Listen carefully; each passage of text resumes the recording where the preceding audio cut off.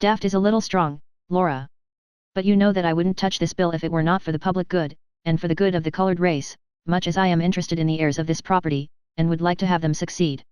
Laura looked a little incredulous, and the senator proceeded. Don't misunderstand me, Laura. I don't deny that it is for the interest of all of us that this bill should go through, and it will. I have no concealments from yon.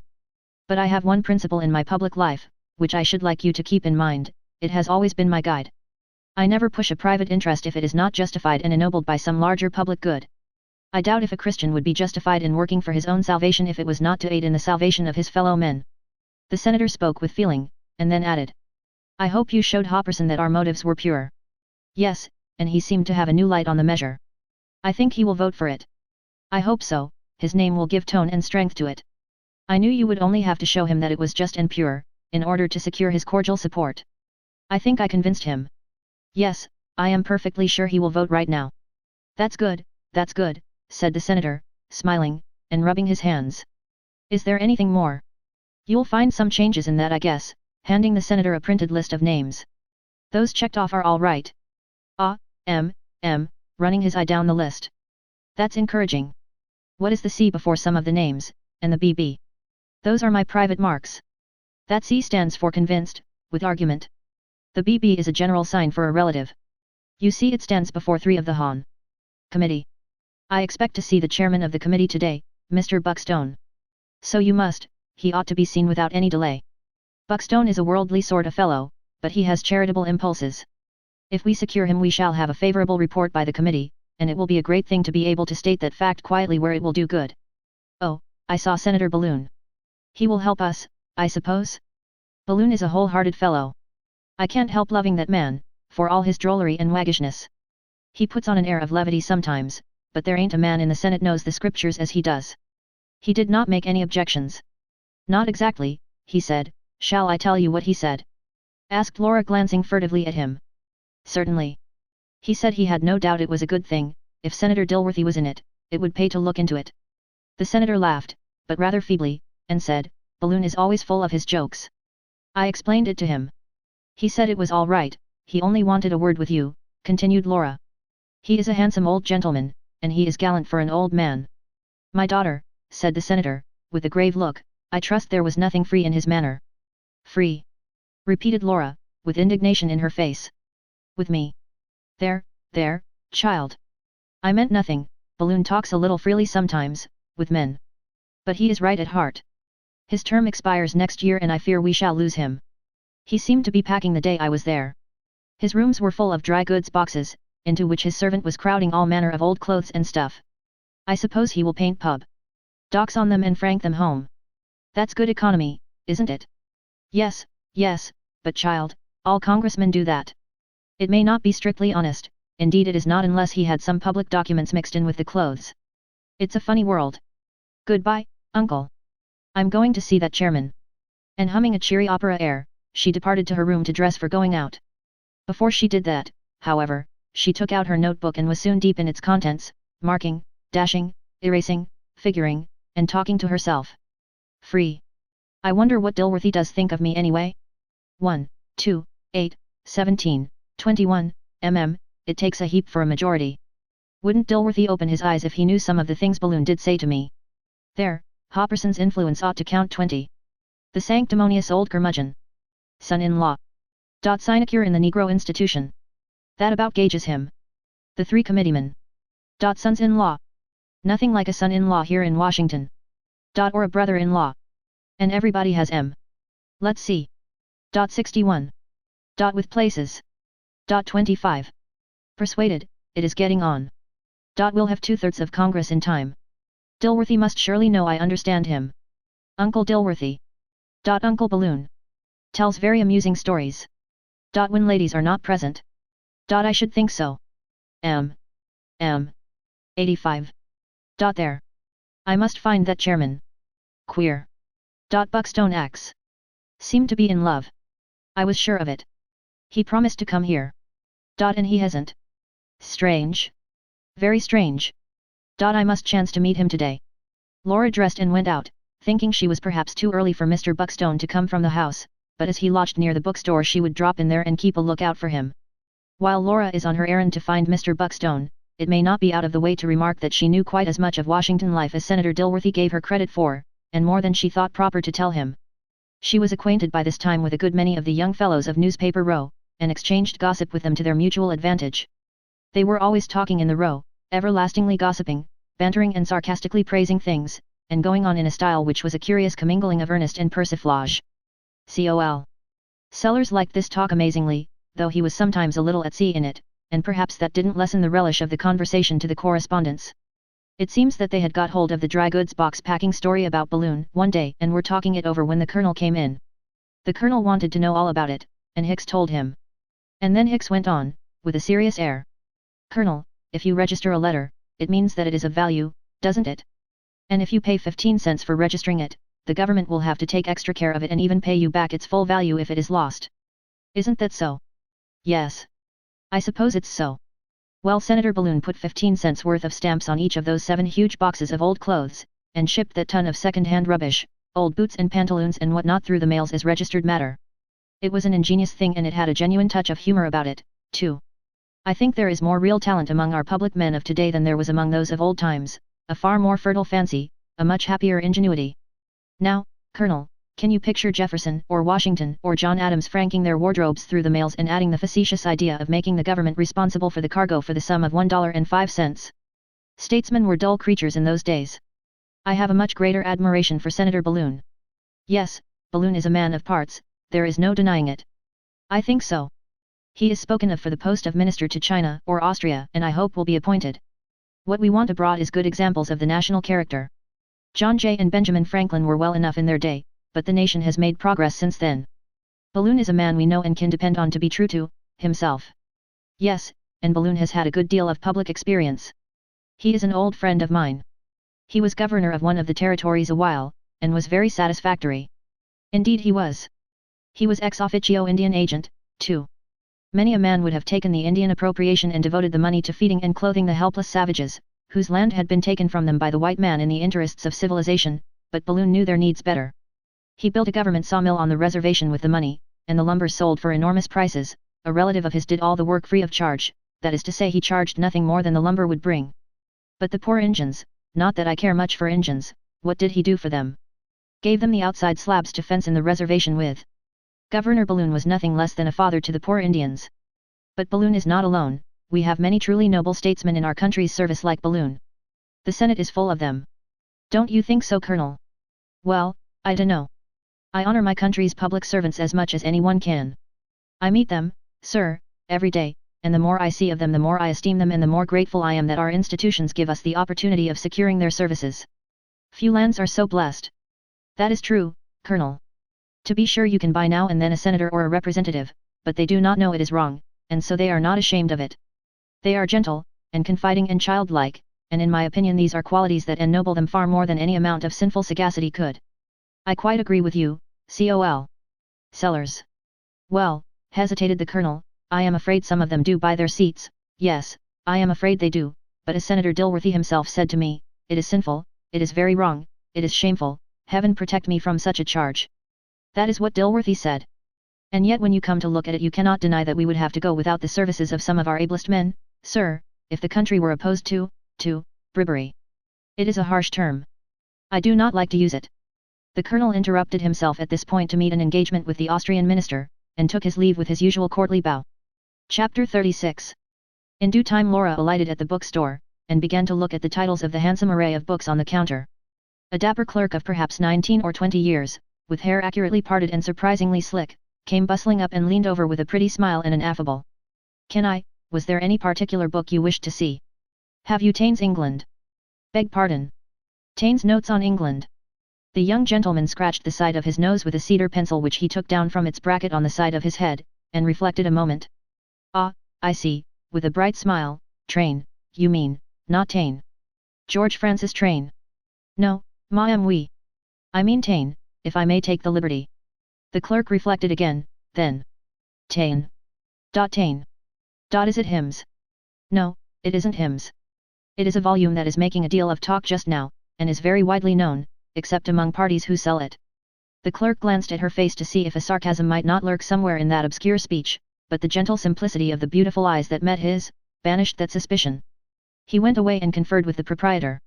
Both appeared to be nonplussed. They thought and talked and thought by turns. Then both came forward and the proprietor said, "Is it an American book, ma'am?" "No, it is an American reprint of an English translation." "Oh. Yes, yes, I remember, now. We are expecting it every day." "It isn't out yet." "I think you must be mistaken, because you advertised it a week ago." "Why no, can that be so?" "Yes, I am sure of it. And besides, here is the book itself, on the counter." She bought it and the proprietor retired from the field.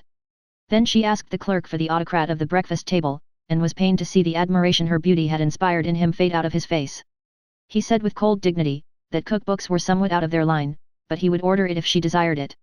She said, "No, never mind." Then she fell to conning the titles again, finding a delight in the inspection of the Hawthornes, the Longfellows, the Tennysons, and other favourites of her idle hours. Meantime the clerk's eyes were busy, and no doubt his admiration was returning again, or maybe he was only gauging her probable literary tastes by some sagacious system of admeasurement only known to his guild. Now he began to assist her in making a selection, but his efforts met with no success, indeed they only annoyed her and unpleasantly interrupted her meditations. Presently, while she was holding a copy of Venetian Life in her hand and running over a familiar passage here and there, the clerk said, briskly, snatching up a paper-covered volume and striking the counter a smart blow with it to dislodge the dust. "Now here is a work that we've sold a lot of. Everybody that's read it likes it," and he intruded it under her nose. "It's a book that I can recommend, The Pirate's Doom, or The Last of the Buccaneers. I think it's one of the best things that's come out this season." Laura pushed it gently aside with her hand and went on filching from Venetian Life. "I believe I do not want it," she said. The clerk hunted around a while, glancing at one title and then another, but apparently not finding what he wanted. However, he succeeded at last. Said he, "Have you ever read this, ma'am? I am sure you'll like it. It's by the author of The Hooligans of Hackensack. It is full of love troubles and mysteries and all sorts of such things. The heroine strangles her own mother. Just glance at the title please, Gonderil the Vampire, or The Dance of Death. And here is the jokist's own treasury, or, The Funny Fellow's Bosom Friend. The funniest thing, I've read it 4 times, ma'am, and I can laugh at the very sight of it yet. And Gonderil, I assure you it is the most splendid book I ever read. I know you will like these books, ma'am, because I've read them myself and I know what they are." "Oh, I was perplexed, but I see how it is, now. You must have thought I asked you to tell me what sort of books I wanted, for I am apt to say things which I don't really mean, when I am absent-minded. I suppose I did ask you, didn't I?" "No ma'am, but Yes, I must have done it, else you would not have offered your services, for fear it might be rude. But don't be troubled, it was all my fault. I ought not to have been so heedless, I ought not to have asked you. But you didn't ask me, ma'am. We always help customers all we can. You see our experience, living right among books all the time, that sort of thing makes us able to help a customer make a selection, you know." "Now does it, indeed? It is part of your business, then?" "Yes'm, we always help." "How good it is of you. Some people would think it rather obtrusive, perhaps, but I don't, I think it is real kindness, even charity. Some people jump to conclusions without any thought, you have noticed that?" "Oh yes," said the clerk, a little perplexed as to whether to feel comfortable or the reverse. "Oh yes, indeed, I've often noticed that, ma'am. Yes, they jump to conclusions with an absurd heedlessness. Now some people would think it odd that because you, with the budding tastes and the innocent enthusiasms natural to your time of life, enjoyed the vampires and the volume of nursery jokes, you should imagine that an older person would delight in them too, but I do not think it odd at all. I think it natural, perfectly natural, in you. And kind, too. You look like a person who not only finds a deep pleasure in any little thing in the way of literature that strikes you forcibly, but is willing and glad to share that pleasure with others, and that, I think, is noble and admirable, very noble and admirable. I think we ought all to share our pleasures with others, and do what we can to make each other happy, do not you?" "Oh, yes. Oh, yes, indeed. Yes, you are quite right, ma'am." But he was getting unmistakably uncomfortable, now, notwithstanding Laura's confiding sociability and almost affectionate tone. "Yes, indeed. Many people would think that what a bookseller, or perhaps his clerk, knows about literature as literature, in contradistinction to its character as merchandise, would hardly be of much assistance to a person, that is, to an adult, of course, in the selection of food for the mind, except of course wrapping paper or twine or wafers, or something like that, but I never feel that way. I feel that whatever service you offer me, you offer with a good heart, and I am as grateful for it as if it were the greatest boon to me. And it is useful to me, it is bound to be so, it cannot be otherwise. If you show me a book which you have read, not skimmed over or merely glanced at it, but read, and you tell me that you enjoyed it and that you could read it 3 or 4 times, then I know what book I want. Thank you, th. To avoid. Yes indeed. I think that no information ever comes amiss in this world. Once or twice I have travelled in the cars, and there you know, the peanut boy always measures you with his eye, and hands you out a book of murders if you are fond of theology, or Tupper or a dictionary or T.S. Arthur if you are fond of poetry, or he hands you a volume of distressing jokes or a copy of the American Miscellany if you particularly dislike that sort of literary fatty degeneration of the heart, just for the world like a pleasant-spoken well-meaning gentleman in any bookstore. But here I am running on as if businessmen had nothing to do but listen to women talk. You must pardon me, for I was not thinking, and you must let me thank you again for helping me. I read a good deal, and shall be in nearly every day, and I would be sorry to have you think me a customer who talks too much and buys too little. Might I ask you to give me the time? 22. Thank you very much. I will set mine while I have the opportunity. But she could not get her watch open, apparently. She tried, and tried again. Then the clerk, trembling at his own audacity, begged to be allowed to assist. She allowed him. He succeeded, and was radiant under the sweet influences of her pleased face and her seductively worded acknowledgments with gratification. Then he gave her the exact time again, and anxiously watched her turn the hands slowly till they reached the precise spot without accident or loss of life, and then he looked as happy as a man who had helped a fellow being through a momentous undertaking, and was grateful to know that he had not lived in vain. Laura thanked him once more. The words were music to his ear, but what were they compared to the ravishing smile with which she flooded his whole system? When she bowed her adieu and turned away, he was no longer suffering torture in the pillory where she had had him trussed up during so many distressing moments, but he belonged to the list of her conquests and was a flattered and happy thrall, with the dawnlight of love breaking over the eastern elevations of his heart. It was about the hour, now, for the chairman of the House Committee on Benevolent Appropriations to make his appearance, and Laura stepped to the door to reconnoiter. She glanced up the street, and sure enough. Chapter 37. That chairman was nowhere in sight. Such disappointments seldom occur in novels, but are always happening in real life. She was obliged to make a new plan. She sent him a note, and asked him to call in the evening, which he did. She received the Hon. Mr. Buckstone with a sunny smile, and said, "I don't know how I ever dared to send you a note, Mr. Buckstone, for you have the reputation of not being very partial to our sex. Why, I am sure my reputation does me wrong, then, Miss Hawkins. I have been married once, is that nothing in my favour?" "Oh, yes, that is, it may be and it may not be. If you have known what perfection is in woman, it is fair to argue that inferiority cannot interest you now." "Even if that were the case it could not affect you, Miss Hawkins," said the chairman gallantly. "Fame does not place you in the list of ladies who rank below perfection." This happy speech delighted Mr. Buckstone as much as it seemed to delight Laura. But it did not confuse him as much as it apparently did her. "I wish in all sincerity that I could be worthy of such a felicitous compliment as that. But I am a woman, and so I am gratified for it just as it is, and would not have it altered. But it is not merely a compliment, that is, an empty compliment, it is the truth. All men will endorse that." Laura looked pleased, and said, "It is very kind of you to say it. It is a distinction indeed, for a country-bred girl like me to be so spoken of by people of brains and culture. You are so kind that I know you will pardon my putting you to the trouble to come this evening." "Indeed it was no trouble. It was a pleasure. I am alone in the world since I lost my wife, and I often long for the society of your sex, Miss Hawkins, notwithstanding what people may say to the contrary. It is pleasant to hear you say that. I am sure it must be so. If I feel lonely at times, because of my exile from old friends, although surrounded by new ones who are already very dear to me, how much more lonely must you feel, bereft as you are, and with no wholesome relief from the cares of state that weigh you down. For your own sake, as well as for the sake of others, you ought to go into society oftener. I seldom see you at a reception, and when I do you do not usually give me very much of your attention.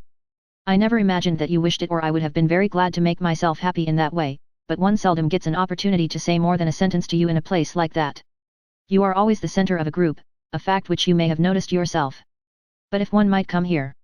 Indeed you would always find a hearty welcome, Mr. Buckstone. I have often wished you would come and tell me more about Cairo and the pyramids, as you once promised me you would. Why, do you remember that yet, Miss Hawkins? I thought ladies' memories were more fickle than that." "Oh, they are not so fickle as gentlemen's promises. And besides, if I had been inclined to forget, did you not give me something by way of a remembrancer?" "Did I? Think. It does seem to me that I did, but I have forgotten what it was now." "Never, never call a lady's memory fickle again. Do you recognize this? A little spray of box. I am beaten, I surrender. But have you kept that all this time? Laura's confusion was very pretty. She tried to hide it, but the more she tried the more manifest it became and withal the more captivating to look upon. Presently she threw the spray of box from her with an annoyed air, and said, I forgot myself. I have been very foolish. I beg that you will forget this absurd thing. Mr. Buckstone picked up the spray, and sitting down by Laura's side on the sofa, said, Please let me keep it, Miss Hawkins. I set a very high value upon it now. Give it to me, Mr. Buckstone, and, do not speak so. I have been sufficiently punished for my thoughtlessness. You cannot take pleasure in adding to my distress. Please give it to me. Indeed I do not wish to distress you. But do not consider the matter so gravely, you have done yourself no wrong. You probably forgot that you had it, but if you had given it to me I would have kept it, and not forgotten it. Do not talk so, Mr. Buckstone. Give it to me, please, and forget the matter. It would not be kind to refuse, since it troubles you so, and so I restore it. But if you would give me part of it and keep the rest, so that you might have something to remind you of me when you wish to laugh at my foolishness. Oh, by no means, no. Simply that I might remember that I had once assisted to discomfort you, and be reminded to do so no more. Laura looked up, and scanned his face a moment. She was about to break the twig, but she hesitated and said, If I were sure that you, she threw the spray away, and continued, This is silly. We will change the subject. No, do not insist, I must have my way in this. Then Mr. Buckstone drew off his forces and proceeded to make a wily advance upon the fortress under cover of carefully contrived artifices and stratagems of war. But he contended with an alert and suspicious enemy, and so at the end of 2 hours it was manifest to him that he had made but little progress. Still, he had made some, he was sure of that. Laura sat alone and communed with herself. He is fairly hooked, poor thing. I can play him at my leisure and land him when I choose. He was all ready to be caught, days and days ago, I saw that, very well. He will vote for our bill, no fear about that, and moreover he will work for it, too, before I am done with him. If he had a woman's eyes he would have noticed that the spray of box had grown 3 inches since he first gave it to me, but a man never sees anything and never suspects. If I had shown him a whole bush he would have thought it was the same. Well, it is a good night's work, the committee is safe. But this is a desperate game I am playing in these days, a wearing, sordid, heartless game. If I lose everything, even myself. And if I win the game, will it be worth its cost after all? I do not know. Sometimes I doubt. Sometimes I half wish I had not begun. But no matter, I have begun, and I will never turn back, never while I live. Mr. Buckstone indulged in a reverie as he walked homeward. She is shrewd and deep, and plays her cards with considerable discretion, but she will lose, for all that. There is no hurry, I shall come out winner, all in good time. She is the most beautiful woman in the world, and she surpassed herself tonight. I suppose I must vote for that bill, in the end maybe, but that is not a matter of much consequence, the government can stand it. She is bent on capturing me, that is plain, but she will find by and by that what she took for a sleeping garrison was an ambuscade. Chapter 38. Don't you think he is distinguished looking? What? That gawky-looking person, with Miss Hawkins. There. He's just speaking to Mrs. Schoonmaker. Such high-bred negligence and unconsciousness. Nothing studied. See his fine eyes. Very. They are moving this way now. Maybe he is coming here. But he looks as helpless as a rag baby. Who is he, Blanche? Who is he? And you've been here a week, Grace, and don't know? He's the catch of the season. That's Washington Hawkins, her brother. No, is it? Very old family, old Kentucky family I believe. He's got enormous landed property in Tennessee, I think. The family lost everything, slaves and that sort of thing, you know, in the war. But they have a great deal of land, minerals, mines, and all that. Mr. Hawkins and his sister too are very much interested in the amelioration of the condition of the colored race. They have some plan, with Senator Dilworthy, to convert a large part of their property to something another for the freedmen. You don't say so? I thought he was some guy from Pennsylvania. But he is different from others. Probably he has lived all his life on his plantation. Nop It was a day reception of Mrs. Representative Schoonmaker, a sweet woman, of simple and sincere manners. Her house was one of the most popular in Washington. There was less ostentation there than in some others, and people liked to go where the atmosphere reminded them of the peace and purity of home. Mrs. Schoonmaker was as natural and unaffected in Washington society as she was in her own New York house, and kept up the spirit of home life there, with her husband and children. And that was the reason, probably, why people of refinement liked to go there. Washington is a microcosm, and one can suit himself with any sort of society within a radius of a mile. To a large portion of the people who frequent Washington or dwell there, the ultra-fashion, the shoddy, the jobbery are as utterly distasteful as they would be in a refined New England city. Schoonmaker was not exactly a leader in the house, but he was greatly respected for his fine talents and his honesty. No one would have thought of offering to carry National Improvement Director's relief stock for him. These day receptions were attended by more women than men, and those interested in the problem might have studied the costumes of the ladies present, in view of this fact, to discover whether women dress more for the eyes of women or for effect upon men. It is a very important problem, and has been a good deal discussed, and its solution would form one fixed, philosophical basis, upon which to estimate woman's character.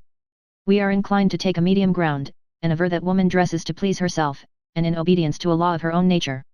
They are coming this way, said Blanche. People who made way for them to pass, turned to look at them. Washington began to feel that the eyes of the public were on him also, and his eyes rolled about, now towards the ceiling, now towards the floor, in an effort to look unconscious. Good morning, Miss Hawkins. Delighted. Mr. Hawkins.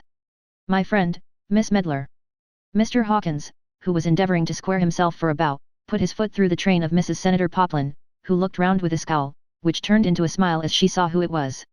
In extricating himself, Mr. Hawkins, who had the care of his hat as well as the introduction on his mind, shambled against Miss Blanche, who said pardon, with the prettiest accent, as if the awkwardness were her own. And Mr. Hawkins righted himself. Don't you find it very warm today, Mr. Hawkins? Said Blanche, by way of a remark. It's awful hot, said Washington.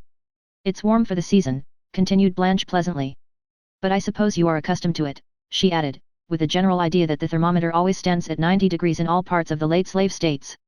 Washington weather generally cannot be very congenial to you. It's congenial, said Washington brightening up, when it's not congealed. That's very good. Did you hear, Grace, Mr. Hawkins says it's congenial when it's not congealed. What is, dear? Said Grace, who was talking with Laura. The conversation was now finally underway. Washington launched out an observation of his own. Did you see those Japs, Miss Leavitt? Oh, yes, aren't they queer? But so high-bred, so picturesque.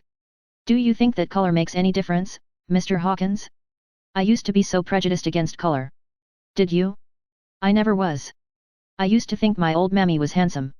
How interesting your life must have been. I should like to hear about it. Washington was about settling himself into his narrative style, when Mrs. Jen McFingal caught his eye. Have you been at the Capitol today, Mr. Hawkins? Washington had not. Is anything uncommon going on? They say it was very exciting. The Alabama business, you know.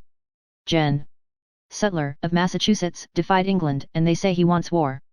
He wants to make himself conspicuous more like, said Laura. He always, you have noticed, talks with one eye on the gallery, while the other is on the speaker. Well, my husband says, it's nonsense to talk of war, and wicked. He knows what war is. If we do have war, I hope it will be for the patriots of Cuba. Don't you think we want Cuba, Mr. Hawkins? I think we want it bad, said Washington. And Santo Domingo. Senator Dilworthy says, we are bound to extend our religion over the Isles of the Sea. We've got to round out our territory, and... Washington's further observations were broken off by Laura, who whisked him off to another part of the room, and reminded him that they must make their adieus. How stupid and tiresome these people are, she said. Let's go. They were turning to say goodbye to the hostess, when Laura's attention was arrested by the sight of a gentleman who was just speaking to Mrs. Schoonmaker. For a second her heart stopped beating. He was a handsome man of 40 and perhaps more, with greyish hair and whiskers, and he walked with a cane, as if he were slightly lame. He might be less than 40, for his face was worn into hard lines, and he was pale. No.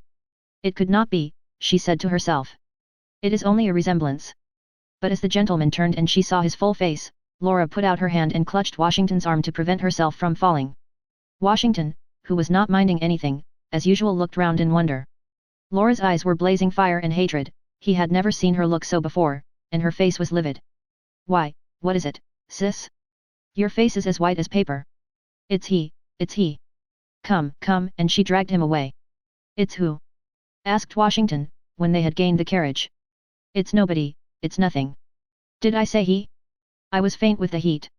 Don't mention it. Don't you speak of it, she added earnestly, grasping his arm. When she had gained her room she went to the glass and saw a pallid and haggard face. My God, she cried, this will never do. I should have killed him, if I could. The scoundrel still lives, and dares to come here. I ought to kill him. He has no right to live. How I hate him. And yet I loved him. Oh heavens, how I did love that man. And why didn't he kill me? He might better. He did kill all that was good in me. Oh, but he shall not escape. He shall not escape this time. He may have forgotten. He will find that a woman's hate doesn't forget. The law? What would the law do but protect him and make me an outcast? How all Washington would gather up its virtuous skirts and avoid me, if it knew. I wonder if he hates me as I do him. So Laura raved, in tears and in rage by turns, tossed in a tumult of passion, which she gave way to with little effort to control. A servant came to summon her to dinner. She had a headache. The hour came for the president's reception. She had a raving headache, and the senator must go without her.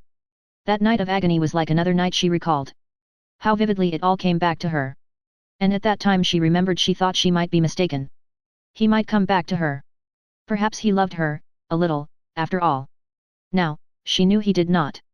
Now, she knew he was a cold-blooded scoundrel, without pity. Never a word in all these years. She had hoped he was dead. Did his wife live, she wondered. She caught at that, and it gave a new current to her thoughts. Perhaps, after all, she must see him. She could not live without seeing him. Would he smile as in the old days when she loved him so, or would he sneer as when she last saw him? If he looked so, she hated him. If he should call her Alora, darling, and look so. She must find him. She must end her doubts. Laura kept her room for 2 days, on one excuse and another, a nervous headache, a cold, to the great anxiety of the senator's household. Callers, who went away, said she had been too gay, they did not say fast, though some of them may have thought it. One so conspicuous and successful in society as Laura could not be out of the way 2 days, without remarks being made, and not all of them complimentary. When she came down she appeared as usual, a little pale maybe, but unchanged in manner. If there were any deepened lines about the eyes they had been concealed. Her course of action was quite determined. At breakfast she asked if anyone had heard any unusual noise during the night. Nobody had. Washington never heard any noise of any kind after his eyes were shut. Some people thought he never did when they were open either. Senator Dilworthy said he had come in late. He was detained in a little consultation after the congressional prayer meeting. Perhaps it was his entrance. No, Laura said. She heard that. It was later. She might have been nervous, but she fancied somebody was trying to get into the house. Mr. Brearley humorously suggested that it might be, as none of the members were occupied in night session. The senator frowned, and said he did not like to hear that kind of newspaper slang. There might be burglars about. Laura said that very likely it was only her nervousness. But she thought she would feel safer if Washington would let her take one of his pistols. Washington brought her one of his revolvers, and instructed her in the art of loading and firing it. During the morning Laura drove down to Mrs. Schoonmaker's to pay a friendly call. Your receptions are always delightful, she said to that lady, the pleasant people all seem to come here. It's pleasant to hear you say so, Miss Hawkins. I believe my friends like to come here. Though society in Washington is mixed, we have a little of everything. I suppose, though, you don't see much of the old rebel element? Said Laura with a smile.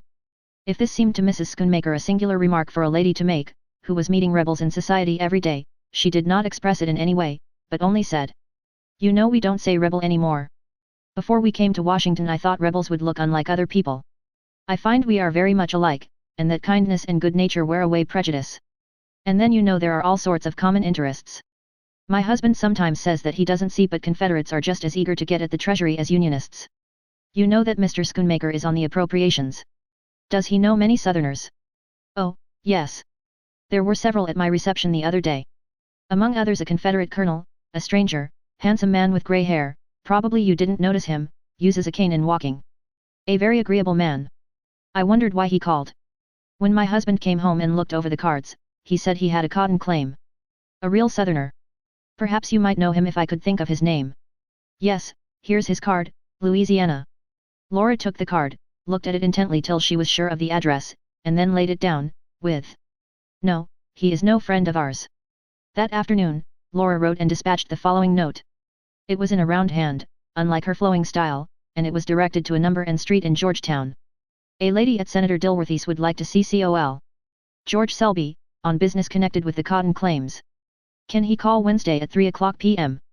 On Wednesday at 3 p.m. no one of the family was likely to be in the house except Laura. Chapter 39. Col. Selby had just come to Washington, and taken lodgings in Georgetown. His business was to get pay for some cotton that was destroyed during the war. There were many others in Washington on the same errand, some of them with claims as difficult to establish as his. A concert of action was necessary, and he was not, therefore, at all surprised to receive the note from a lady asking him to call at Senator Dilworthy's. At a little after 3 on Wednesday he rang the bell of the senator's residence. It was a handsome mansion on the square opposite the president's house. The owner must be a man of great wealth, the colonel thought. Perhaps, who knows, said he with a smile, he may have got some of my cotton in exchange for salt and quinine after the capture of New Orleans. As this thought passed through his mind he was looking at the remarkable figure of the hero of New Orleans, holding itself by main strength from sliding off the back of the rearing bronze horse, and lifting its hat in the manner of one who acknowledges the playing of that martial air, "See, the conquering hero comes." "Gad," said the colonel to himself, "Old Hickory ought to get down and give his seat to Jen. Sutler, but they'd have to tie him on." Laura was in the drawing room. She heard the bell, she heard the steps in the hall, and the emphatic thud of the supporting cane. She had risen from her chair and was leaning against the piano, pressing her left hand against the violent beating of her heart. The door opened and the colonel entered, standing in the full light of the opposite window. Laura was more in the shadow and stood for an instant, long enough for the colonel to make the inward observation that she was a magnificent woman. She then advanced a step. "Col. Selby, is it not?" The colonel staggered back, caught himself by a chair, and turned towards her a look of terror. "Laura? My God! Yes, your wife. Oh, no, it can't be. How came you here? I thought you were. You thought I was dead? You thought you were rid of me? Not so long as you live, Col. Selby, not so long as you live," Laura in her passion was hurried on to say. No man had ever accused Col. Selby of cowardice. But he was a coward before this woman. Maybe he was not the man he once was. Where was his coolness? Where was his sneering, imperturbable manner, with which he could have met, and would have met, any woman he had wronged, if he had only been forewarned? He felt now that he must temporize, that he must gain time. There was danger in Laura's tone. There was something frightful in her calmness. Her steady eyes seemed to devour him. "You have ruined my life," she said, "and I was so young, so ignorant, and loved you so. You betrayed me, and left me, mocking me, and trampling me into the dust, a soiled cast-off. You might better have killed me then. Then I should not have hated you." "Laura," said the colonel, nerving himself, but still pale, and speaking appealingly, "don't say that. Reproach me. I deserve it. I was a scoundrel. I was everything monstrous. But your beauty made me crazy. You are right. I was a brute in leaving you as I did. But what could I do? I was married, and your wife still lives?" asked Laura, bending a little forward in her eagerness. The colonel noticed the action, and he almost said no, but he thought of the folly of attempting concealment. "Yes. She is here." What little color had wandered back into Laura's face forsook it again. Her heart stood still, her strength seemed going from her limbs. Her last hope was gone. The room swam before her for a moment, and the colonel stepped towards her, but she waved him back, as hot anger again coursed through her veins, and said, "And you dare come with her, here, and tell me of it, here and mock me with it? And you think I will have it, George? You think I will let you live with that woman? You think I am as powerless as that day I fell dead at your feet?" She raged now. She was in a tempest of excitement. And she advanced towards him with a threatening mien. "She would kill me if she could," thought the colonel, but he thought at the same moment, "How beautiful she is." He had recovered his head now. She was lovely when he knew her, then a simple country girl. Now she was dazzling, in the fullness of ripe womanhood, a superb creature, with all the fascination that a woman of the world has for such a man as Col. Selby. Nothing of this was lost on him. He stepped quickly to her, grasped both her hands in his, and said, "Laura, stop. Think. Suppose I loved you yet? Suppose I hated my fate? What can I do?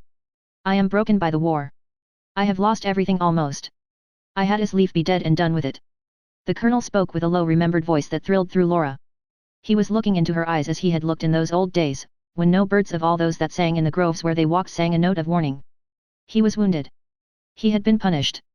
Her strength forsook her with her rage, and she sank upon a chair, sobbing. "Oh! My God, I thought I hated him." The colonel knelt beside her. He took her hand and she let him keep it. She looked down into his face, with a pitiable tenderness, and said in a weak voice, "And you do love me a little?" The colonel vowed and protested. He kissed her hand and her lips. He swore his false soul into perdition. She wanted love, this woman. Was not her love for George Selby deeper than any other woman's could be? Had she not a right to him? Did he not belong to her by virtue of her overmastering passion? His wife, she was not his wife, except by the law. She could not be. Even with the law she could have no right to stand between two souls that were one. It was an infamous condition in society that George should be tied to her. Laura thought this, believed it, because she desired to believe it. She came to it as an original proposition, founded on the requirements of her own nature. She may have heard, doubtless she bad, similar theories that were prevalent at that day, theories of the tyranny of marriage and of the freedom of marriage. She had even heard women lecturers say that marriage should only continue so long as it pleased either party to it, for a year, or a month, or a day. She had not given much heed to this. But she saw its justice now in a flash of revealing desire. It must be right. God would not have permitted her to love George Selby as she did, and him to love her, if it was right for society to raise up a barrier between them. He belonged to her. Had he not confessed it himself? Not even the religious atmosphere of Senator Dilworthy's house had been sufficient to instill into Laura that deep Christian principle which had been somehow omitted in her training. Indeed, in that very house had she not heard women, prominent before the country and besieging Congress, utter sentiments that fully justified the course she was marking out for herself? They were seated now, side by side, talking with more calmness. Laura was happy, or thought she was. But it was that feverish sort of happiness which is snatched out of the black shadow of falsehood, and is at the moment recognized as fleeting and perilous, and indulged tremblingly. She loved. She was loved. That is happiness certainly. And the black past and the troubled present and the uncertain future could not snatch that from her. What did they say as they sat there? What nothings do people usually say in such circumstances, even if they are 70. It was enough for Laura to hear his voice and be near him. It was enough for him to be near her, and avoid committing himself as much as he could. Enough for him was the present also. Had there not always been some way out of such scrapes?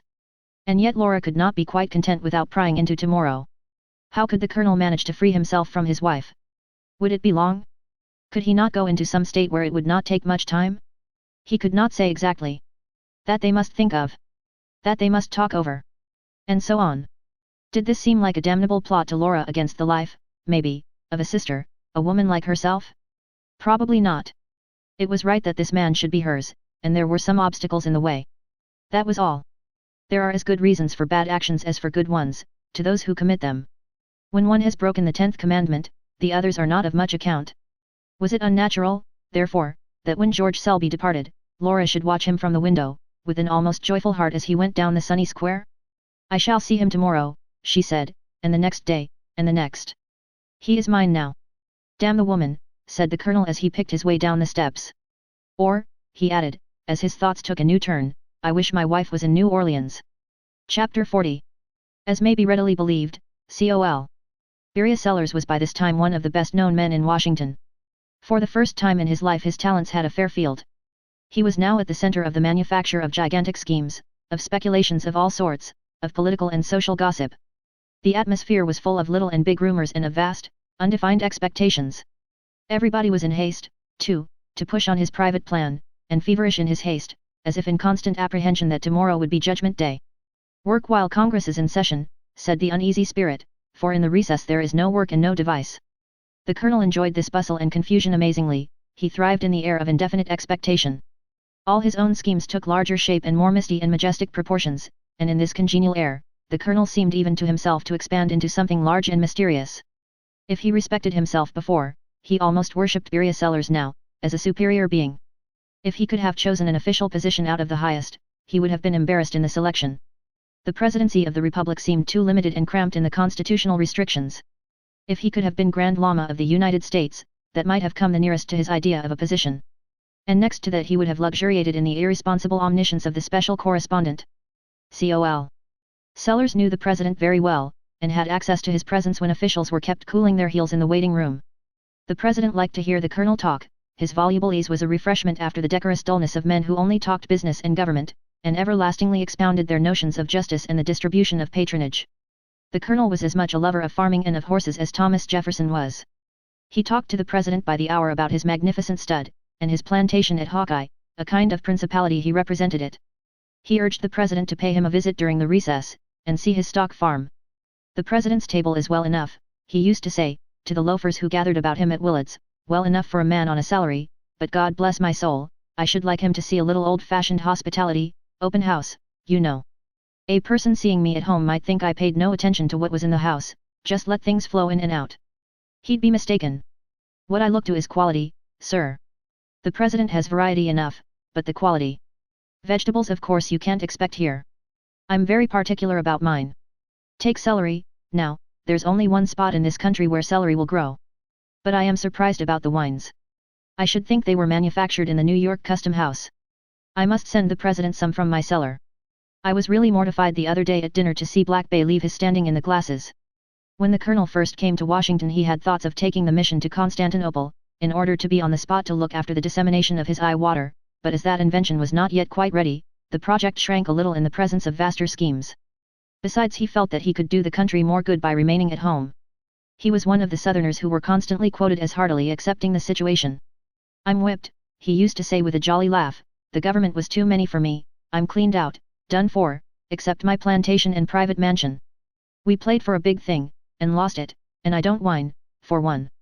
I go for putting the old flag on all the vacant lots. I said to the president, says I, Grant, why don't you take Santo Domingo, annex the whole thing, and settle the bill afterwards? That's my way. I'd take the job to manage Congress. The South would come into it. You've got to conciliate the South, consolidate the two debts, pay 'em off in greenbacks, and go ahead. That's my notion. Boutwell's got the right notion about the value of paper, but he lacks courage. I should like to run the Treasury Department about 6 months. I'd make things plenty, and business look up. The colonel had access to the departments. He knew all the senators and representatives, and especially the lobby. He was consequently a great favorite in Newspaper Row, and was often lounging in the offices there, dropping bits of private, official information, which were immediately caught up and telegraphed all over the country. But it used to surprise even the colonel when he read it, it was embellished to that degree that he hardly recognized it, and the hint was not lost on him. He began to exaggerate his heretofore simple conversation to suit the newspaper demand. People used to wonder in the winters of 187, and 187, where the specials got that remarkable information with which they every morning surprised the country, revealing the most secret intentions of the president and his cabinet, the private thoughts of political leaders, the hidden meaning of every movement. This information was furnished by Col. Sellers. When he was asked, afterwards, about the stolen copy of the Alabama Treaty which got into the New York Tribune, he only looked mysterious, and said that neither he nor Senator Dilworthy knew anything about it. But those whom he was in the habit of meeting occasionally felt almost certain that he did know. It must not be supposed that the colonel in his general patriotic labors neglected his own affairs. The Columbus River navigation scheme absorbed only a part of his time, so he was enabled to throw quite a strong reserve force of energy into the Tennessee Land Plan, a vast enterprise commensurate with his abilities, and in the prosecution of which he was greatly aided by Mr. Henry Brearley, who was buzzing about the Capitol and the hotels day and night, and making capital for it in some mysterious way. We must create a public opinion, said Senator Dilworthy. My only interest in it is a public one, and if the country wants the institution, Congress will have to yield. It may have been after a conversation between the colonel and Senator Dilworthy that the following special dispatch was sent to a New York newspaper. We understand that philanthropy plan is on foot in relation to the colored race that will, if successful, revolutionize the whole character of Southern industry. An experimental institution is in contemplation in Tennessee which will do for that state what the industrial school at Zurich did for Switzerland. We learn that approaches have been made to the heirs of the late Hon. Silas Hawkins of Missouri, in reference to a lease of a portion of their valuable property in East Tennessee. Senator Dilworthy, it is understood, is inflexibly opposed to any arrangement that will not give the government absolute control. Private interests must give way to the public good. It is to be hoped that Col. Sellers, who represents the heirs, will be led to see the matter in this light. When Washington Hawkins read this dispatch, he went to the colonel in some anxiety. He was for a lease, he didn't want to surrender anything. What did he think the government would offer? 2 millions? Maybe 3, maybe 4, said the colonel, it's worth more than the Bank of England. If they will not lease, said Washington, let 'em make it 2 millions for an undivided half. I'm not going to throw it away, not the whole of it. Harry told the colonel that they must drive the thing through, he couldn't be dallying round Washington when spring opened. Phil wanted him, Phil had a great thing on hand up in Pennsylvania. What is that? Inquired the colonel, always ready to interest himself in anything large. A mountain of coal, that's all. He's going to run a tunnel into it in the spring. Does he want any capital?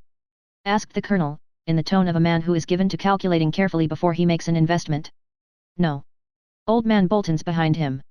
He has capital, but I judged that he wanted my experience in starting. If he wants me, tell him I'll come, after Congress adjourns. I should like to give him a little lift. He lacks enterprise, now, about that Columbus River. He doesn't see his chances. But he's a good fellow, and you can tell him that Sellers won't go back on him.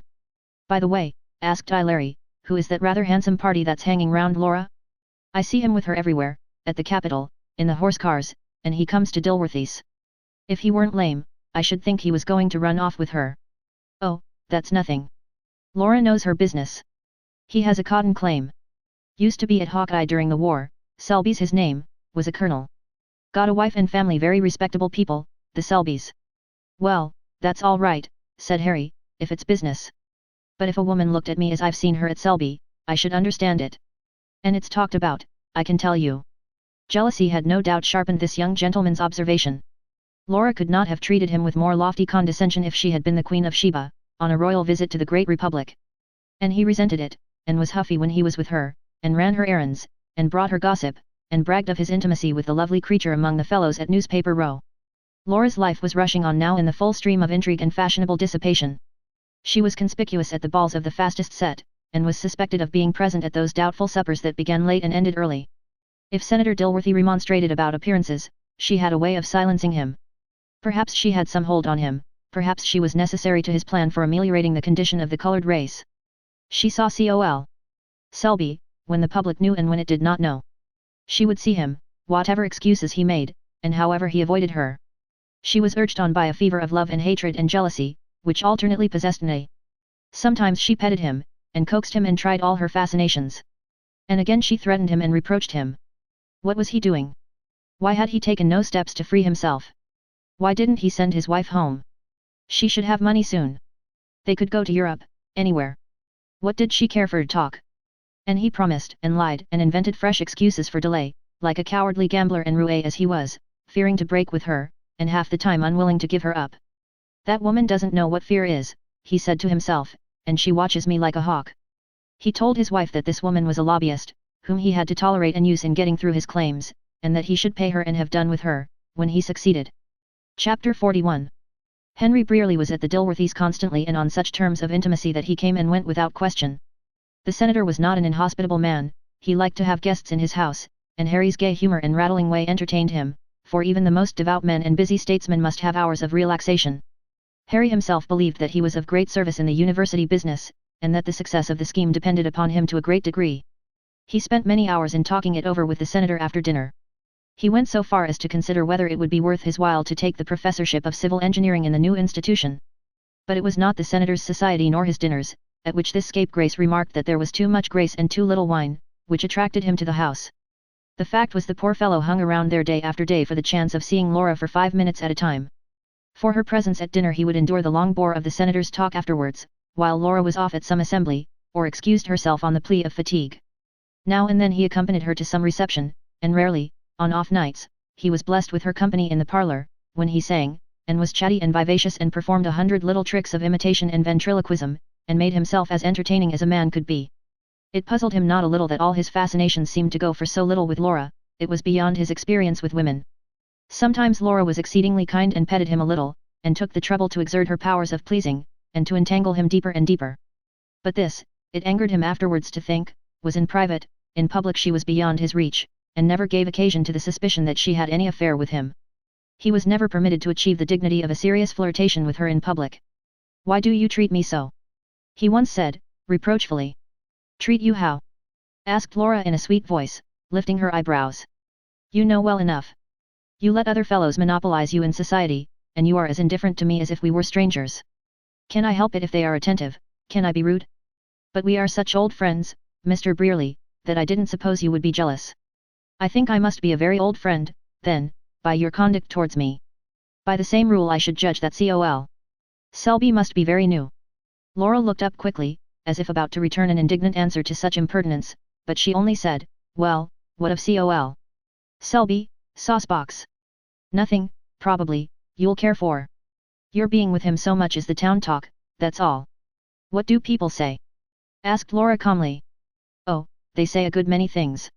You are offended, though, to have me speak of it." "Not in the least. You are my true friend. I feel that I can trust you. You wouldn't deceive me, Harry." Throwing into her eyes a look of trust and tenderness that melted away all his petulance and distrust. "What do they say?" "Some say that you've lost your head about him, others that you don't care any more for him than you do for a dozen others, but that he is completely fascinated with you and about to desert his wife, and others say it is nonsense to suppose you would entangle yourself with a married man, and that your intimacy only arises from the matter of the cotton claims, for which he wants your influence with Dilworthy. But you know everybody is talked about more or less in Washington. I shouldn't care, but I wish you wouldn't have so much to do with Selby, Laura, continued Harry, fancying that he was now upon such terms that his advice would be heeded. And you believed these slanders? I don't believe anything against you, Laura, but col. Selby does not mean you any good. I know you wouldn't be seen with him if you knew his reputation. Do you know him? Laura asked, as indifferently as she could. Only a little. I was at his lodgings in Georgetown a day or two ago, with col. Sellers. Sellers wanted to talk with him about some patent remedy he has, eye water, or something of that sort, which he wants to introduce into Europe. Selby is going abroad very soon. Laura started, in spite of her self-control. And his wife? Does he take his family? Did you see his wife? Yes. A dark little woman, rather worn, must have been pretty once though. Has 3 or 4 children, one of them a baby. They'll all go, of course. She said she should be glad enough to get away from Washington. You know Selby has got his claim allowed, and they say he has had a run of luck lately at Morrissey's. Laura heard all this in a kind of stupor, looking straight at Harry, without seeing him. Is it possible, she was thinking, that this base wretch, after all his promises, will take his wife and children and leave me? Is it possible the town is saying all these things about me? And, a look of bitterness coming into her face, does the fool think he can escape so? You are angry with me, Laura, said Harry, not comprehending in the least what was going on in her mind. Angry? She said, forcing herself to come back to his presence. With you? Oh, no. I'm angry with the cruel world, which pursues an independent woman as it never does a man. I'm grateful to you, Harry, I'm grateful to you for telling me of that odious man. And she rose from her chair and gave him her pretty hand, which the silly fellow took and kissed and clung to. And he said many silly things, before she disengaged herself gently, and left him, saying it was time to dress, for dinner. And Harry went away, excited, and a little hopeful, but only a little. The happiness was only a gleam, which departed and left him thoroughly miserable. She never would love him, and she was going to the devil, besides. He couldn't shut his eyes to what he saw, nor his ears to what he heard of her. What had come over this trifling young lady killer? It was a pity to see such a gay butterfly broken on a wheel. Was there something good in him, after all, that had been touched? He was in fact madly in love with this woman. It is not for us to analyze the passion and say whether it was a worthy one. It absorbed his whole nature and made him wretched enough. If he deserved punishment, what more would you have? Perhaps this love was kindling a new heroism in him. He saw the road on which Laura was going clearly enough, though he did not believe the worst he heard of her. He loved her too passionately to credit that for a moment. And it seemed to him that if he could compel her to recognize her position, and his own devotion, she might love him, and that he could save her.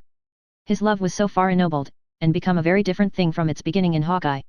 Whether he ever thought that if he could save her from ruin, he could give her up himself, is doubtful. Such a pitch of virtue does not occur often in real life, especially in such natures as Harry's, whose generosity and unselfishness were matters of temperament rather than habits or principles. He wrote a long letter to Laura, an incoherent, passionate letter, pouring out his love as he could not do in her presence, and warning her as plainly as he dared of the dangers that surrounded her, and the risks she ran of compromising herself in many ways. Laura read the letter, with a little sigh maybe, as she thought of other days, but with contempt also, and she put it into the fire with the thought, they are all alike. Harry was in the habit of writing to Philip freely, and boasting also about his doings, as he could not help doing and remain himself. Mixed up with his own exploits, and his daily triumphs as a lobbyist, especially in the matter of the new university, in which Harry was to have something handsome, were amusing sketches of Washington society, hints about Dilworthy, stories about col.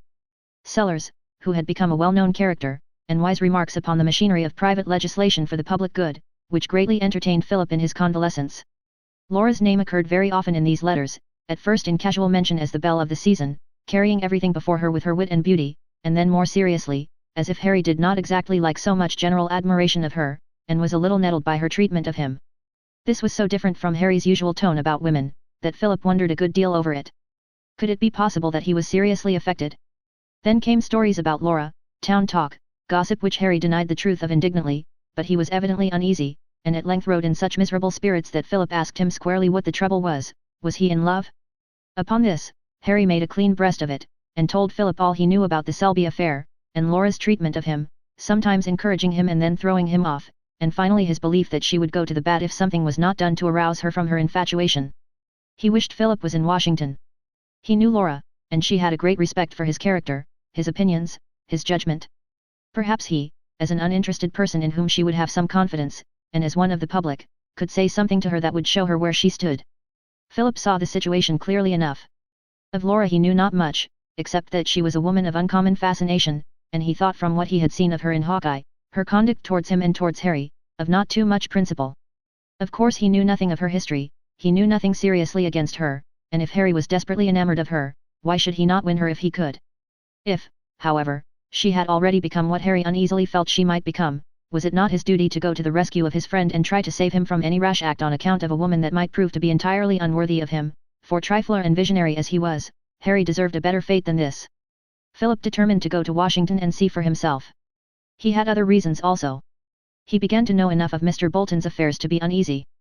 Pennybacker had been there several times during the winter, and he suspected that he was involving Mr. Bolton in some doubtful scheme. Pennybacker was in Washington, and Philip thought he might perhaps find out something about him, and his plans, that would be of service to Mr. Bolton. Philip had enjoyed his winter very well, for a man with his arm broken and his head smashed. With two such nurses as Ruth and Alice, illness seemed to him rather a nice holiday, and every moment of his convalescence had been precious and all too fleeting. With a young fellow of the habits of Philip, such injuries cannot be counted on to tarry long, even for the purpose of love-making, and Philip found himself getting strong with even disagreeable rapidity. During his first weeks of pain and weakness, Ruth was unceasing in her ministrations. She quietly took charge of him, and with a gentle firmness resisted all attempts of Alice or anyone else to share to any great extent the burden with her. She was clear, decisive, and peremptory in whatever she did, but often when Philip opened his eyes in those first days of suffering and found her standing by his bedside, he saw a look of tenderness in her anxious face that quickened his already feverish pulse, a look that remained in his heart long after he closed his eyes. Sometimes he felt her hand on his forehead, and did not open his eyes for fear she would take it away. He watched for her coming to his chamber. He could distinguish her light footstep from all others. If this is what is meant by women practicing medicine, thought Philip to himself, I like it. Ruth, said he one day when he was getting to be quite himself, I believe in it. Believe in what? Why, in women physicians. Then, I'd better call in Mrs. Dr. Longstreet. Oh, no. One will do, one at a time. I think I should be well tomorrow, if I thought I should never have any other.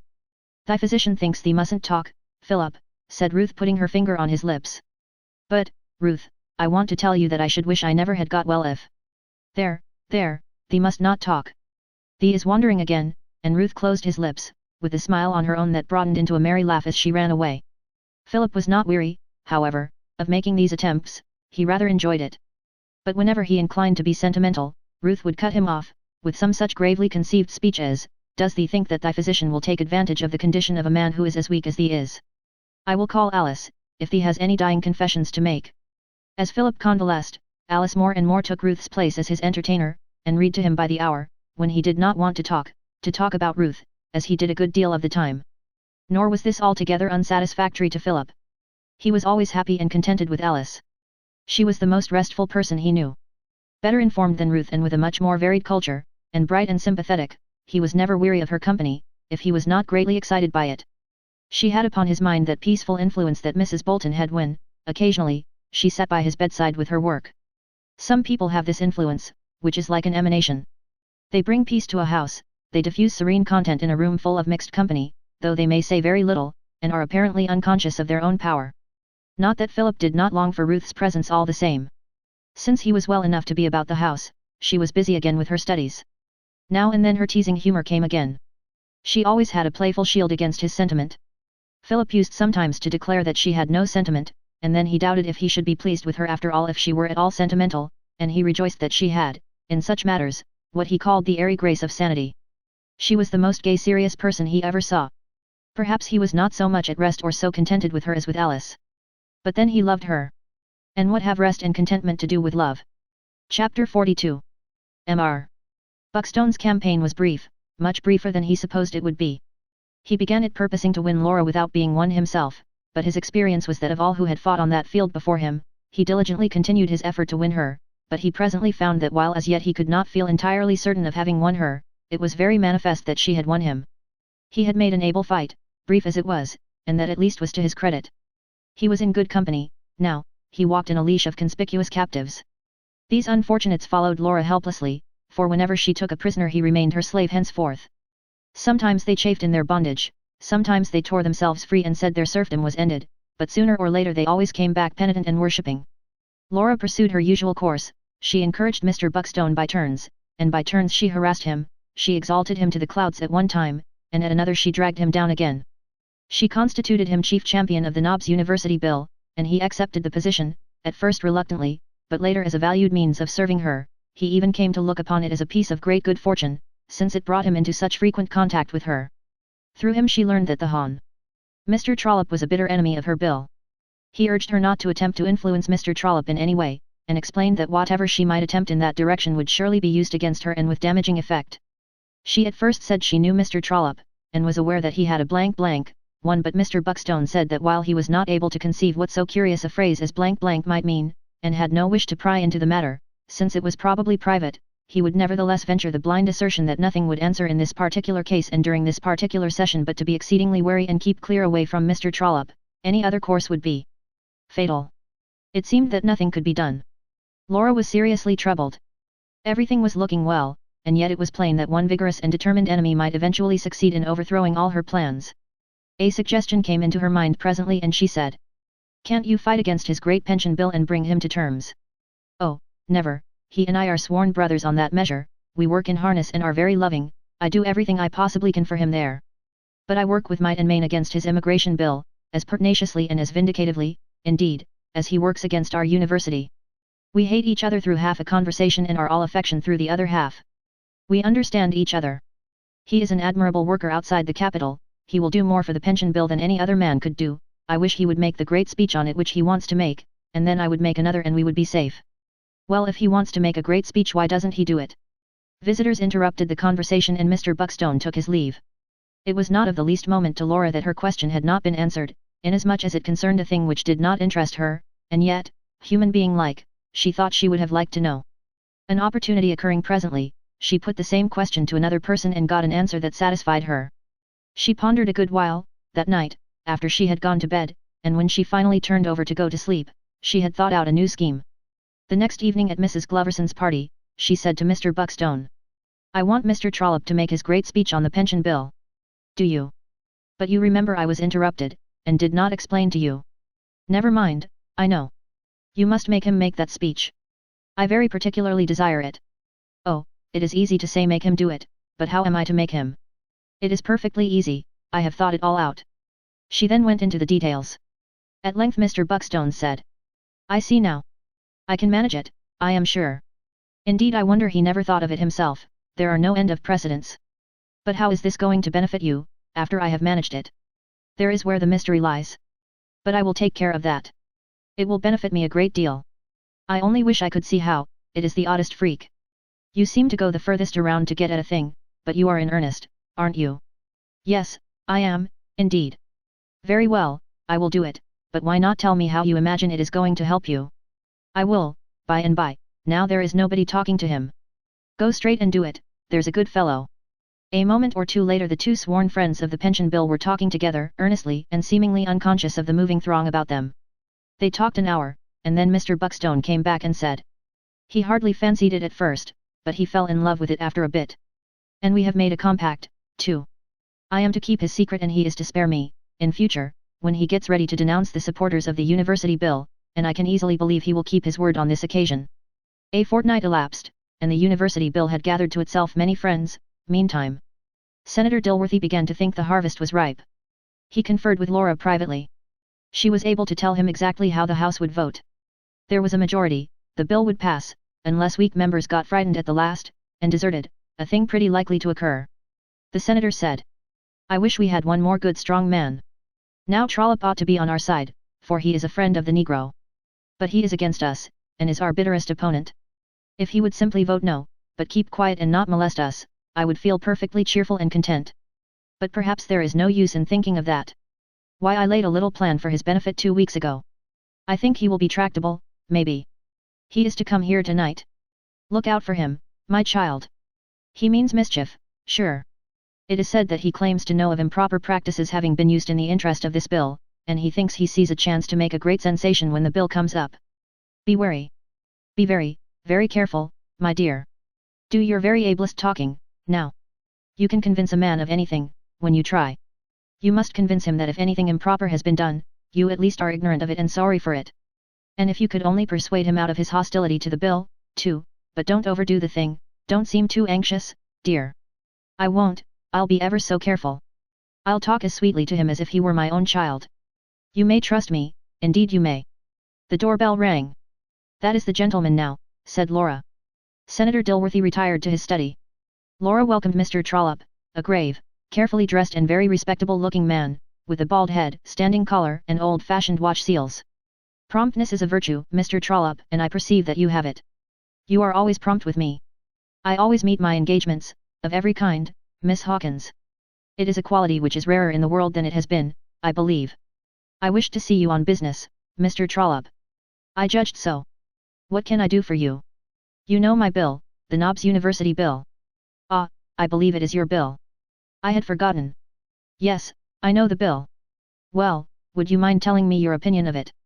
Indeed, since you seem to ask it without reserve, I am obliged to say that I do not regard it favorably. I have not seen the bill itself, but from what I can hear, well, it has a bad look about it.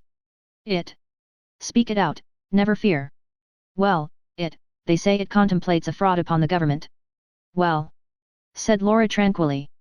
Well, I say well, too. Well, suppose it were a fraud, which I feel able to deny, would it be the first one? You take a body's breath away. Would you, did you wish me to vote for it? Was that what you wanted to see me about? Your instinct is correct. I do want you to vote for it. Vote for a FR, for a measure which is generally believed to be at least questionable? I am afraid we cannot come to an understanding, Miss Hawkins. No, I am afraid not, if you have resumed your principles, Mr. Trollope. Did you send for me merely to insult me? It is time for me to take my leave, Miss Hawkins. No, wait a moment. Don't be offended at a trifle. Do not be offish and unsociable. The steamship subsidy bill was a fraud on the government. You voted for it, Mr. Trollope, though you always opposed the measure until after you had an interview one evening with a certain Mrs. MacArthur at her house. She was my agent. She was acting for me. Ah, that is right, sit down again. You can be sociable, easily enough if you have a mind to. Well? I am waiting. Have you nothing to say? Miss Hawkins, I voted for that bill because when I came to examine into it. Ah yes. When you came to examine into it. Well, I only want you to examine into my bill. Mr. Trollope, you would not sell your vote on that subsidy bill, which was perfectly right, but you accepted of some of the stock, with the understanding that it was to stand in your brother-in-law's name. There is no PR, I mean, this is utterly groundless, Miss Hawkins. But the gentleman seemed somewhat uneasy, nevertheless. Well, not entirely so, perhaps. I and a person whom we will call Miss Blank, never mind the real name, were in a closet at your elbow all the while. Mr. Trollope winced, then he said with dignity. Miss Hawkins, is it possible that you were capable of such a thing as that? It was bad, I confess that. It was bad. Almost as bad as selling one's vote for, but I forget, you did not sell your vote, you only accepted a little trifle, a small token of esteem, for your brother-in-law. Oh, let us come out and be frank with each other. I know you, Mr. Trollope. I have met you on business 3 or 4 times, true, I never offered to corrupt your principles, never hinted such a thing, but always when I had finished sounding you, I manipulated you through an agent. Let us be frank. Wear this comely disguise of virtue before the public, it will count there, but here it is out of place. My dear sir, by and by there is going to be an investigation into that National Internal Improvement Director's relief measure of a few years ago, and you know very well that you will be a crippled man, as likely as not, when it is completed. It cannot be shown that a man is a knave merely for owning that stock. I am not distressed about the National Improvement Relief Measure. Oh, indeed, I am not trying to distress you. I only wish to make good my assertion that I knew you. Several of you gentlemen bought of that stock, without paying a penny down, received dividends from it. Think of the happy idea of receiving dividends, and very large ones, too, from stock one hasn't paid for, and all the while your names never appeared in the transaction. If ever you took the stock at all, you took it in other people's names.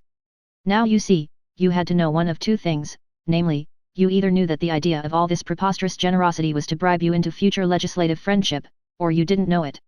That is to say, you had to be either a knave or a fool, there was no middle ground.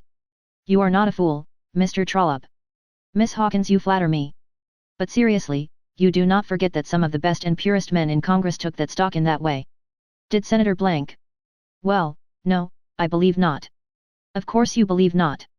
Do you suppose he was ever approached, on the subject? Perhaps not.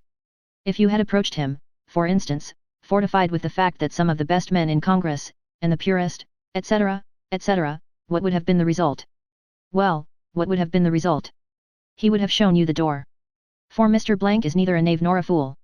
There are other men in the Senate and the House whom no one would have been hardy enough to approach with that relief stock in that peculiarly generous way, but they are not of the class that you regard as the best and purest.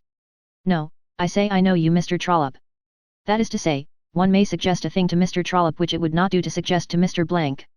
Mr. Trollope, you are pledged to support the indigent congressman's retroactive appropriation which is to come up, either in this or the next session. You do not deny that, even in public. The man that will vote for that bill will break the 8th commandment in any other way, sir. But he will not vote for your corrupt measure, nevertheless, madam. Exclaimed Mr. Trollope, rising from his seat in a passion.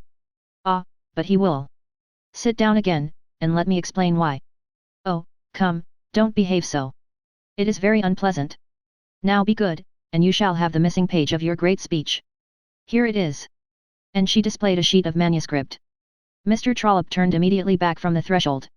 It might have been gladness that flashed into his face, it might have been something else, but at any rate there was much astonishment mixed with it. Good. Where did you get it? Give it me. Now there is no hurry. Sit down and let us talk and be friendly. The gentleman wavered. Then he said. No, this is only a subterfuge. I will go. It is not the missing page. Laura tore off a couple of lines from the bottom of the sheet. Now, she said, you will know whether this is the handwriting or not. You know it is the handwriting. Now if you will listen, you will know that this must be the list of statistics which was to be the nub of your great effort, and the accompanying blast the beginning of the burst of eloquence which was continued on the next page, and you will recognize that there was where you broke down. She read the page. Mr. Trollope said. This is perfectly astounding. Still, what is all this to me? It is nothing. It does not concern me. The speech is made, and there an end. I did break down for a moment, and in a rather uncomfortable place, since I had led up to those statistics with some grandeur, the hiatus was pleasanter to the house and the galleries than it was to me. But it is no matter now. A week has passed, the jests about it ceased 3 or 4 days ago. The whole thing is a matter of indifference to me, Miss Hawkins. But you apologized, and promised the statistics for next day. Why didn't you keep your promise? The matter was not of sufficient consequence. The time was gone by to produce an effect with them. But I hear that other friends of the soldiers' pension bill desire them very much. I think you ought to let them have them. Miss Hawkins, this silly blunder of my copyist evidently has more interest for you than it has for me. I will send my private secretary to you and let him discuss the subject with you at length. Did he copy your speech for you? Of course he did. Why all these questions?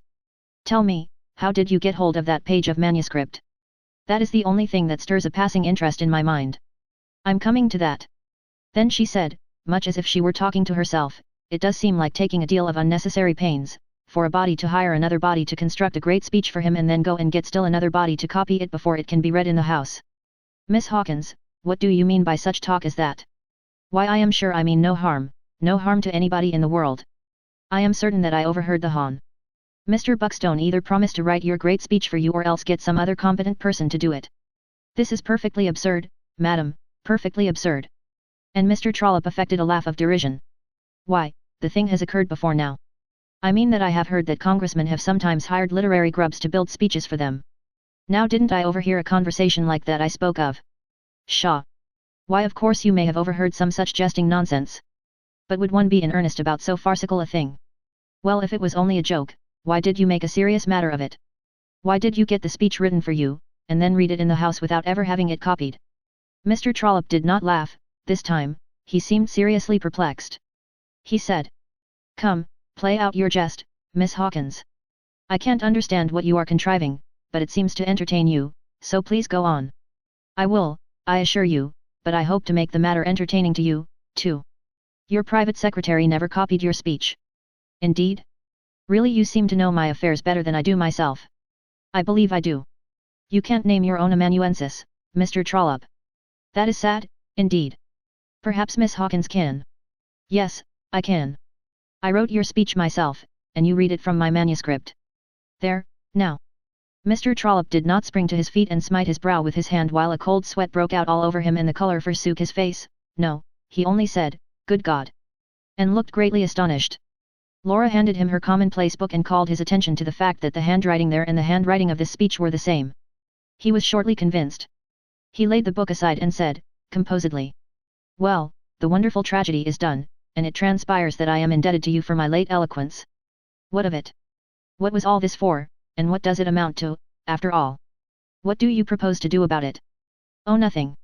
It is only a bit of pleasantry. When I overheard that conversation I took an early opportunity to ask Mr. Buckstone if he knew of anybody who might want a speech written. I had a friend, and so forth and so on. I was the friend, myself. I thought I might do you a good turn then and depend on you to do me one by and by.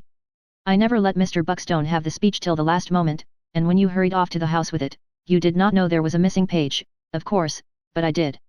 And now perhaps you think that if I refuse to support your bill, you will make a grand exposure. Well, I had not thought of that. I only kept back the page for the mere fun of the thing, but since you mention it, I don't know but I might do something if I were angry. My dear Miss Hawkins, if you were to give out that you composed my speech, you know very well that people would say it was only your raillery, your fondness for putting a victim in the pillory and amusing the public at his expense. It is too flimsy, Miss Hawkins, for a person of your fine inventive talent. Contrive an abler device than that. Come. It is easily done, Mr. Trollope. I will hire a man, and pin this page on his breast, and label, the missing fragment of the Hon. Mr. Trollope's great speech, which speech was written and composed by Miss Laura Hawkins under a secret understanding for $100, and the money has not been paid. And I will pin round about it notes in my handwriting, which I will procure from prominent friends of mine for the occasion, also your printed speech in the Globe, showing the connection between its bracketed hiatus and my fragment, and I give you my word of honor that I will stand that human bulletin board in the rotunda of the Capitol and make him stay there a week. You see you are premature, Mr. Trollope, the wonderful tragedy is not done yet, by any means. Come, now, doesn't it improve?" Mr. Trollope opened his eyes rather widely at this novel aspect of the case. He got up and walked the floor and gave himself a moment for reflection. Then he stopped and studied Laura's face a while, and ended by saying, "Well, I am obliged to believe you would be reckless enough to do that. Then don't put me to the test, Mr. Trollope. But let's drop the matter. I have had my joke and you've borne the infliction becomingly enough. It spoils a jest to harp on it after one has had one's laugh. I would much rather talk about my bill." "So would I, now, my clandestine amanuensis. Compared with some other subjects, even your bill is a pleasant topic to discuss." "Very good indeed. I thought I could persuade you. Now I am sure you will be generous to the poor Negro and vote for that bill." "Yes, I feel more tenderly toward the oppressed colored man than I did. Shall we bury the hatchet and be good friends and respect each other's little secrets, on condition that vote I on the measure?" "With all my heart, Mr. Trollope. I give you my word of that. It is a bargain. But isn't there something else you could give me, too?" Laura looked at him inquiringly a moment, and then she comprehended. "Oh, yes. You may have it now. I haven't any more use for it." She picked up the page of manuscript, but she reconsidered her intention of handing it to him, and said, "But never mind, I will keep it close, no one shall see it, you shall have it as soon as your vote is recorded." Mr. Trollope looked disappointed, but presently made his adieus, and had got as far as the hall, when something occurred to Laura. She said to herself, "I don't simply want his vote, under compulsion, he might vote aye, but work against the bill in secret, for revenge, that man is unscrupulous enough to do anything. I must have his hearty cooperation as well as his vote. There is only one way to get that." She called him back, and said, "I value your vote, Mr. Trollope, but I value your influence more. You are able to help a measure along in many ways. If you choose, I want to ask you to work for the bill as well as vote for it. It takes so much of one's time, Miss Hawkins, and time is money, you know." "Yes, I know it is, especially in Congress. Now there is no use in you and I dealing in pretenses and going at matters in roundabout ways. We know each other, disguises are nonsense. Let us be plain. I will make it an object to you to work for the bill. Don't make it unnecessarily plain, please. There are little proprieties that are best preserved. What do you propose?" "Well, this." She mentioned the names of several prominent congressmen. "Now," said she, "these gentlemen are to vote and work for the bill, simply out of love for the Negro, and out of pure generosity I have put in a relative of each as a member of the University Incorporation. They will handle $1 million or so of money, officially, but will receive no salaries. A larger number of statesmen are to vote and work for the bill, also out of love for the Negro, gentlemen of but moderate influence, these, and out of pure generosity I am to see that relatives of theirs have positions in the university with salaries and good ones, too. You will vote and work for the bill, from mere affection for the Negro, and I desire to testify my gratitude becomingly. Make free choice. Have you any friend whom you would like to present with a salaried or unsalaried position in our institution? Well, I have a brother-in-law. That same old brother-in-law, you good unselfish provider. I have heard of him often, through my agents. How regularly he does turn up, to be sure. He could deal with those millions virtuously, and withal with ability, too, but of course you would rather he had a salaried position. Oh, no, said the gentleman, facetiously, we are very humble in our desires, we want no money, we labor solely for our country and require no reward but the luxury of an applauding conscience. Make him one of those poor hard-working unsalaried corporators and let him do everybody good with those millions, and go hungry himself. I will try to exert a little influence in favor of the bill. Arrived at home, Mr. Trollope sat down and thought it all over, something after this fashion, it is about the shape it might have taken if he had spoken it aloud. My reputation is getting a little damaged, and I meant to clear it up brilliantly with an exposure of this bill at the supreme moment, and ride back into Congress on the eclat of it, and if I had that bit of manuscript, I would do it yet. It would be more money in my pocket, in the end, than my brother-in-law will get out of that incorporatorship, fat as it is. But that sheet of paper is out of my reach, she will never let that get out of her hands. And what a mountain it is! It blocks up my road, completely. She was going to hand it to me, once. Why didn't she? Must be a deep woman. Deep devil. That is what she is, a beautiful devil, and perfectly fearless, too. The idea of her pinning that paper on a man and standing him up in the rotunda looks absurd at a first glance. But she would do it. She is capable of doing anything. I went there hoping she would try to bribe me, good solid capital that would be in the exposure. Well, my prayer was answered, she did try to bribe me, and I made the best of a bad bargain and let her. I am checkmated. I must contrive something fresh to get back to Congress on. Very well, a bird in the hand is worth two in the bush, I will work for the bill, the incorporatorship will be a very good thing. As soon as Mr. Trollope had taken his leave, Laura ran to Senator Dilworthy and began to speak, but he interrupted her and said distressfully, without even turning from his writing to look at her. Only half an hour. You gave it up early, child. However, it was best, I'm sure it was best, and safest. Give it up. The senator sprang up, all aglow. My child, you can't mean that you... I've made him promise on honor to think about a compromise tonight and come and tell me his decision in the morning. Good. There's hope yet that... Nonsense, uncle. I've made him engage to let the Tennessee Land Bill utterly alone. Impossible. You. I've made him promise to vote with us. Incredible. Abs so. I've made him swear that he'll work for us. Preposterous, utterly break a window, child, before I suffocate. No matter, it's true anyway. Now we can march into Congress with drums beating and colors flying. Well. I'm sadly bewildered. I can't understand it at all, the most extraordinary woman that ever, it's a great day. There, let me put my hand in benediction on this precious head. Ah, my child, the poor Negro will bless. Oh bother the poor Negro, uncle. Put it in your speech. Good night, goodbye, we'll marshal our forces and march with the dawn. Laura reflected a while, when she was alone, and then fell to laughing, peacefully. Everybody works for me, so ran her thought. It was a good idea to make Buckstone lead Mr. Trollope on to get a great speech written for him, and it was a happy part of the same idea for me to copy the speech after Mr. Buckstone had written it, and then keep back a page. Mr. B was very complimentary to me when Trollope's breakdown in the house showed him the object of my mysterious scheme. I think he will say still finer things when I tell him the triumph the sequel to it has gained for us. But what a coward the man was, to believe I would have exposed that page in the rotunda, and so exposed myself. However, I don't know. I will think a moment. Suppose he voted no, suppose the bill failed, that is to suppose this stupendous game lost forever, that I have played so desperately for, suppose people came around pitying me, odious. And he could have saved me by his single voice. Yes, I would have exposed him. What would I care for the talk that would have made about me when I was gone to Europe with Selby and all the world was busy with my history and my dishonor? It would be almost happiness to spite somebody at such a time. Chapter 43. The very next day, sure enough, the campaign opened. In due course, the Speaker of the House reached that order of business which is termed notices of bills, and then the Hon. Mr. Buckstone rose in his place and gave notice of a bill to found and incorporate the Knobs Industrial University, and then sat down without saying anything further. The busy gentlemen in the reporters' gallery jotted a line in their notebooks, ran to the telegraphic desk in a room which communicated with their own writing parlor, and then hurried back to their places in the gallery, and by the time they had resumed their seats, the line which they had delivered to the operator had been read in telegraphic offices in towns and cities hundreds of miles away. It was distinguished by frankness of language as well as by brevity. The child is born. Buckstone gives notice of the thieving knob's university job.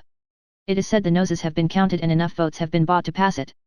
For some time the correspondents had been posting their several journals upon the alleged disreputable nature of the bill, and furnishing daily reports of the Washington gossip concerning it. So the next morning, nearly every newspaper of character in the land assailed the measure and hurled broadsides of invective at Mr. Buckstone. The Washington papers were more respectful, as usual, and conciliatory, also, as usual. They generally supported measures, when it was possible, but when they could not they deprecated violent expressions of opinion in other journalistic quarters. They always deprecated, when there was trouble ahead. However, the Washington Daily Love Feast hailed the bill with warm approbation. This was Senator Balaam's paper, or rather, Brother Balaam, as he was popularly called, for he had been a clergyman, in his day, and he himself in all that he did still emitted an odor of sanctity now that he had diverged into journalism and politics. He was a power in the congressional prayer meeting, and in all movements that looked to the spread of religion and temperance. His paper supported the new bill with gushing affection. It was a noble measure, it was a just measure, it was a generous measure, it was a pure measure, and that surely should recommend it in these corrupt times, and finally, if the nature of the bill were not known at all, the Love Feast would support it anyway, and unhesitatingly, for the fact that Senator Dilworthy was the originator of the measure was a guarantee that it contemplated a worthy and righteous work. Senator Dilworthy was so anxious to know what the New York papers would say about the bill, that he had arranged to have synopses of their editorials telegraphed to him. He could not wait for the papers themselves to crawl along down to Washington by a mail train which has never run over a cow since the road was built, for the reason that it has never been able to overtake one. It carries the usual cow catcher in front of the locomotive, but this is mere ostentation. It ought to be attached to the rear car, where it could do some good, but instead, no provision is made there for the protection of the traveling public, and hence it is not a matter of surprise that cows so frequently climb aboard that train and among the passengers. The senator read his dispatches aloud at the breakfast table. Laura was troubled beyond measure at their tone, and said that that sort of comment would defeat the bill, but the senator said, "Oh, not at all, my child. It is just what we want. Persecution is the one thing needful, now, all the other forces are secured. Give us newspaper persecution enough, and we are safe. Vigorous persecution will alone carry a bill sometimes, dear, and when you start with a strong vote in the first place, persecution comes in with double effect. It scares off some of the weak supporters, true, but it soon turns strong ones into stubborn ones. And then, presently, it changes the tide of public opinion. The great public is weak-minded, the great public is sentimental, the great public always turns around and weeps for an odious murderer, and prays for him, and carries flowers to his prison and besieges the governor with appeals to his clemency, as soon as the papers begin to howl for that man's blood. In a word, the great putty-hearted public loves to gush, and there is no such darling opportunity to gush as a case of persecution affords. Well, uncle, dear, if your theory is right, let us go into raptures, for nobody can ask a heartier persecution than these editorials are furnishing. I am not so sure of that, my daughter. I don't entirely like the tone of some of these remarks. They lack vim, they lack venom. Here is one calls it a questionable measure. Bah, there is no strength in that. This one is better, it calls it highway robbery. That sounds something like. But now this one seems satisfied to call it an iniquitous scheme. Iniquitous does not exasperate anybody, it is weak, puerile. The ignorant will imagine it to be intended for a compliment. But this other one, the one I read last, has the true ring, this vile, dirty effort to rob the public treasury, by the kites and vultures that now infest the filthy den called Congresses, that is admirable, admirable. We must have more of that sort. But it will come, no fear of that, they're not warmed up, yet. A week from now you'll see. Uncle, you and Brother Balaam are bosom friends, why don't you get his paper to persecute us, too? It isn't worthwhile, my daughter. His support doesn't hurt a bill. Nobody reads his editorials but himself. But I wish the New York papers would talk a little plainer. It is annoying to have to wait a week for them to warm up. I expected better things at their hands and time is precious, now. At the proper hour, according to his previous notice, Mr. Buckstone duly introduced his bill entitled An Act to Found and Incorporate the Knobs Industrial University, moved its proper reference, and sat down. The Speaker of the House rattled off this observation. "Fn objection bill to Cuzzle course sorferd." Habitués of the House comprehended that this long, lightning-heeled word signified that if there was no objection, the bill would take the customary course of a measure of its nature, and be referred to the Committee on Benevolent Appropriations, and that it was accordingly so referred. Strangers merely supposed that the Speaker was taking a gargle for some affection of the throat.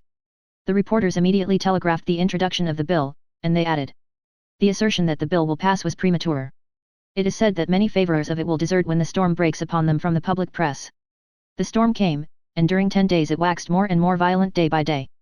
The great Negro University swindle became the one absorbing topic of conversation throughout the Union. Individuals denounced it, journals denounced it, public meetings denounced it, the pictorial papers caricatured its friends, the whole nation seemed to be growing frantic over it. Meantime the Washington correspondents were sending such telegrams as these abroad in the land, under date of Saturday, Congressmen Jex and Fluke are wavering, it is believed they will desert the execrable bill. Monday, Jex and Fluke have deserted. Thursday, Tubbs and Huffy left the sinking ship last night.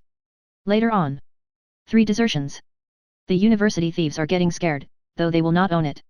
Later, the leaders are growing stubborn, they swear they can carry it, but it is now almost certain that they no longer have a majority. After a day or two of reluctant and ambiguous telegrams, public sentiment seems changing, a trifle, in favor of the bill, but only a trifle. And still later, it is whispered that the Hon. Mr. Trollope has gone over to the pirates. It is probably a canard. Mr. Trollope has all along been the bravest and most efficient champion of virtue and the people against the bill, and the report is without doubt a shameless invention. Next day, with characteristic treachery, the truckling and pusillanimous reptile, crippled speech Trollope, has gone over to the enemy. It is contended, now, that he has been a friend to the bill, in secret, since the day it was introduced, and has had bankable reasons for being so, but he himself declares that he has gone over because the malignant persecution of the bill by the newspapers caused him to study its provisions with more care than he had previously done, and this close examination revealed the fact that the measure is one in every way worthy of support. Pretty thin. It cannot be denied that this desertion has had a damaging effect. Jex and Fluke have returned to their iniquitous allegiance, with 6 or 8 others of lesser caliber, and it is reported and believed that Tubbs and Huffy are ready to go back. It is feared that the university swindle is stronger today than it has ever been before. Later, midnight. It is said that the committee will report the bill back tomorrow. Both sides are marshalling their forces, and the fight on this bill is evidently going to be the hottest of the session. All Washington is boiling. Chapter 44. It's easy enough for another fellow to talk, said Harry, despondingly, after he had put Philip in possession of his view of the case. It's easy enough to say give her up, if you don't care for her. What am I going to do to give her up? It seemed to Harry that it was a situation requiring some active measures. He couldn't realize that he had fallen hopelessly in love without some rights accruing to him for the possession of the object of his passion. Quiet resignation under relinquishment of anything he wanted was not in his line. And when it appeared to him that his surrender of Laura would be the withdrawal of the one barrier that kept her from ruin, it was unreasonable to expect that he could see how to give her up. Harry had the most buoyant confidence in his own projects always, he saw everything connected with himself in a large way and in rosy hues. This predominance of the imagination over the judgment gave that appearance of exaggeration to his conversation and to his communications with regard to himself, which sometimes conveyed the impression that he was not speaking the truth. His acquaintances had been known to say that they invariably allowed a half for shrinkage in his statements, and held the other half under advisement for confirmation. Philip in this case could not tell from Harry's story exactly how much encouragement Laura had given him, nor what hopes he might justly have of winning her. He had never seen him desponding before. The brag appeared to be all taken out of him, and his airy manner only asserted itself now and then in a comical imitation of its old self. Philip wanted time to look about him before he decided what to do. He was not familiar with Washington, and it was difficult to adjust his feelings and perceptions to its peculiarities. Coming out of the sweet sanity of the Bolton household, this was by contrast the maddest Vanity Fair one could conceive. It seemed to him a feverish, unhealthy atmosphere in which lunacy would be easily developed. He fancied that everybody attached to himself an exaggerated importance, from the fact of being at the national capital, the center of political influence, the fountain of patronage, preferment, jobs, and opportunities. People were introduced to each other as from this or that state, not from cities or towns, and this gave a largeness to their representative feeling. All the women talked politics as naturally and glibly as they talk fashion or literature elsewhere.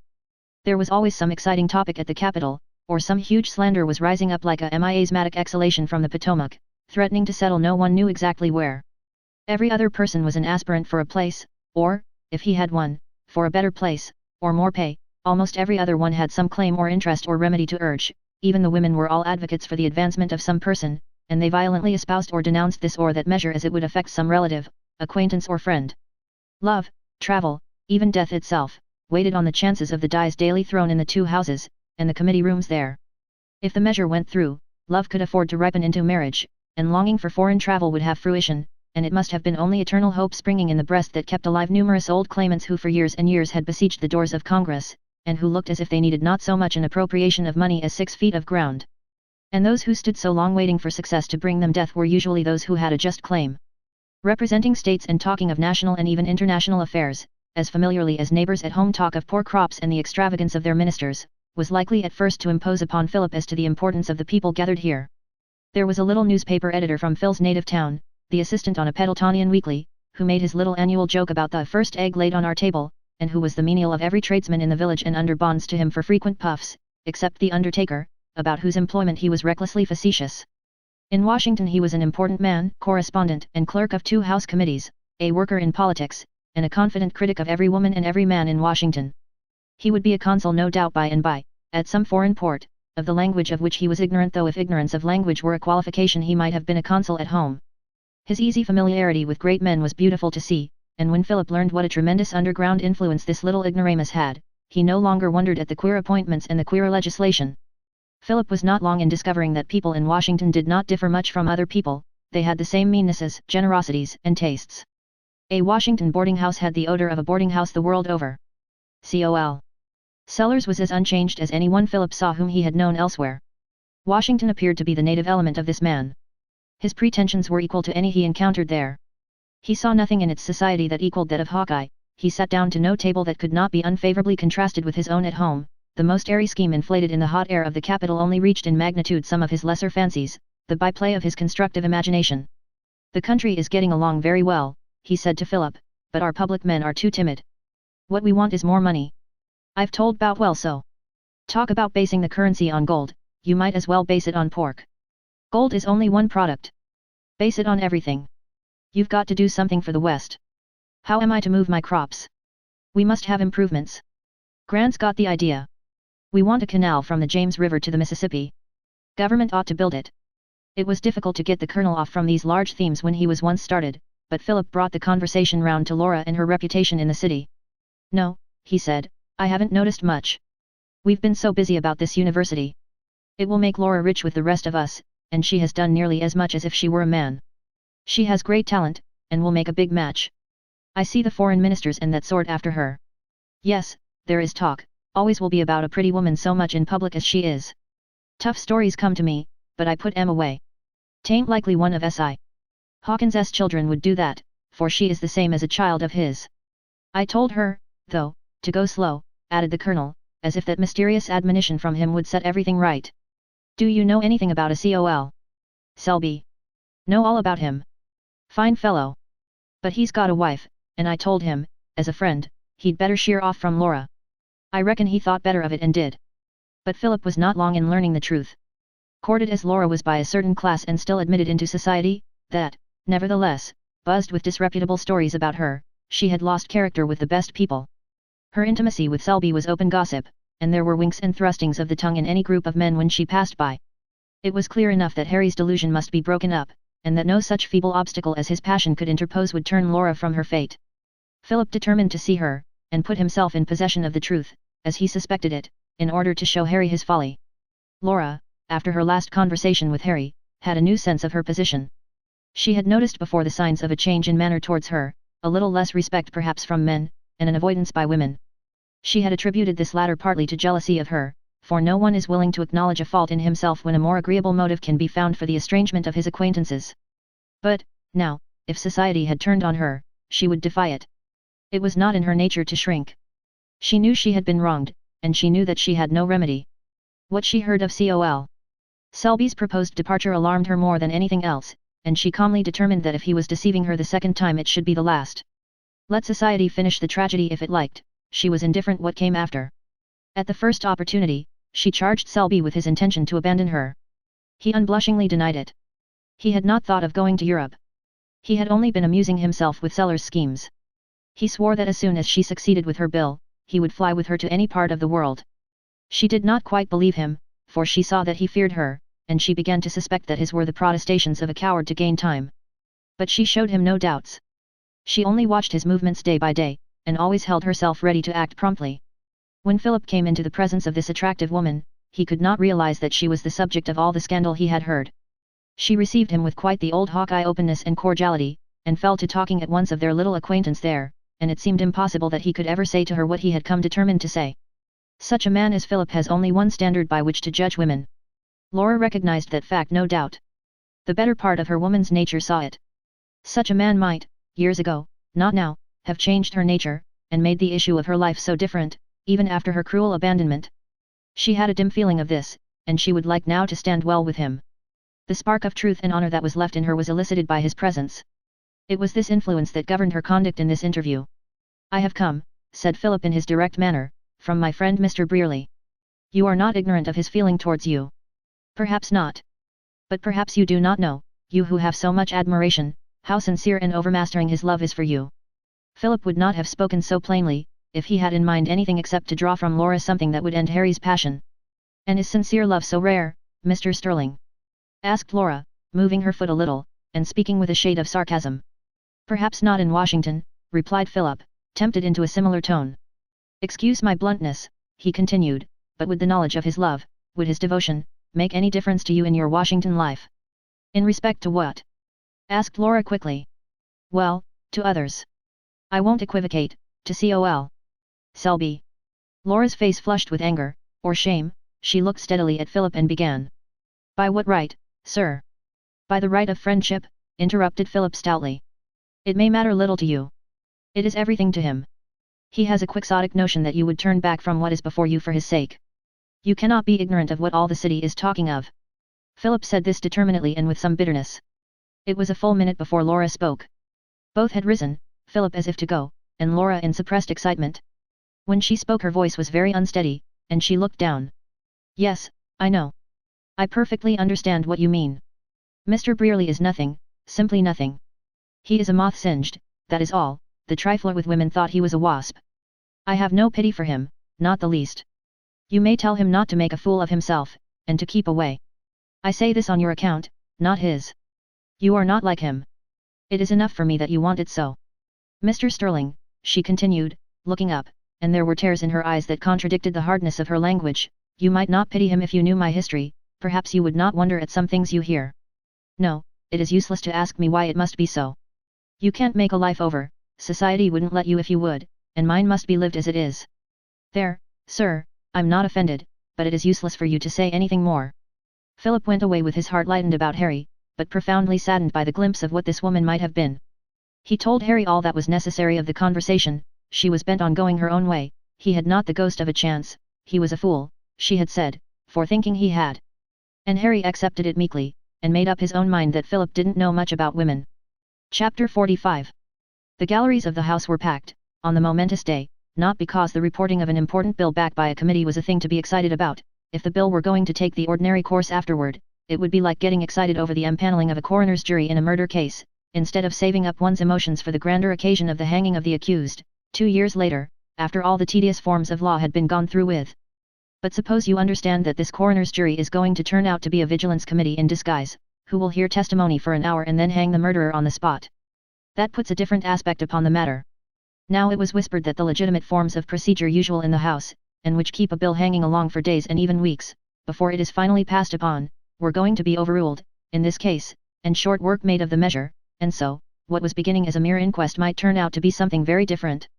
In the course of the day's business the order of reports of committees was finally reached, and when the weary crowds heard that glad announcement issue from the Speaker's lips they ceased to fret at the dragging delay, and plucked up spirit. The chairman of the Committee on Benevolent Appropriations rose and made his report, and just then a blue uniformed brass-mounted little page put a note into his hand.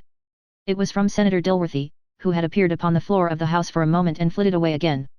"Everybody expects a grand assault in force, no doubt you believe, as I certainly do, that it is the thing to do. We are strong, and everything is hot for the contest. Trollope's espousal of our cause has immensely helped us and we grow in power constantly. 10 of the opposition were called away from town about noon, but, so it is said, only for one day. 6 others are sick, but expect to be about again tomorrow or next day, a friend tells me. A bold onslaught is worth trying. Go for a suspension of the rules. You will find we can swing a 2/3 vote, I am perfectly satisfied of it. The Lord's truth will prevail. Dilworthy." Mr. Buckstone had reported the bills from his committee, one by one, leaving the bill to the last. When the House had voted upon the acceptance or rejection of the report upon all but it, and the question now being upon its disposal, Mr. Buckstone begged that the House would give its attention to a few remarks which he desired to make. His committee had instructed him to report the bill favorably, he wished to explain the nature of the measure, and thus justify the committee's action. The hostility roused by the press would then disappear, and the bill would shine forth in its true and noble character. He said that its provisions were simple. It incorporated the Knobs Industrial University, locating it in East Tennessee, declaring it open to all persons without distinction of sex, color, or religion, and committing its management to a board of perpetual trustees, with power to fill vacancies in their own number. It provided for the erection of certain buildings for the university, dormitories, lecture halls, museums, libraries, laboratories, workshops, furnaces, and mills. It provided also for the purchase of 65,000 acres of land, fully described, for the purposes of the university, in the Knobs of East Tennessee. And it appropriated blank dollars for the purchase of the land, which should be the property of the National Trustees in trust for the uses named. Every effort had been made to secure the refusal of the whole amount of the property of the Hawkins heirs in the Knobs, some 75,000 acres, Mr. Buckstone said. But Mr. Washington Hawkins, one of the heirs, objected. He was, indeed, very reluctant to sell any part of the land at any price, and indeed this reluctance was justifiable when one considers how constantly and how greatly the property is rising in value. What the South needed, continued Mr. Buckstone, was skilled labor. Without that it would be unable to develop its mines, build its roads, work to advantage and without great waste its fruitful land, establish manufactures or enter upon a prosperous industrial career. Its laborers were almost altogether unskilled. Change them into intelligent, trained workmen, and you increased at once the capital, the resources of the entire South, which would enter upon a prosperity hitherto unknown. In 5 years the increase in local wealth would not only reimburse the government for the outlay in this appropriation, but pour untold wealth into the treasury. This was the material view, and the least important in the honorable gentleman's opinion. Here he referred to some notes furnished him by Senator Dilworthy, and then continued. God had given us the care of these colored millions. What account should we render to him of our stewardship? We had made them free. Should we leave them ignorant? We had cast them upon their own resources. Should we leave them without tools? We could not tell what the intentions of Providence are in regard to these peculiar people, but our duty was plain. The Knobs Industrial University would be a vast school of modern science and practice, worthy of a great nation. It would combine the advantages of Zurich, Freiburg, Creusot, and the Sheffield Scientific. Providence had apparently reserved and set apart the Knobs of East Tennessee for this purpose. What else were they for? Was it not wonderful that for more than 30 years, over a generation, the choicest portion of them had remained in one family, untouched, as if consecrated for some great use?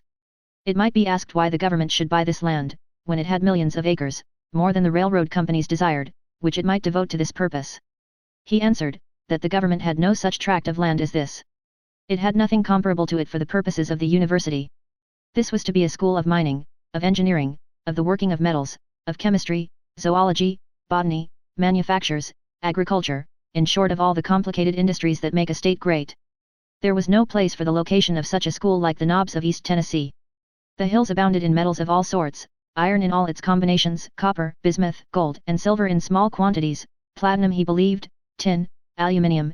It was covered with forests and strange plants. In the woods were found the coon, the opossum, the fox, the deer, and many other animals who roamed in the domain of natural history. Coal existed in enormous quantity and no doubt oil. It was such a place for the practice of agricultural experiments that any student who had been successful there would have an easy task in any other portion of the country.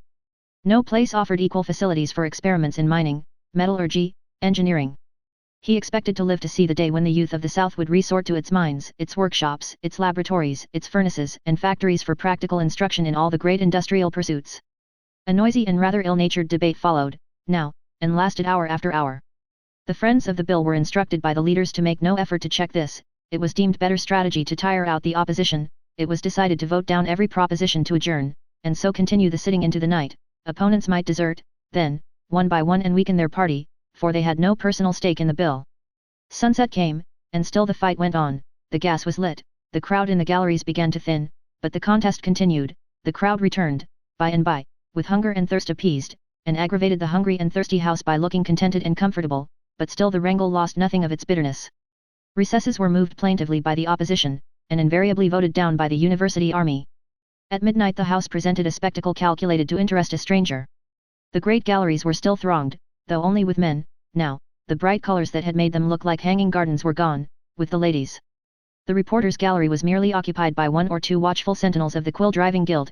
The main body cared nothing for a debate that had dwindled to a mere vaporing of dull speakers and now and then a brief quarrel over a point of order, but there was an unusually large attendance of journalists in the reporters' waiting room, chatting, smoking, and keeping on the qui-vive for the general eruption of the congressional volcano that must come when the time was ripe for it. Senator Dilworthy and Philip were in the diplomatic gallery, Washington sat in the public gallery, and Col. Sellers was not far away. The colonel had been flying about the corridors and buttonholing congressmen all the evening, and believed that he had accomplished a world of valuable service, but fatigue was telling upon him, now, and he was quiet and speechless, for once. Below, a few senators lounged upon the sofas set apart for visitors, and talked with idle congressmen. A dreary member was speaking, the presiding officer was nodding, here and there little knots of members stood in the aisles, whispering together, all about the house others sat in all the various attitudes that express weariness, some, tilted back, had one or more legs disposed upon their desks, some sharpened pencils indolently, some scribbled aimlessly, some yawned and stretched, a great many lay upon their breasts upon the desks, sound asleep and gently snoring. The flooding gaslight from the fancifully wrought roof poured down upon the tranquil scene. Hardly a sound disturbed the stillness, save the monotonous eloquence of the gentleman who occupied the floor. Now and then a warrior of the opposition broke down under the pressure, gave it up and went home. Mr. Buckstone began to think it might be safe, now, to proceed to business. He consulted with Trollope and one or two others. Senator Dilworthy descended to the floor of the House and they went to meet him. After a brief comparison of notes, the congressmen sought their seats and sent pages about the House with messages to friends. These latter instantly roused up, yawned, and began to look alert. The moment the floor was unoccupied, Mr. Buckstone rose, with an injured look, and said it was evident that the opponents of the bill were merely talking against time, hoping in this unbecoming way to tire out the friends of the measure and so defeat it. Such conduct might be respectable enough in a village debating society, but it was trivial among statesmen, it was out of place in so august an assemblage as the House of Representatives of the United States. The friends of the bill had been not only willing that its opponents should express their opinions, but had strongly desired it. They courted the fullest and freest discussion, but it seemed to him that this fairness was but illy appreciated, since gentlemen were capable of taking advantage of it for selfish and unworthy ends. This trifling had gone far enough. He called for the question. The instant Mr. Buckstone sat down, the storm burst forth. A dozen gentlemen sprang to their feet. Mr. Speaker! Mr. Speaker! Mr. Speaker! Order! Order! Order! Question! Question! The sharp blows of the Speaker's gavel rose above the din. The previous question, that hated gag, was moved and carried. All debate came to a sudden end, of course. Triumph number 1. Then the vote was taken on the adoption of the report and it carried by a surprising majority. Mr. Buckstone got the floor again and moved that the rules be suspended and the bill read a first time. Mr. Trollope, second the motion. The Speaker, it is moved and. Clamour of voices. Move we adjourn. Second the motion. Adjourn. Adjourn. Order. Order. The Speaker, after using his gavel vigorously, it is moved and seconded that the House do now adjourn. All those in favour. Voices, division. Division. Ayes and nays. Ayes and nays. It was decided to vote upon the adjournment by ayes and nays. This was war in earnest. The excitement was furious. The galleries were in commotion in an instant, the reporters swarmed to their places, idling members of the House flocked to their seats, nervous gentlemen sprang to their feet, pages flew hither and thither, life and animation were visible everywhere, all the long ranks of faces in the building were kindled. This thing decides it, thought Mr. Buckstone, but let the fight proceed. The voting began, and every sound ceased but the calling of the names and the aye. No. No. Aye. Of the responses. There was not a movement in the House, the people seemed to hold their breath. The voting ceased, and then there was an interval of dead silence while the clerk made up his count. There was a 2/3 vote on the university side, and 2 over. The Speaker, the rules are suspended, the motion is carried, first reading of the bill. By one impulse the galleries broke forth into stormy applause, and even some of the members of the House were not wholly able to restrain their feelings. The Speaker's gavel came to the rescue and his clear voice followed. Order, gentlemen. The House will come to order. If spectators offend again, the Sergeant-at-Arms will clear the galleries. Then he cast his eyes aloft and gazed at some object attentively for a moment. All eyes followed the direction of the Speaker's, and then there was a general titter. The Speaker said, "Let the Sergeant-at-Arms inform the gentleman that his conduct is an infringement of the dignity of the House, and one which is not warranted by the state of the weather." Poor Sellers was the culprit. He sat in the front seat of the gallery, with his arms and his tired body overflowing the balustrade, sound asleep, dead to all excitements, all disturbances. The fluctuations of the Washington weather had influenced his dreams, perhaps, for during the recent tempest of applause he had hoisted his gingham umbrella and calmly gone on with his slumbers. Washington Hawkins had seen the act, but was not near enough at hand to save his friend, and no one who was near enough desired to spoil the effect. But a neighbor stirred up the colonel, now that the House had its eye upon him, and the great speculator furled his tent like the Arab. He said, "Bless my soul, I'm so absent-minded when I get to thinking. I never wear an umbrella in the house, did anybody notice it? What, asleep? Indeed? And did you wake me, sir? Thank you very much indeed. It might have fallen out of my hands and been injured. Admirable article, sir, present from a friend in Hong Kong. One doesn't come across silk like that in this country. It's the real young Hyson, I'm told. By this time the incident was forgotten, for the house was at war again. Victory was almost in sight, now, and the friends of the bill threw themselves into their work with enthusiasm. They soon moved and carried its second reading, and after a strong, sharp fight, carried a motion to go into committee of the whole. The speaker left his place, of course, and a chairman was appointed. Now the contest raged hotter than ever, for the authority that compels order when the House sits as a House, is greatly diminished when it sits as a committee. The main fight came upon the filling of the blanks with the sum to be appropriated for the purchase of the land, of course. Mr. Buckstone, Mr. Chairman, I move you, sir, that the words 3 millions of be inserted.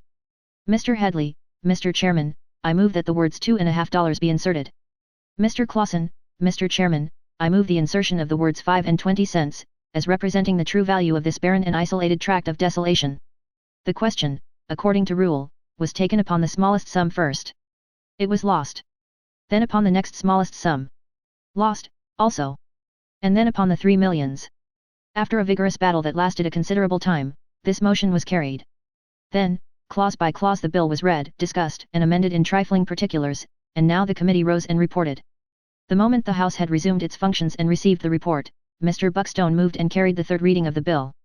The same bitter war over the sum to be paid was fought over again, and now that the ayes and nays could be called and placed on record, every man was compelled to vote by name on the 3 millions, and indeed on every paragraph of the bill from the enacting clause straight through. But as before, the friends of the measure stood firm and voted in a solid body every time, and so did its enemies. The supreme moment was come, now, but so sure was the result that not even a voice was raised to interpose an adjournment. The enemy were totally demoralized. The bill was put upon its final passage almost without dissent, and the calling of the ayes and nays began. When it was ended the triumph was complete, the 2/3 vote held good, and a veto was impossible, as far as the House was concerned. Mr. Buckstone resolved that now that the nail was driven home, he would clinch it on the other side and make it stay forever. He moved a reconsideration of the vote by which the bill had passed. The motion was lost, of course, and the great Industrial University Act was an accomplished fact as far as it was in the power of the House of Representatives to make it so. There was no need to move an adjournment. The instant the last motion was decided, the enemies of the university rose and flocked out of the hall, talking angrily, and its friends flocked after them jubilant and congratulatory.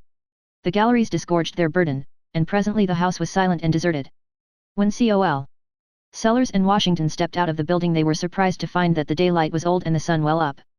Said the colonel. "Give me your hand, my boy. You're all right at last. You're a millionaire. At least you're going to be. The thing is dead sure. Don't you bother about the Senate. Leave me and Dilworthy to take care of that.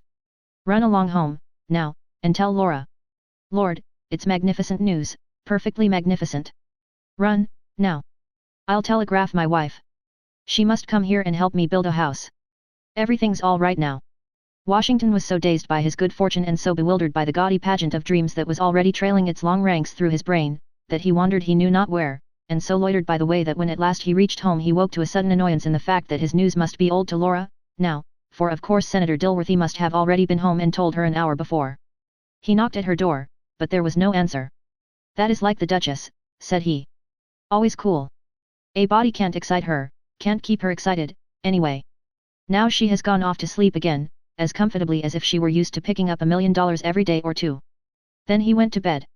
But he could not sleep, so he got up and wrote a long, rapturous letter to Louise, and another to his mother. And he closed both to much the same effect. Laura will be Queen of America, now, and she will be applauded and honored and petted by the whole nation. Her name will be in everyone's mouth more than ever, and how they will court her and quote her bright speeches. And mine, too, I suppose, though they do that more already, than they really seem to deserve. Oh, the world is so bright, now, and so cheery, the clouds are all gone, our long struggle is ended, our troubles are all over. Nothing can ever make us unhappy any more. You dear faithful ones will have the reward of your patient waiting now. How Father's wisdom is proven at last. And how I repent me, that there have been times when I lost faith and said the blessing be stored up for us a tedious generation ago was but a long-drawn curse, a blight upon us all. But everything is well, now, we are done with poverty and toil, weariness and heartbreakings, all the world is filled with sunshine. Chapter 46. Philip left the capital and walked up Pennsylvania Avenue in company with Senator Dilworthy. It was a bright spring morning, the air was soft and inspiring, in the deepening wayside green, the pink flush of the blossoming peach trees, the soft suffusion on the heights of Arlington, and the breath of the warm south wind was apparent the annual miracle of the resurrection of the earth. The senator took off his hat and seemed to open his soul to the sweet influences of the morning. After the heat and noise of the chamber, under its dull gas-illuminated glass canopy, and the all-night struggle of passion and feverish excitement there, the open, tranquil world seemed like heaven. The senator was not in an exultant mood, but rather in a condition of holy joy, befitting a Christian statesman whose benevolent plans Providence has made its own and stamped with approval. The great battle had been fought, but the measure had still to encounter the scrutiny of the Senate, and Providence sometimes acts differently in the two houses. Still the senator was tranquil, for he knew that there is an esprit de corps in the Senate which does not exist in the House, the effect of which is to make the members complaisant towards the projects of each other, and to extend a mutual aid which in a more vulgar body would be called log-rolling. It is, under Providence, a good night's work, Mr. Sterling. The government has founded an institution which will remove half the difficulty from the Southern problem. And it is a good thing for the Hawkins heirs, a very good thing. Laura will be almost a millionaire. Do you think, Mr. Dilworthy, that the Hawkinses will get much of the money? Asked Philip innocently, remembering the fate of the Columbus River appropriation. The senator looked at his companion scrutinizingly for a moment to see if he meant anything personal, and then replied. Undoubtedly, undoubtedly. I have had their interests greatly at heart. There will of course be a few expenses, but the widow and orphans will realize all that Mr. Hawkins dreamed of for them. The birds were singing as they crossed the presidential square, now bright with its green turf and tender foliage. After the two had gained the steps of the senator's house they stood a moment, looking upon the lovely prospect. It is like the peace of God, said the senator devoutly. Entering the house, the senator called a servant and said, Tell Miss Laura that we are waiting to see her. I ought to have sent a messenger on horseback half an hour ago, he added to Philip, she will be transported with our victory. You must stop to breakfast, and see the excitement. The servant soon came back, with a wondering look and reported. Miss Laura ain't saw. I reckon she hain't been all night. The senator and Philip both started up. In Laura's room there were the marks of a confused and hasty departure, drawers half open, little articles strewn on the floor. The bed had not been disturbed. Upon inquiry it appeared that Laura had not been at dinner, excusing herself to Mrs. Dilworthy on the plea of a violent headache, that she made a request to the servants that she might not be disturbed. The senator was astounded. Philip thought at once of Col. Selby. Could Laura have run away with him? The senator thought not. In fact it could not be. Gen. Leffenwell, the member from New Orleans, had casually told him at the house last night that Selby and his family went to New York yesterday morning and were to sail for Europe today. Philip had another idea which he did not mention. He seized his hat, and saying that he would go and see what he could learn, ran to the lodgings of Harry, whom he had not seen since yesterday afternoon, when he left him to go to the house. Harry was not in. He had gone out with a handbag before 6 o'clock yesterday, saying that he had to go to New York, but should return next day. In Harry's room on the table Philip found this note. Dear Mr. Brearley, can you meet me at the 6 o'clock train, and be my escort to New York? I have to go about this university bill, the vote of an absent member we must have here. Senator Dilworthy cannot go. Yours NCLH. Confound it, said Philip, the noodle has fallen into her trap. And she promised me she would let him alone. He only stopped to send a note to Senator Dilworthy, telling him what he had found, and that he should go at once to New York, and then hasten to the railway station. He had to wait an hour for a train, and when it did start it seemed to go at a snail's pace. Philip was devoured with anxiety. Where could they have gone? What was Laura's object in taking Harry? Had the flight anything to do with Selby?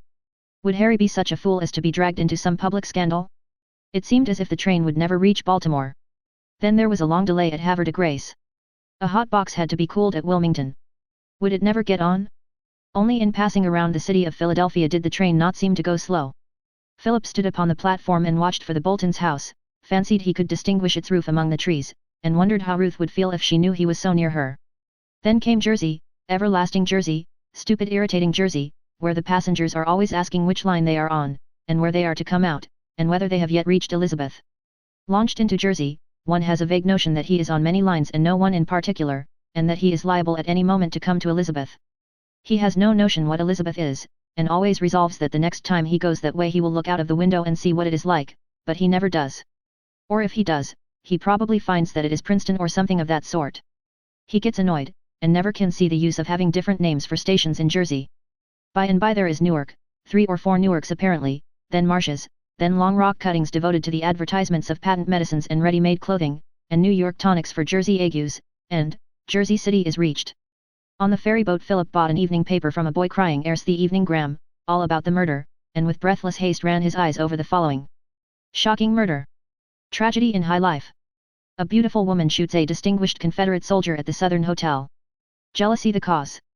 This morning occurred another of those shocking murders which have become the almost daily food of the newspapers, the direct result of the socialistic doctrines and women's rights agitations, which have made every woman the avenger of her own wrongs, and all society the hunting ground for her victims.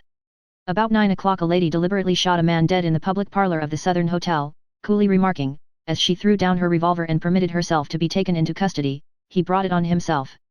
Our reporters were immediately dispatched to the scene of the tragedy, and gathered the following particulars. Yesterday afternoon arrived at the hotel from Washington, Col.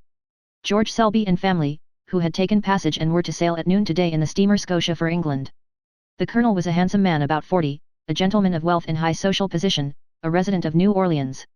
He served with distinction in the Confederate Army, and received a wound in the leg from which he has never entirely recovered, being obliged to use cane in locomotion. This morning at about 9 o'clock, a lady, accompanied by a gentleman, called at the office of the hotel and asked for Col. Selby. The colonel was at breakfast. Would the clerk tell him that a lady and gentleman wished to see him for a moment in the parlor? The clerk says that the gentleman asked her, "What do you want to see him for?" And that she replied, "He is going to Europe, and I ought to just say goodbye."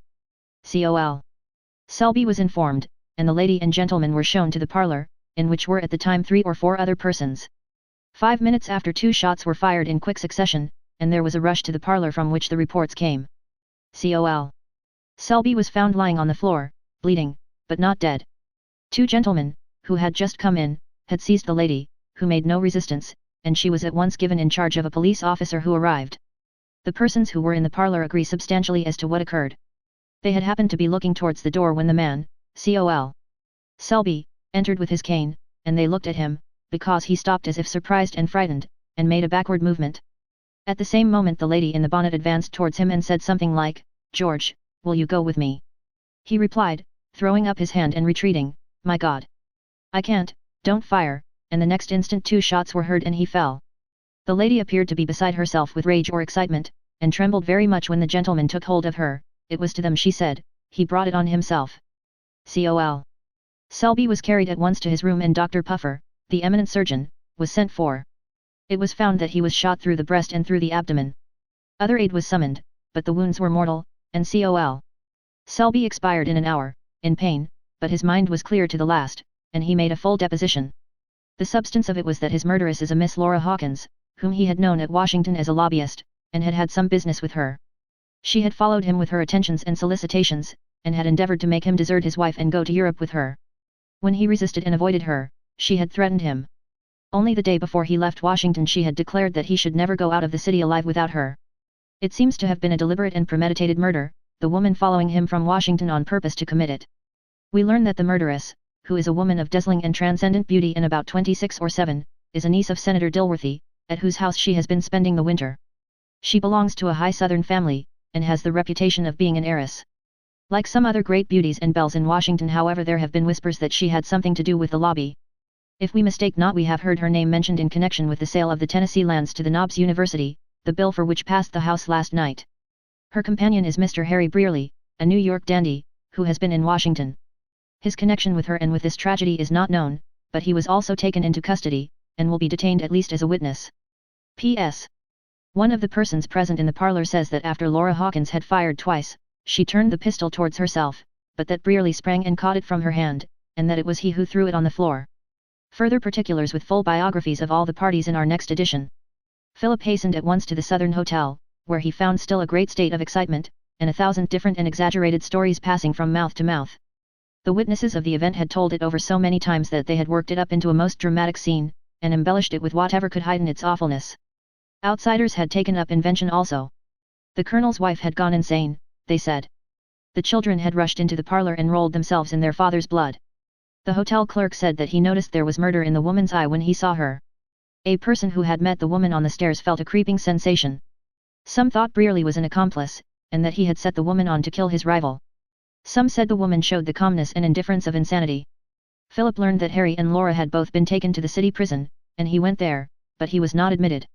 Not being a newspaper reporter, he could not see either of them that night, but the officer questioned him suspiciously and asked him who he was. He might perhaps see Brearley in the morning. The latest editions of the evening papers had the result of the inquest. It was a plain enough case for the jury, but they sat over it a long time, listening to the wrangling of the physicians. Dr. Puffer insisted that the man died from the effects of the wound in the chest. Dr. Dobb as strongly insisted that the wound in the abdomen caused death. Dr. Golightly suggested that in his opinion death ensued from a complication of the two wounds and perhaps other causes. He examined the table waiter, as to whether Col. Selby ate any breakfast, and what he ate, and if he had any appetite. The jury finally threw themselves back upon the indisputable fact that Selby was dead, that either wound would have killed him, admitted by the doctors, and rendered a verdict that he died from pistol-shot wounds inflicted by a pistol in the hands of Laura Hawkins. The morning papers blazed with big type, and overflowed with details of the murder. The accounts in the evening papers were only the premonitory drops to this mighty shower. The scene was dramatically worked up in column after column. There were sketches, biographical and historical. There were long specials from Washington, giving a full history of Laura's career there, with the names of men with whom she was said to be intimate, a description of Senator Dilworthy's residence and of his family, and of Laura's room in his house, and a sketch of the senator's appearance and what he said. There was a great deal about her beauty, her accomplishments, and her brilliant position in society, and her doubtful position in society. There was also an interview with Col. Sellers and another with Washington Hawkins, the brother of the murderess. One journal had a long dispatch from Hawkeye, reporting the excitement in that quiet village and the reception of the awful intelligence. All the parties had been interviewed. There were reports of conversations with the clerk at the hotel, with the callboy, with the waiter at table, with all the witnesses, with the policeman, with the landlord, who wanted it understood that nothing of that sort had ever happened in his house before, although it had always been frequented by the best Southern society, and with Mrs. Col. Selby. There were diagrams illustrating the scene of the shooting, and views of the hotel and street, and portraits of the parties. There were 3 minute and different statements from the doctors about the wounds, so technically worded that nobody could understand them. Harry and Laura had also been interviewed and there was a statement from Philip himself, which a reporter had knocked him up out of bed at midnight to give, though how he found him, Philip never could conjecture. What some of the journals lacked in suitable length for the occasion, they made up in encyclopedic information about other similar murders and shootings. The statement from Laura was not full, in fact it was fragmentary, and consisted of 9 parts of the reporter's valuable observations to one of Laura's, and it was, as the reporter significantly remarked, incoherent. But it appeared that Laura claimed to be Selby's wife, or to have been his wife, that he had deserted her and betrayed her, and that she was going to follow him to Europe. When the reporter asked, "What made you shoot him, Miss Hawkins?" Laura's only reply was, very simply, "Did I shoot him? Do they say I shot him?" And she would say no more. The news of the murder was made the excitement of the day. Talk of it filled the town. The facts reported were scrutinized, the standing of the parties was discussed, the dozen different theories of the motive, broached in the newspapers, were disputed over. During the night subtle electricity had carried the tale over all the wires of the continent and under the sea, and in all villages and towns of the Union, from the Atlantic to the Territories, and away up and down the Pacific slope, and as far as London and Paris and Berlin, that morning the name of Laura Hawkins was spoken by millions and millions of people, while the owner of it, the sweet child of years ago, the beautiful Queen of Washington drawing rooms, sat shivering on her cot bed in the darkness of a damp cell in the Tombs. Chapter 47. Philip's first effort was to get Harry out of the Tombs.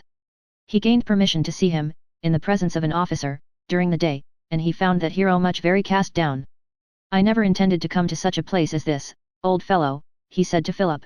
"It's no place for a gentleman, they've no idea how to treat a gentleman. Look at that provender," pointing to his uneaten prison ration. "They tell me I am detained as a witness, and I passed the night among a lot of cutthroats and dirty rascals, a pretty witness I'd be in a month spent in such company." "But what under heavens," asked Philip, "induced you to come to New York with Laura? What was it for?" "What for? Why, she wanted me to come. I didn't know anything about that cursed Selby. She said it was lobby business for the university. I'd no idea what she was dragging me into that confounded hotel for. I suppose she knew that the Southerners all go there, and thought she'd find her man. Oh, Lord, I wish I'd taken your advice. You might as well murder somebody and have the credit of it, as get into the newspapers the way I have. She's pure devil, that girl. You ought to have seen how sweet she was on me, what an ass I am. Well, I'm not going to dispute a poor prisoner. But the first thing is to get you out of this. I've brought the note Laura wrote you, for one thing, and I've seen your uncle, and explained the truth of the case to him. He will be here soon." Harry's uncle came, with other friends, and in the course of the day made such a showing to the authorities that Harry was released, on giving bonds to appear as a witness when wanted. His spirits rose with their usual elasticity as soon as he was out of Centre Street, and he insisted on giving Philip and his friends a royal supper at Delmonico's, an excess which was perhaps excusable in the rebound of his feelings, and which was committed with his usual reckless generosity. Harry ordered the supper, and it is perhaps needless to say that Philip paid the bill. Neither of the young men felt like attempting to see Laura that day, and she saw no company except the newspaper reporters, until the arrival of Col. Sellers and Washington Hawkins, who had hastened to New York with all speed. They found Laura in a cell in the upper tier of the women's department. The cell was somewhat larger than those in the men's department, and might be 8 feet by 10 square, perhaps a little longer. It was of stone, floor and all, and the roof was oven-shaped. A narrow slit in the roof admitted sufficient light, and was the only means of ventilation. When the window was opened there was nothing to prevent the rain coming in. The only means of heating being from the corridor. When the door was ajar, the cell was chilly and at this time damp. It was whitewashed and clean, but it had a slight jail odor. Its only furniture was a narrow iron bedstead, with a tick of straw and some blankets, not too clean. When Col. Sellers was conducted to the cell by the matron and looked in, his emotions quite overcame him, the tears rolled down his cheeks and his voice trembled so that he could hardly speak. Washington was unable to say anything. He looked from Laura to the miserable creatures who were walking in the corridor with unutterable disgust. Laura was alone, calm and self-contained, though she was not unmoved by the sight of the grief of her friends. "Are you comfortable, Laura?" was the first word the colonel could get out. "You see," she replied. "I can't say it's exactly comfortable." "Are you cold?" "It is pretty chilly. The stone floor is like ice. It chills me through to step on it. I have to sit on the bed." "Poor thing, poor thing. And can you eat anything?" "No, I am not hungry. I don't know that I could eat anything, I can't eat that." "Oh dear," continued the colonel, "it's dreadful. But cheer up, dear, cheer up," and the colonel broke down entirely. "But," he went on, "we'll stand by you. We'll do everything for you. I know you couldn't have meant to do it, it must have been insanity, you know, or something of that sort. You never did anything of the sort before." Laura smiled very faintly and said, "Yes, it was something of that sort. It's all a whirl. He was a villain, you don't know. I'd rather have killed him myself, in a duel, you know, all fair. I wish I had. But don't you be down. We'll get you off, the best counsel, the lawyers in New York can do anything, I've read of cases. But you must be comfortable now. We've brought some of your clothes, at the hotel. What else can we get for you?" Laura suggested that she would like some sheets for her bed, a piece of carpet to step on, and her meals sent in, and some books and writing materials if it was allowed. The colonel and Washington promised to procure all these things, and then took their sorrowful leave, a great deal more affected than the criminal was, apparently, by her situation. The colonel told the matron as he went away that if she would look to Laura's comfort a little it shouldn't be the worse for her, and to the turnkey who let them out he patronizingly said, "You've got a big establishment here, a credit to the city. I've got a friend in there, I shall see you again, sir." By the next day something more of Laura's own story began to appear in the newspapers, colored and heightened by reporters' rhetoric. Some of them cast a lurid light upon the colonel's career, and represented his victim as a beautiful avenger of her murdered innocence, and others pictured her as his willing paramour and pitiless slayer. Her communications to the reporters were stopped by her lawyers as soon as they were retained and visited her, but this fact did not prevent, it may have facilitated, the appearance of casual paragraphs here and there which were likely to beget popular sympathy for the poor girl. The occasion did not pass without improvement by the leading journals, and Philip preserved the editorial comments of 3 or 4 of them which pleased him most. These he used to read aloud to his friends afterwards and ask them to guess from which journal each of them had been cut. One began in this simple manner. "History never repeats itself, but the kaleidoscopic combinations of the pictured present often seem to be constructed out of the broken fragments of antique legends. Washington is not Corinth, and Lays, the beautiful daughter of Timandra, might not have been the prototype of the ravishing Laura, daughter of the plebeian house of Hawkins, but the orators and statesmen who were the purchasers of the favors of the one, may have been as incorruptible as the Republican statesmen who learned how to love and how to vote from the sweet lips of the Washington lobbyist, and perhaps the modern Lays would never have departed from the national capital if there had been there even one Republican xenocrates who resisted her blandishments. But here the parallel fails. Lays, wandering away with the youth Hippostratus, is slain by the women who are jealous of her charms. Laura, straying into her Thessaly with the youth Brearley, slays her other lover and becomes the champion of the wrongs of her sex. Another journal began its editorial with less lyrical beauty, but with equal force. It closed as follows. "With Laura Hawkins, fair, fascinating and fatal, and with the dissolute kernel of a lost cause, who has reaped the harvest he sowed, we have nothing to do." But as the curtain rises on this awful tragedy, we catch a glimpse of the society at the capital under this administration, which we cannot contemplate without alarm for the fate of the Republic. A third newspaper took up the subject in a different tone. It said, Our repeated predictions are verified. The pernicious doctrines which we have announced as prevailing in American society have been again illustrated. The name of the city is becoming a reproach. We may have done something in averting its ruin in our resolute exposure of the great frauds. We shall not be deterred from insisting that the outraged laws for the protection of human life shall be vindicated now, so that a person can walk the streets or enter the public houses, at least in the daytime, without the risk of a bullet through his brain. A fourth journal began its remarks as follows. The fullness with which we present our readers this morning the details of the Selby Hawkins homicide is a miracle of modern journalism. Subsequent investigation can do little to fill out the picture. It is the old story. A beautiful woman shoots her absconding lover in cold blood, and we shall doubtless learn in due time that if she was not as mad as a hare in this month of March, she was at least laboring under what is termed momentary insanity. It would not be too much to say that upon the first publication of the facts of the tragedy, there was an almost universal feeling of rage against the murderess in the tombs, and that reports of her beauty only heightened the indignation. It was as if she presumed upon that and upon her sex, to defy the law, and there was a fervent hope that the law would take its plain course. Yet Laura was not without friends, and some of them very influential too. She had in her keeping a great many secrets and a great many reputations, perhaps. Who shall set himself up to judge human motives? Why, indeed, might we not feel pity for a woman whose brilliant career had been so suddenly extinguished in misfortune and crime? Those who had known her so well in Washington might find it impossible to believe that the fascinating woman could have had murder in her heart, and would readily give ear to the current sentimentality about the temporary aberration of mind under the stress of personal calamity. Senator Dilworthy was greatly shocked, of course, but he was full of charity for the erring. We shall all need mercy, he said. Laura as an inmate of my family was a most exemplary female, amiable, affectionate and truthful, perhaps too fond of gaiety, and neglectful of the externals of religion, but a woman of principle. She may have had experiences of which I am ignorant, but she could not have gone to this extremity if she had been in her own right mind. To the senator's credit be it said, he was willing to help Laura and her family in this dreadful trial. She, herself, was not without money, for the Washington lobbyist is not seldom more fortunate than the Washington claimant, and she was able to procure a good many luxuries to mitigate the severity of her prison life. It enabled her also to have her own family near her, and to see some of them daily. The tender solicitude of her mother, her childlike grief, and her firm belief in the real guiltlessness of her daughter, touched even the custodians of the tombs who are inured to scenes of pathos. Mrs. Hawkins had hastened to her daughter as soon as she received money for the journey. She had no reproaches, she had only tenderness and pity. She could not shut out the dreadful facts of the case, but it had been enough for her that Laura had said, in their first interview, "Mother, I did not know what I was doing." She obtained lodgings near the prison and devoted her life to her daughter, as if she had been really her own child. She would have remained in the prison day and night if it had been permitted. She was aged and feeble, but this great necessity seemed to give her new life. The pathetic story of the old lady's ministrations, and her simplicity and faith, also got into the newspapers in time, and probably added to the pathos of this wrecked woman's fate, which was beginning to be felt by the public. It was certain that she had champions who thought that her wrongs ought to be placed against her crime, and expressions of this feeling came to her in various ways.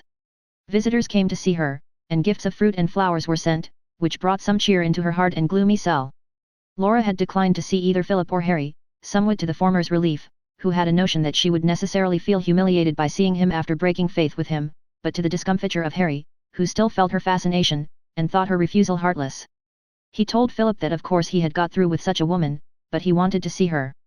Philip, to keep him from some new foolishness, persuaded him to go with him to Philadelphia, and give his valuable services in the mining operations at Ilium.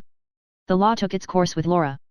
She was indicted for murder in the first degree, and held for trial at the summer term. The two most distinguished criminal lawyers in the city had been retained for her defense, and to that the resolute woman devoted her days, with the courage that rose as she consulted with her counsel and understood the methods of criminal procedure in New York. She was greatly depressed, however, by the news from Washington. Congress adjourned and her bill had failed to pass the Senate. It must wait for the next session. Chapter 48. It had been a bad winter, somehow, for the firm of Pennybacker, Bigler, and Small. These celebrated contractors usually made more money during the session of the legislature at Harrisburg than upon all their summer work, and this winter had been unfruitful. It was unaccountable to Bigler. "You see, Mr. Bolton," he said, and Philip was present at the conversation, "it puts us all out. It looks as if politics was played out. We'd counted on the year of Simon's re-election. And, now, he's re-elected, and I've yet to see the first man who's the better for it." "You don't mean to say," asked Philip, "that he went in without paying anything?" "Not a cent, not a dash cent, as I can hear," repeated Mr. Bigler, indignantly. "I call it a swindle on the state. How it was done gets me. I never saw such a tight time for money in Harrisburg. Were there no combinations, no railroad jobs, no mining schemes put through in connection with the election. Not that I know, said Bigler, shaking his head in disgust. In fact, it was openly said that there was no money in the election. It's perfectly unheard of. Perhaps, suggested Philip, it was effected on what the insurance companies call the endowment, or the paid-up plan, by which a policy is secured after a certain time without further payment. You think then, said Mr. Bolton smiling, that a liberal and sagacious politician might own a legislature after a time, and not be bothered with keeping up his payments? Whatever it is, interrupted Mr. Bigler, it's devilish ingenious, and goes ahead of my calculations. It's cleaned me out, when I thought we had a dead sure thing. I tell you what it is, gentlemen, I shall go in for reform. Things have got pretty mixed when a legislature will give away a United States senatorship. It was melancholy, but Mr. Bigler was not a man to be crushed by one misfortune, or to lose his confidence in human nature, on one exhibition of apparent honesty. He was already on his feet again, or would be if Mr. Bolton could tide him over shoal water for 90 days. We've got something with money in it, he explained to Mr. Bolton, got hold of it by good luck. We've got the entire contract for Dobson's patent pavement for the city of Mobile. See here. Mr. Bigler made some figures, contract so much, cost of work and materials so much, profits so much. At the end of 3 months the city would owe the company $375,000, 200,000 of that would be profits. The whole job was worth at least $1 million to the company, it might be more. There could be no mistake in these figures. Here was the contract. Mr. Bolton knew what materials were worth and what the labor would cost. Mr. Bolton knew perfectly well from sore experience that there was always a mistake in figures when Bigler or Small made them, and he knew that he ought to send the fellow about his business. Instead of that, he let him talk. They only wanted to raise $50,000 to carry on the contract. That expended they would have city bonds. Mr. Bolton said he hadn't the money. But Bigler could raise it on his name. Mr. Bolton said he had no right to put his family to that risk. But the entire contract could be assigned to him, the security was ample, it was a fortune to him if it was forfeited. Besides, Mr. Bigler had been unfortunate, he didn't know where to look for the necessaries of life for his family. If he could only have one more chance, he was sure he could right himself. He begged for it. And Mr. Bolton yielded. He could never refuse such appeals.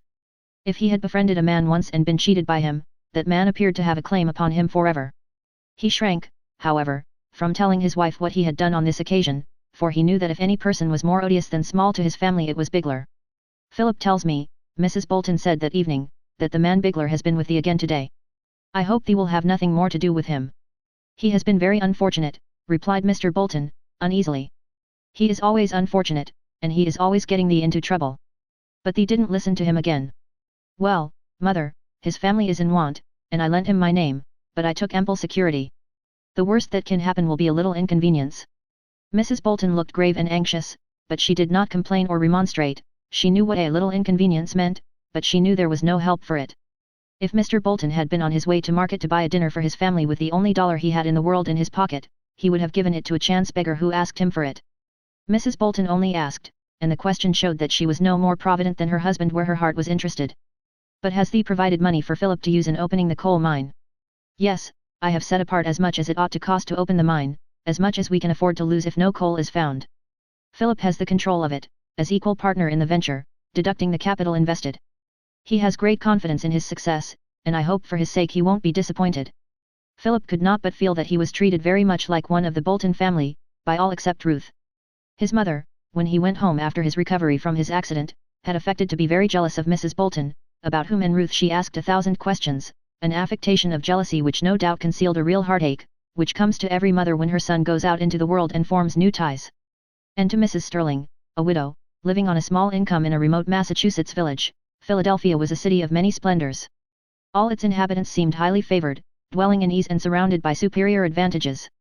Some of her neighbors had relations living in Philadelphia, and it seemed to them somehow a guarantee of respectability to have relations in Philadelphia.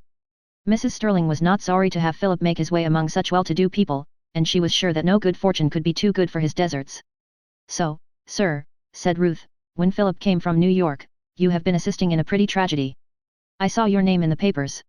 Is this woman a specimen of your Western friends? My only assistance, replied Philip, a little annoyed, was in trying to keep Harry out of a bad scrape, and I failed after all. He walked into her trap, and he has been punished for it. I'm going to take him up to Ilium to see if he won't work steadily at one thing, and quit his nonsense. Is she as beautiful as the newspapers say she is? I don't know, she has a kind of beauty, she is not like Alice. Well, She is brilliant, she was called the handsomest woman in Washington, dashing, you know, and sarcastic and witty. Ruth, do you believe a woman ever becomes a devil? Men do, and I don't know why women shouldn't. But I never saw one. Well, Laura Hawkins comes very near it. But it is dreadful to think of her fate. Why, do you suppose they will hang a woman? Do you suppose they will be so barbarous as that? I wasn't thinking of that, it's doubtful if a New York jury would find a woman guilty of any such crime. But to think of her life if she is acquitted. It is dreadful, said Ruth, thoughtfully, but the worst of it is that you men do not want women educated to do anything, to be able to earn an honest living by their own exertions. They are educated as if they were always to be petted and supported, and there was never to be any such thing as misfortune. I suppose, now, that you would all choose to have me stay idly at home, and give up my profession. Oh, no, said Philip, earnestly, I respect your resolution. But, Ruth, do you think you would be happier or do more good in following your profession than in having a home of your own? What is to hinder having a home of my own? Nothing, perhaps, only you never would be in it, you would be away day and night, if you had any practice, and what sort of a home would that make for your husband? What sort of a home is it for the wife whose husband is always away riding about in his doctor's gig? Ah, you know that is not fair. The woman makes the home. Philip and Ruth often had this sort of discussion, to which Philip was always trying to give a personal turn. He was now about to go to Ilium for the season, and he did not like to go without some assurance from Ruth that she might perhaps love him some day, when he was worthy of it, and when he could offer her something better than a partnership in his poverty. I should work with a great deal better heart, Ruth, he said the morning he was taking leave, if I knew you cared for me a little. Ruth was looking down, the color came faintly to her cheeks, and she hesitated. She needn't be looking down, he thought, for she was ever so much shorter than tall Philip. It's not much of a place, Ilium, Philip went on, as if a little geographical remark would fit in here as well as anything else, and I shall have plenty of time to think over the responsibility I have taken, and, his observation did not seem to be coming out anywhere. But Ruth looked up, and there was a light in her eyes that quickened Phil's pulse. She took his hand, and said with serious sweetness, "Thee mustn't lose heart, Philip." And then she added, in another mood, "Thee knows I graduate in the summer and shall have my diploma. And if anything happens, mines explode sometimes, thee can send for me. Farewell." The opening of the Ilium coal mine was begun with energy, but without many omens of success. Philip was running a tunnel into the breast of the mountain, in faith that the coal stratum ran there as it ought to. How far he must go and he believed he knew, but no one could tell exactly. Some of the miners said that they should probably go through the mountain, and that the hole could be used for a railway tunnel. The mining camp was a busy place at any rate. Quite a settlement of board and log shanties had gone up, with a blacksmith shop, a small machine shop, and a temporary store for supplying the wants of the workmen. Philip and Harry pitched a commodious tent, and lived in the full enjoyment of the free life. There is no difficulty in digging a hole in the ground, if you have money enough to pay for the digging, but those who try this sort of work are always surprised at the large amount of money necessary to make a small hole. The earth is never willing to yield one product, hidden in her bosom, without an equivalent for it. And when a person asks of her coal, she is quite apt to require gold in exchange. It was exciting work for all concerned in it.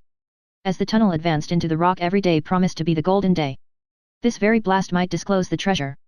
The work went on week after week, and at length during the night as well as the daytime. Gangs relieved each other, and the tunnel was every hour, inch by inch and foot by foot, crawling into the mountain. Philip was on the stretch of hope and excitement. Every payday he saw his funds melting away, and still there was only the faintest show of what the miners call signs. The life suited Harry, whose buoyant hopefulness was never disturbed. He made endless calculations, which nobody could understand, of the probable position of the vein. He stood about among the workmen with the busiest air. When he was down at Ilium he called himself the engineer of the works, and he used to spend hours smoking his pipe with the Dutch landlord on the hotel porch, and astonishing the idlers there with the stories of his railroad operations in Missouri. He talked with the landlord, too, about enlarging his hotel, and about buying some village lots, in the prospect of a rise, when the mine was opened. He taught the Dutchman how to mix a great many cooling drinks for the summer time, and had a bill at the hotel, the growing length of which Mr. Dusenheimer contemplated with pleasant anticipations. Mr. Brearley was a very useful and cheering person wherever he went. Midsummer arrived. Philip could report to Mr. Bolton only progress, and this was not a cheerful message for him to send to Philadelphia in reply to inquiries that he thought became more and more anxious. Philip himself was a prey to the constant fear that the money would give out before the coal was struck. At this time Harry was summoned to New York, to attend the trial of Laura Hawkins. It was possible that Philip would have to go also, her lawyer wrote, but they hoped for a postponement. There was important evidence that they could not yet obtain, and he hoped the judge would not force them to a trial unprepared. There were many reasons for a delay, reasons which of course are never mentioned, but which it would seem that a New York judge sometimes must understand, when he grants a postponement upon a motion that seems to the public altogether inadequate. Harry went, but he soon came back. The trial was put off. "Every week we can gain," said the learned counsel, "Braham, improves our chances. The popular rage never lasts long." Chapter 49. We've struck it. This was the electric announcement at the tent door that woke Philip out of a sound sleep at dead of night, and shook all the sleepiness out of him in a trice. "What? Where is it? When? Coal? Let me see it. What quality is it?" were some of the rapid questions that Philip poured out as he hurriedly dressed. "Harry, wake up, my boy. The coal train is coming." "Struck it, eh? Let's see." The foreman put down his lantern, and handed Philip a black lump. There was no mistake about it, it was the hard, shining anthracite, and its freshly fractured surface glistened in the light like polished steel. Diamond never shone with such luster in the eyes of Philip. Harry was exuberant, but Philip's natural caution found expression in his next remark. "Now, Roberts, you are sure about this?" "What, sure that it's coal?" "Oh, no, sure that it's the main vein." "Well, yes. We took it to be that." "Did you from the first?" "I can't say we did at first. No, we didn't. Most of the indications were there, but not all of them, not all of them. So we thought we'd prospect a bit. Well, it was tolerable thick, and looked as if it might be the vein, looked as if it ought to be the vein. Then we went down on it a little. Looked better all the time." "When did you strike it?" "About 10 o'clock. "Then you've been prospecting about 4 hours." "Yes, been sinking on it something over 4 hours." "I'm afraid you couldn't go down very far in 4 hours, could you?" "Oh yes, it's a good deal broke up, nothing but picking and giddying stuff." "Well, it does look encouraging, sure enough, but then the lacking indications. I'd rather we had them, Mr. Sterling, but I've seen more than one good permanent mine struck without 'em in my time." "Well, that is encouraging too." "Yes, there was the Union, the Alabama and the Black Mohawk, all good, sound mines, you know, all just exactly like this one when we first struck them." "Well, I begin to feel a good deal more easy. I guess we've really got it. I remember hearing them tell about the Black Mohawk. I'm free to say that I believe it, and the men all think so too. They are all old hands at this business." "Come Harry, let's go up and look at it, just for the comfort of it," said Philip. They came back in the course of an hour, satisfied and happy. There was no more sleep for them that night.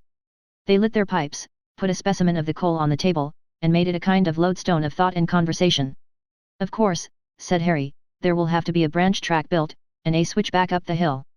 "Yes, there will be no trouble about getting the money for that now. We could sell out tomorrow for a handsome sum. That sort of coal doesn't go begging within a mile of a railroad. I wonder if Mr. Bolton would rather sell out or work it." "Oh, work it," says Harry, "probably the whole mountain is coal now you've got to it." "Possibly it might not be much of a vein after all," suggested Philip. "Possibly it is, I'll bet it's 40 feet thick." "I told you. I knew the sort of thing as soon as I put my eyes on it." Philip's next thought was to write to his friends and announce their good fortune. To Mr. Bolton he wrote a short, business letter, as calm as he could make it. They had found coal of excellent quality, but they could not yet tell with absolute certainty what the vein was. The prospecting was still going on. Philip also wrote to Ruth, but though this letter may have glowed, it was not with the heat of burning anthracite. He needed no artificial heat to warm his pen and kindle his ardor when he sat down to write to Ruth. But it must be confessed that the words never flowed so easily before, and he ran on for an hour disporting in all the extravagance of his imagination. When Ruth read it, she doubted if the fellow had not gone out of his senses. And it was not until she reached the postscript that she discovered the cause of the exhilaration. "P.S. We have found coal." The news couldn't have come to Mr. Bolton in better time. He had never been so sorely pressed. A dozen schemes which he had in hand, any one of which might turn up a fortune, all languished, and each needed just a little more money to save that which had been invested. He hadn't a piece of real estate that was not covered with mortgages, even to the wild tract which Philip was experimenting on, and which had no marketable value above the encumbrance on it. He had come home that day early, unusually dejected. "I am afraid," he said to his wife, "that we shall have to give up our house. I don't care for myself, but for thee and the children." "That will be the least of misfortunes," said Mrs. Bolton, cheerfully, "if thee can clear thyself from debt and anxiety, which is wearing thee out, we can live anywhere. Thee knows we were never happier than when we were in a much humbler home. The truth is, Margaret, that affair of Bigler and Smalls has come on me just when I couldn't stand another ounce. They have made another failure of it. I might have known they would, and the sharpers, or fools, I don't know which, have contrived to involve me for 3 times as much as the first obligation. The security is in my hands, but it is good for nothing to me. I have not the money to do anything with the contract. Ruth heard this dismal news without great surprise. She had long felt that they were living on a volcano, that might go into active operation at any hour. Inheriting from her father an active brain and the courage to undertake new things, she had little of his sanguine temperament which blinds one to difficulties and possible failures. She had little confidence in the many schemes which had been about to lift her father out of all his embarrassments and into great wealth. Ever since she was a child, as she grew older, she rather wondered that they were as prosperous as they seemed to be, and that they did not all go to smash amid so many brilliant projects. She was nothing but a woman, and did not know how much of the business prosperity of the world is only a bubble of credit and speculation, one scheme helping to float another which is no better than it, and the whole liable to come to naught and confusion as soon as the busy brain that conceived them ceases its power to devise, or when some accident produces a sudden panic. Perhaps, I shall be the stay of the family, yet, said Ruth, with an approach to gaiety. When we move into a little house in town, will thee let me put a little sign on the door, Dr. Ruth Bolton. Mrs. Dr. Longstreet, thee knows, has a great income. Who will pay for the sign, Ruth? Asked Mr. Bolton. A servant entered with the afternoon mail from the office. Mr. Bolton took his letters listlessly, dreading to open them. He knew well what they contained, new difficulties, more urgent demands for money. Oh, here is one from Philip. Poor fellow. I shall feel his disappointment as much as my own bad luck. It is hard to bear when one is young. He opened the letter and read. As he read his face lightened, and he fetched such a sigh of relief, that Mrs. Bolton and Ruth both exclaimed. Read that, he cried, Philip has found coal. The world was changed in a moment. One little sentence had done it. There was no more trouble. Philip had found coal. That meant relief. That meant fortune. A great weight was taken off, and the spirits of the whole household rose magically. Good money. Beautiful demon of money, what an enchanter thou art. Ruth felt that she was of less consequence in the household, now that Philip had found coal, and perhaps she was not sorry to feel so. Mr. Bolton was 10 years younger the next morning. He went into the city, and showed his letter on change. It was the sort of news his friends were quite willing to listen to. They took a new interest in him. If it was confirmed, Bolton would come right up again. There would be no difficulty about his getting all the money he wanted. The money market did not seem to be half so tight as it was the day before. Mr. Bolton spent a very pleasant day in his office, and went home revolving some new plans, and the execution of some projects he had long been prevented from entering upon by the lack of money. The day had been spent by Philip in no less excitement. By daylight, with Philip's letters to the mail, word had gone down to Ilium that coal had been found, and very early a crowd of eager spectators had come up to see for themselves. The prospecting continued day and night for upwards of a week, and during the first 4 or 5 days the indications grew more and more promising, and the telegrams and letters kept Mr. Bolton duly posted. But at last a change came, and the promises began to fail with alarming rapidity. In the end it was demonstrated without the possibility of a doubt that the great find was nothing but a worthless seam. Philip was cast down, all the more so because he had been so foolish as to send the news to Philadelphia before he knew what he was writing about. And now he must contradict it. It turns out to be only a mere seam, he wrote, but we look upon it as an indication of better further in. Alas! Mr. Bolton's affairs could not wait for indications. The future might have a great deal in store, but the present was black and hopeless. It was doubtful if any sacrifice could save him from ruin. Yet sacrifice he must make, and that instantly, in the hope of saving something from the wreck of his fortune. His lovely country home must go. That would bring the most ready money. The house that he had built with loving thought for each one of his family, as he planned its luxurious apartments and adorned it, the grounds that he had laid out, with so much delight in following the tastes of his wife, with whom the country, the cultivation of rare trees and flowers, the care of garden and lawn and conservatories were a passion almost, this home, which he had hoped his children would enjoy long after he had done with it, must go. The family bore the sacrifice better than he did.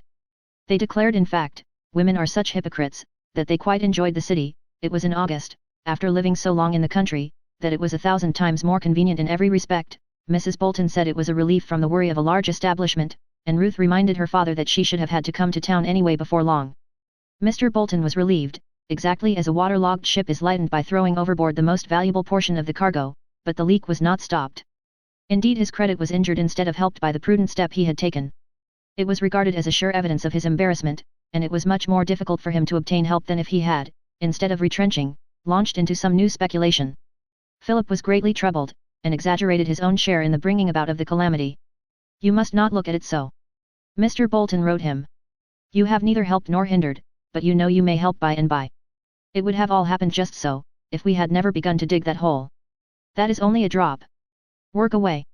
I still have hope that something will occur to relieve me.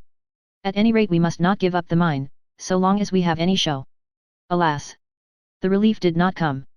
New misfortunes came instead. When the extent of the Bigler swindle was disclosed there was no more hope that Mr. Bolton could extricate himself, and he had, as an honest man, no resource except to surrender all his property for the benefit of his creditors. The autumn came and found Philip working with diminished force but still with hope. He had again and again been encouraged by good indications, but he had again and again been disappointed. He could not go on much longer, and almost everybody except himself had thought it was useless to go on as long as he had been doing. When the news came of Mr. Bolton's failure, of course the work stopped. The men were discharged, the tools were housed, the hopeful noise of pickman and driver ceased, and the mining camp had that desolate and mournful aspect which always hovers over a frustrated enterprise. Philip sat down amid the ruins, and almost wished he were buried in them. How distant Ruth was now from him, now, when she might need him most. How changed was all the Philadelphia world, which had hitherto stood for the exemplification of happiness and prosperity. He still had faith that there was coal in that mountain. He made a picture of himself living there a hermit in a shanty by the tunnel, digging away with solitary pick and wheelbarrow, day after day and year after year, until he grew grey and aged, and was known in all that region as the Old Man of the Mountain. Perhaps some day, he felt it must be so some day, he should strike coal. But what if he did? Who would be alive to care for it then? What would he care for it then? No, a man wants riches in his youth, when the world is fresh to him. He wondered why Providence could not have reversed the usual process, and let the majority of men begin with wealth and gradually spend it, and die poor when they no longer needed it. Harry went back to the city. It was evident that his services were no longer needed.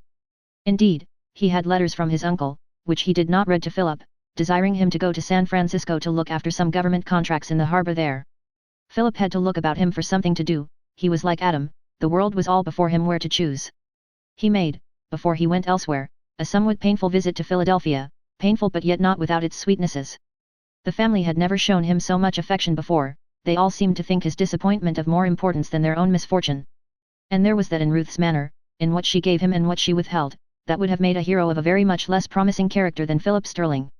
Among the assets of the Bolton property, the Ilium tract was sold, and Philip bought it in at the Vendu, for a song, for no one cared to even undertake the mortgage on it except himself. He went away the owner of it, and had ample time before he reached home in November, to calculate how much poorer he was by possessing it. Chapter 50.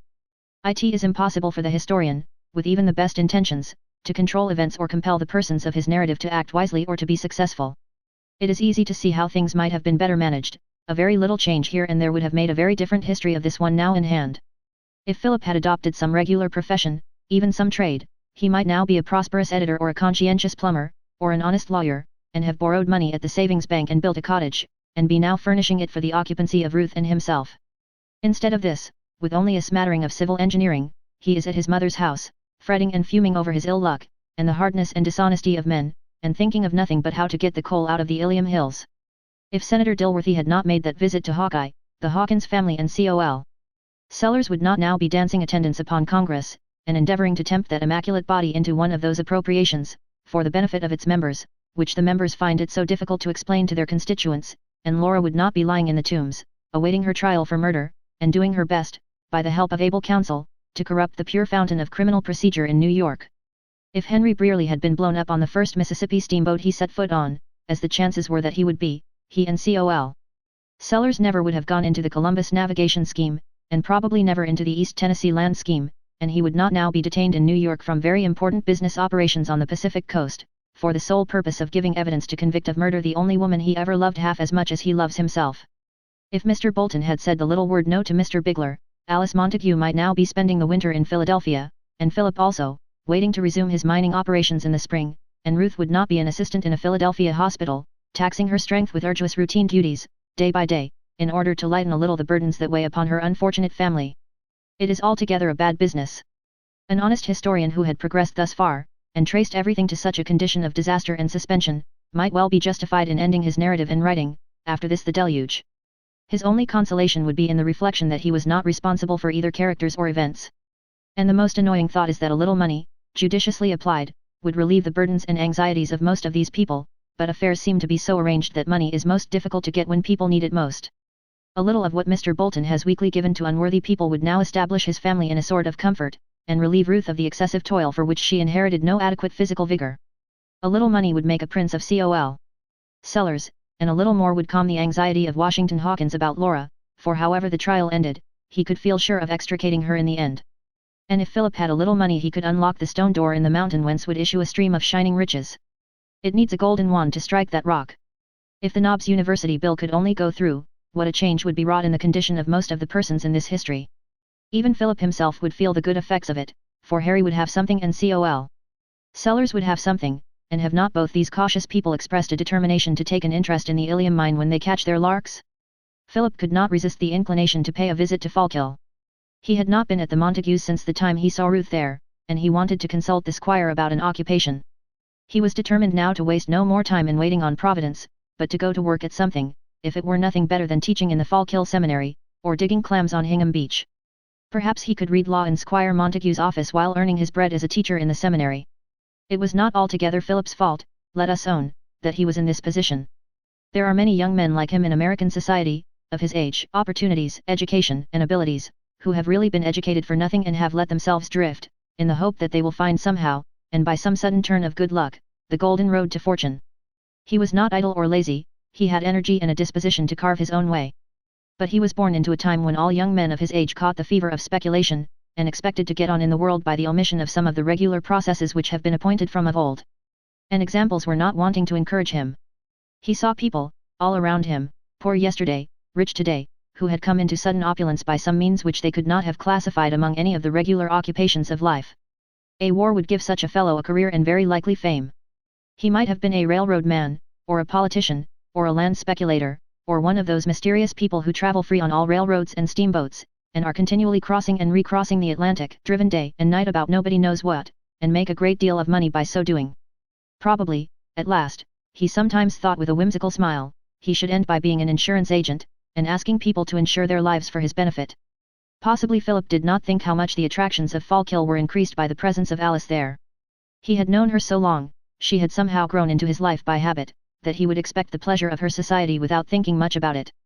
Latterly he never thought of her without thinking of Ruth, and if he gave the subject any attention, it was probably in an undefined consciousness that he had her sympathy in his love, and that she was always willing to hear him talk about it. If he ever wondered that Alice herself was not in love and never spoke of the possibility of her own marriage, it was a transient thought, for love did not seem necessary, exactly, to one so calm and evenly balanced and with so many resources in her herself. Whatever her thoughts may have been, they were unknown to Philip, as they are to these historians. If she was seeming to be what she was not, and carrying a burden heavier than anyone else carried, because she had to bear it alone, she was only doing what thousands of women do, with the self-renunciation and heroism of which men, impatient and complaining, have no conception. Have not these big babies with beards filled all literature with their outeries, their griefs, and their lamentations? It is always the gentle sex which is hard and cruel and fickle and implacable. Do you think you would be contented to live in Fallkill, and attend the county court? Asked Alice, when Philip had opened the budget of his new program. Perhaps not always, said Philip. I might go and practice in Boston maybe, or go to Chicago. Or you might get elected to Congress. Philip looked at Alice to see if she was in earnest and not chaffing him. Her face was quite sober. Alice was one of those patriotic women in the rural districts, who think men are still selected for Congress on account of qualifications for the office. No, said Philip, the chances are that a man cannot get into Congress now without resorting to arts and means that should render him unfit to go there. Of course there are exceptions, but do you know that I could not go into politics if I were a lawyer, without losing standing somewhat in my profession, and without raising at least a suspicion of my intentions and unselfishness? Why, it is telegraphed all over the country and commented on as something wonderful if a congressman votes honestly and unselfishly and refuses to take advantage of his position to steal from the government. But, insisted Alice, I should think it a noble ambition to go to Congress, if it is so bad, and help reform it. I don't believe it is as corrupt as the English Parliament used to be, if there is any truth in the novels, and I suppose that is reformed. I'm sure I don't know where the reform is to begin. I've seen a perfectly capable, honest man, time and again, run against an illiterate trickster, and get beaten. I suppose if the people wanted decent members of Congress they would elect them.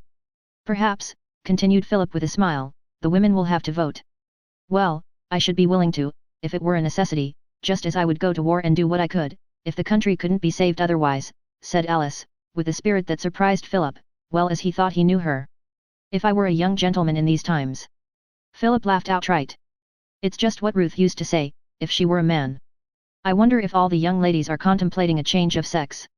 No, only a changed sex, retorted Alice, we contemplate for the most part young men who don't care for anything they ought to care for. Well, said Philip, looking humble. I care for some things, you and Ruth for instance, perhaps I ought not to. Perhaps I ought to care for Congress and that sort of thing. Don't be a goose, Philip. I heard from Ruth yesterday. Can I see her letter? No, indeed. But I am afraid her hard work is telling on her, together with her anxiety about her father. Do you think, Alice, asked Philip with one of those selfish thoughts that are not seldom mixed with real love, that Ruth prefers her profession to marriage?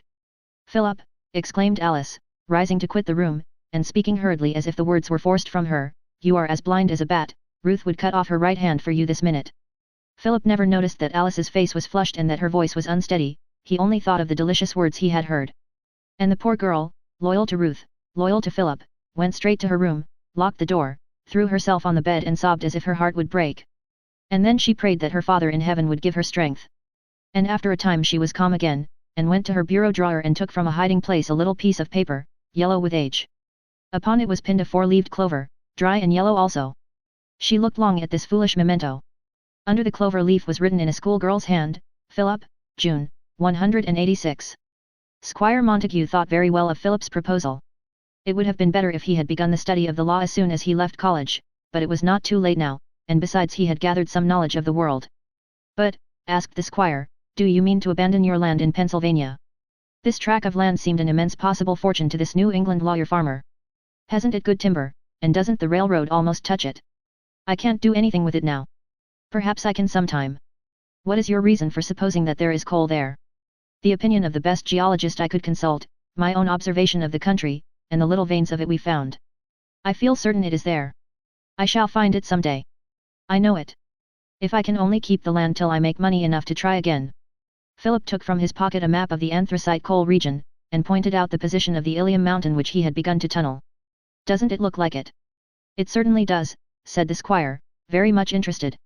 It is not unusual for a quiet country gentleman to be more taken with such a venture than a speculator who has had more experience in its uncertainty. It was astonishing how many New England clergymen, in the time of the petroleum excitement, took chances in oil. The Wall Street brokers are said to do a good deal of small business for country clergymen, who are moved no doubt with the laudable desire of purifying the New York Stock Board. I don't see that there is much risk, said the squire, at length. The timber is worth more than the mortgage, and if that coal seam does run there, it's a magnificent fortune. Would you like to try it again in the spring, Phil? Like to try it? If he could have a little help, he would work himself, with pick and barrow, and live on a crust. Only give him one more chance. And this is how it came about that the cautious old Squire Montague was drawn into this young fellow's speculation, and began to have his serene old age disturbed by anxieties and by the hope of a great stroke of luck. To be sure, I only care about it for the boy, he said. The squire was like everybody else, sooner or later he must take a chance. It is probably on account of the lack of enterprise in women that they are not so fond of stock speculations and mine ventures as men. It is only when woman becomes demoralized that she takes to any sort of gambling. Neither Alice nor Ruth were much elated with the prospect of Philip's renewal of his mining enterprise. But Philip was exultant. He wrote to Ruth as if his fortune were already made, and as if the clouds that lowered over the house of Bolton were already in the deep bosom of a coal mine buried. Towards spring he went to Philadelphia with his plans all matured for a new campaign. His enthusiasm was irresistible.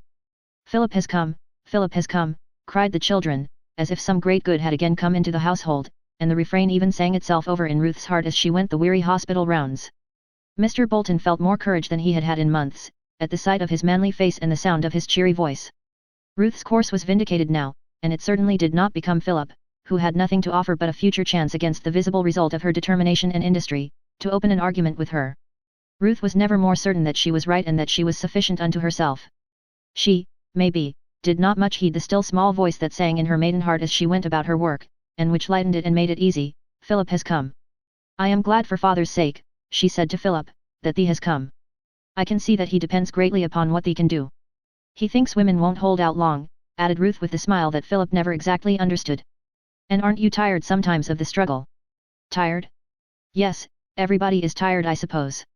But it is a glorious profession. And would you want me to be dependent, Philip?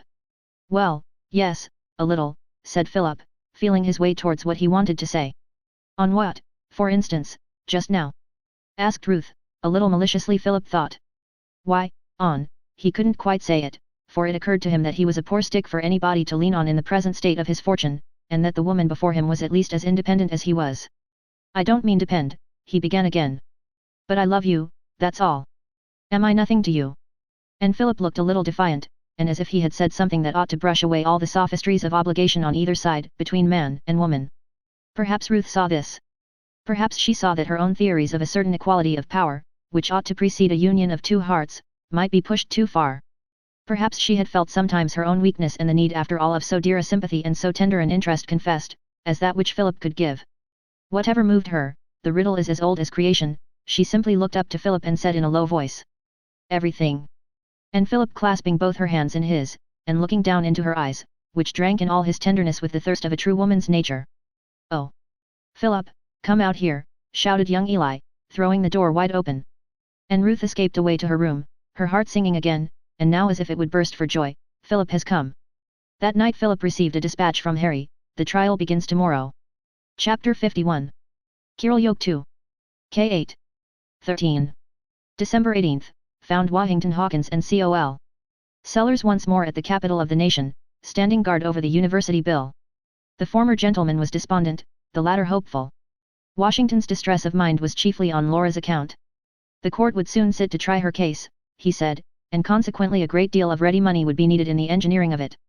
The university bill was sure to pass, this time, and that would make money plenty, but might not the help come too late? Congress had only just assembled, and delays were to be feared. Well, said the colonel, I don't know but you are more or less right, there. Now let's figure up a little on the preliminaries. I think Congress always tries to do as near right as it can, according to its lights. A man can't ask any fairer than that. The first preliminary it always starts out on, is to clean itself, so to speak. It will arraign 2 or 3 dozen of its members, or maybe 4 or 5 dozen, for taking bribes to vote for this and that and the other bill last winter. It goes up into the dozens, does it? Well, yes, in a free country like ours, where any man can run for Congress and anybody can vote for him, you can't expect immortal purity all the time, it ain't in nature. 60 or 80 or 150 people are bound to get in who are not angels in disguise, as young Hicks the correspondent says, but still it is a very good average, very good indeed. As long as it averages as well as that, I think we can feel very well satisfied. Even in these days, when people growl so much and the newspapers are so out of patience, there is still a very respectable minority of honest men in Congress. Why a respectable minority of honest men can't do any good, Colonel? Oh, yes it can, too. Why, how? Oh, in many ways, many ways. But what are the ways? Well, I don't know, it is a question that requires time, a body can't answer every question right offhand. But it does do good. I am satisfied of that. All right, then, grant that it does good, go on with the preliminaries. That is what I am coming to. First, as I said, they will try a lot of members for taking money for votes. That will take 4 weeks. Yes, that's like last year, and it is a sheer waste of the time for which the nation pays those men to work, that is what that is. And it pinches when a body's got a bill waiting. A waste of time, to purify the fountain of public law? Well, I never heard anybody express an idea like that before. But if it were, it would still be the fault of the minority, for the majority don't institute these proceedings. There is where that minority becomes an obstruction, but still one can't say it is on the wrong side. Well, after they have finished the bribery cases, they will take up cases of members who have bought their seats with money. That will take another 4 weeks. Very good, go on. You have accounted for 2/3 of the session. Next they will try each other for various smaller irregularities, like the sale of appointments to West Point cadetships, and that sort of thing, mere trifling pocket money enterprises that might better be passed over in silence, perhaps, but then one of our Congresses can never rest easy till it has thoroughly purified itself of all blemishes, and that is a thing to be applauded. How long does it take to disinfect itself of these minor impurities? Well, about 2 weeks, generally. So Congress always lies helpless in quarantine 10 weeks of a session. That's encouraging. Colonel, poor Laura will never get any benefit from our bill. Her trial will be over before Congress has half purified itself, and doesn't it occur to you that by the time it has expelled all its impure members there may not be enough members left to do business legally? Why, I did not say Congress would expel anybody. Well, won't it expel anybody? Not necessarily. Did it last year? It never does. That would not be regular. Then why waste all the session in that tomfoolery of trying members? It is usual, it is customary, the country requires it. Then the country is a fool, I think. Oh, no. The country thinks somebody is going to be expelled. Well, when nobody is expelled, what does the country think then? By that time, the thing has strung out so long that the country is sick and tired of it and glad to have a change on any terms. But all that inquiry is not lost. It has a good moral effect. Who does it have a good moral effect on? Well, I don't know. On foreign countries, I think. We have always been under the gaze of foreign countries. There is no country in the world, sir, that pursues corruption as inveterately as we do. There is no country in the world whose representatives try each other as much as ours do, or stick to it as long on a stretch. I think there is something great in being a model for the whole civilized world, Washington. You don't mean a model, you mean an example. Well, it's all the same, it's just the same thing. It shows that a man can't be corrupt in this country without sweating for it, I can tell you that. Hang it, Colonel, you just said we never punish anybody for villainous practices. But good God, we try them, don't we? Is it nothing to show a disposition to sift things and bring people to a strict account? I tell you it has its effect. Oh, bother the effect, what is it they do? How do they proceed? You know perfectly well, and it is all bosh, too. Come, now, how do they proceed? Why, they proceed right and regular, and it ain't bosh, Washington, it ain't bosh. They appoint a committee to investigate, and that committee hears evidence 3 weeks, and all the witnesses on one side swear that the accused took money or stock or something for his vote. Then the accused stands up and testifies that he may have done it, but he was receiving and handling a good deal of money at the time and he doesn't remember this particular circumstance, at least with sufficient distinctness to enable him to grasp it tangibly. So of course the thing is not proven, and that is what they say in the verdict. They don't acquit, they don't condemn. They just say, charge not proven.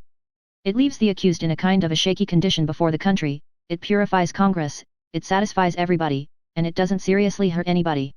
It has taken a long time to perfect our system, but it is the most admirable in the world, now.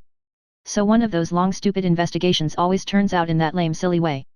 Yes, you are correct. I thought maybe you viewed the matter differently from other people. Do you think a Congress of ours could convict the devil of anything if he were a member? My dear boy, don't let these damaging delays prejudice you against Congress. Don't use such strong language, you talk like a newspaper.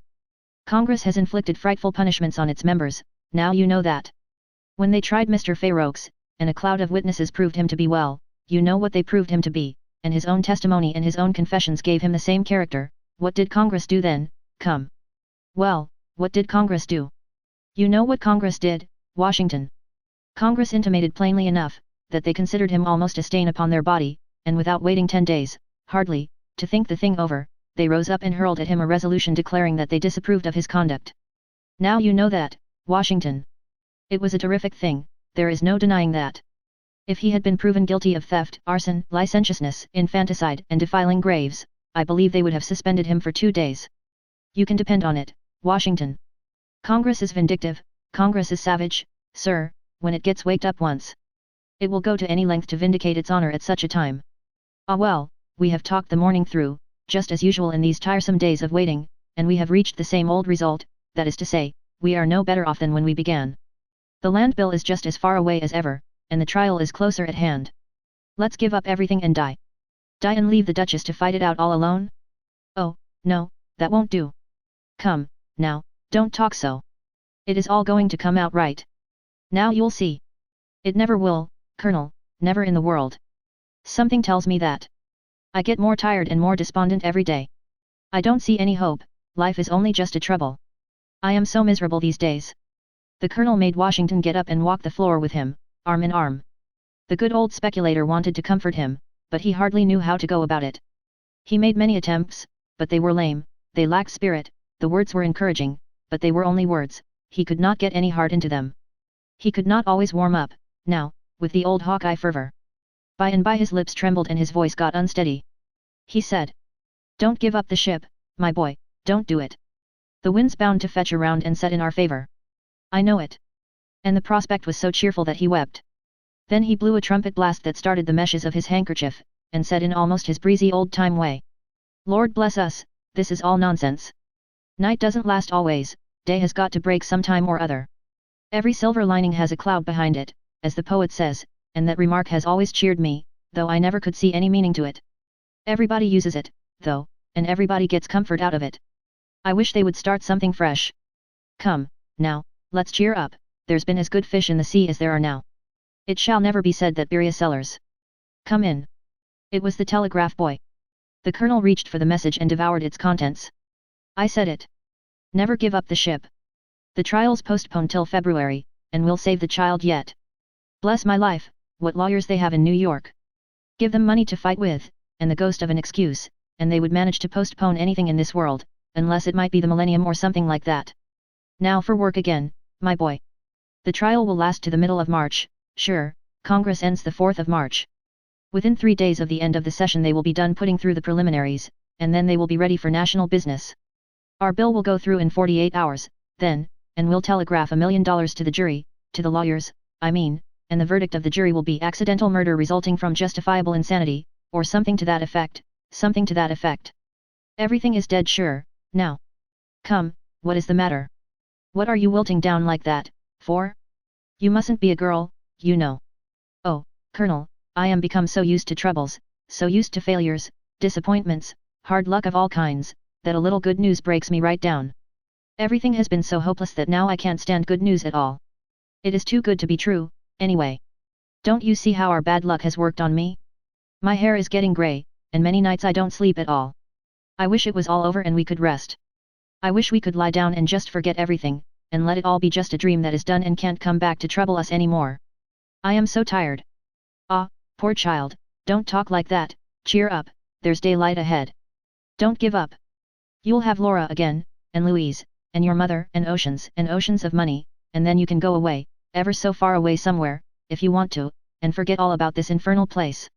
And by George I'll go with you. I'll go with you, now there's my word on it. Cheer up. I'll run out and tell the friends the news. And he wrung Washington's hand and was about to hurry away when his companion, in a burst of grateful admiration said, I think you are the best soul and the noblest I ever knew, Colonel Sellers. And if the people only knew you as I do, you would not be tagging around here a nameless man, you would be in Congress. The gladness died out of the Colonel's face, and he laid his hand upon Washington's shoulder and said gravely, I have always been a friend of your family, Washington, and I think I have always tried to do right as between man and man, according to my lights. Now I don't think there has ever been anything in my conduct that should make you feel justified in saying a thing like that. He turned, then, and walked slowly out, leaving Washington abashed and somewhat bewildered. When Washington had presently got his thoughts into line again, he said to himself, why, honestly, I only meant to compliment him, indeed I would not have hurt him for the world. Chapter 52. The weeks drifted by monotonously enough, now. The preliminaries continued to drag along in Congress, and life was a dull suspense to Sellers and Washington, a weary waiting which might have broken their hearts, maybe, but for the relieving change which they got out of an occasional visit to New York to see Laura. Standing guard in Washington or anywhere else is not an exciting business in time of peace, but standing guard was all that the two friends had to do, all that was needed of them was that they should be on hand and ready for any emergency that might come up. There was no work to do, that was all finished, this was but the second session of the last winter's Congress, and its action on the bill could have but one result, its passage. The House must do its work over again, of course, but the same membership was there to see that it did it, the Senate was secure, Senator Dilworthy was able to put all doubts to rest on that head. Indeed it was no secret in Washington that a 2/3 vote in the Senate was ready and waiting to be eased for the university bill as soon as it should come before that body. Washington did not take part in the gaieties of the season, as he had done the previous winter. He had lost his interest in such things, he was oppressed with cares, now. Senator Dilworthy said to Washington that an humble deportment, under punishment, was best, and that there was but one way in which the troubled heart might find perfect repose and peace. The suggestion found a response in Washington's breast, and the senator saw the sign of it in his face. From that moment one could find the youth with the senator even oftener than with Col. Sellers. When the statesman presided at great temperance meetings, he placed Washington in the front rank of impressive dignitaries that gave tone to the occasion and pomp to the platform. His bald-headed surroundings made the youth the more conspicuous.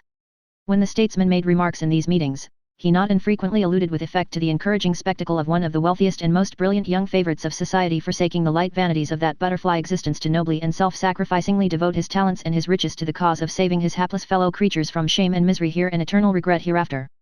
At the prayer meetings the senator always brought Washington up the aisle on his arm and seated him prominently. In his prayers he referred to him in the cant terms which the senator employed, perhaps unconsciously, and mistook, maybe, for religion, and in other ways brought him into notice. He had him out at gatherings for the benefit of the Negro, gatherings for the benefit of the Indian, gatherings for the benefit of the heathen in distant lands. He had him out time and again, before Sunday schools, as an example for emulation. Upon all these occasions the senator made casual references to many benevolent enterprises which his ardent young friend was planning against the day when the passage of the university bill should make his ample means available for the amelioration of the condition of the unfortunate among his fellow men of all nations and all climes. Thus as the weeks rolled on Washington grew up into an imposing lion once more, but a lion that roamed the peaceful fields of religion and temperance, and revisited the glittering domain of fashion no more. A great moral influence was thus brought to bear in favor of the bill, the weightiest of friends flocked to its standard, its most energetic enemies said it was useless to fight longer, they had tacitly surrendered while as yet the day of battle was not come. Chapter 53. The session was drawing toward its close. Senator Dilworthy thought he would run out west and shake hands with his constituents and let them look at him. The legislature whose duty it would be to re-elect him to the United States Senate, was already in session. Mr. Dilworthy considered his re-election certain, but he was a careful, painstaking man, and if, by visiting his state he could find the opportunity to persuade a few more legislators to vote for him, he held the journey to be well worth taking. The university bill was safe, now, he could leave it without fear, it needed his presence and his watching no longer. But there was a person in his state legislature who did need watching, a person who, Senator Dilworthy said, was a narrow, grumbling, uncomfortable malcontent, a person who was stolidly opposed to reform, and progress in him, a person who, he feared, had been bought with money to combat him, and through him the Commonwealth's welfare and its political purity. If this person noble, said Mr. Dilworthy, in a little speech at a dinner party given him by some of his admirers, merely desired to sacrifice me, I would willingly offer up my political life on the altar of my dear state's weal, I would be glad and grateful to do it, but when he makes of me but a cloak to hide his deeper designs, when he proposes to strike through me at the heart of my beloved state, all the lion in me is roused, and I say here I stand, solitary and alone, but sacred trust. Unflinching, unquailing, thrice armed with my sacred trust, and whoso passes, to do evil to this fair domain that looks to me for protection, must do so over my dead body. He further said that if this noble were a pure man, and merely misguided, he could bear it, but that he should succeed in his wicked designs through a base use of money would leave a blot upon his state which would work untold evil to the morals of the people, and that he would not suffer, the public morals must not be contaminated. He would seek this man noble, he would argue, he would persuade, he would appeal to his honor. When he arrived on the ground he found his friends unterrified, they were standing firmly by him and were full of courage. Noble was working hard, too, but matters were against him, he was not making much progress. Mr. Dilworthy took an early opportunity to send for Mr. Noble, he had a midnight interview with him, and urged him to forsake his evil ways, he begged him to come again and again, which he did.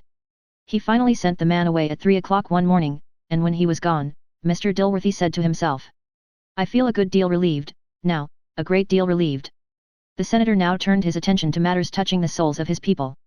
He appeared in church, he took a leading part in prayer meetings, he met and encouraged the temperance societies, he graced the sewing circles of the ladies with his presence, and even took a needle now and then and made a stitch or two upon a calico shirt for some poor Bibleless pagan of the South Seas, and this act enchanted the ladies, who regarded the garments thus honored as in a manner sanctified.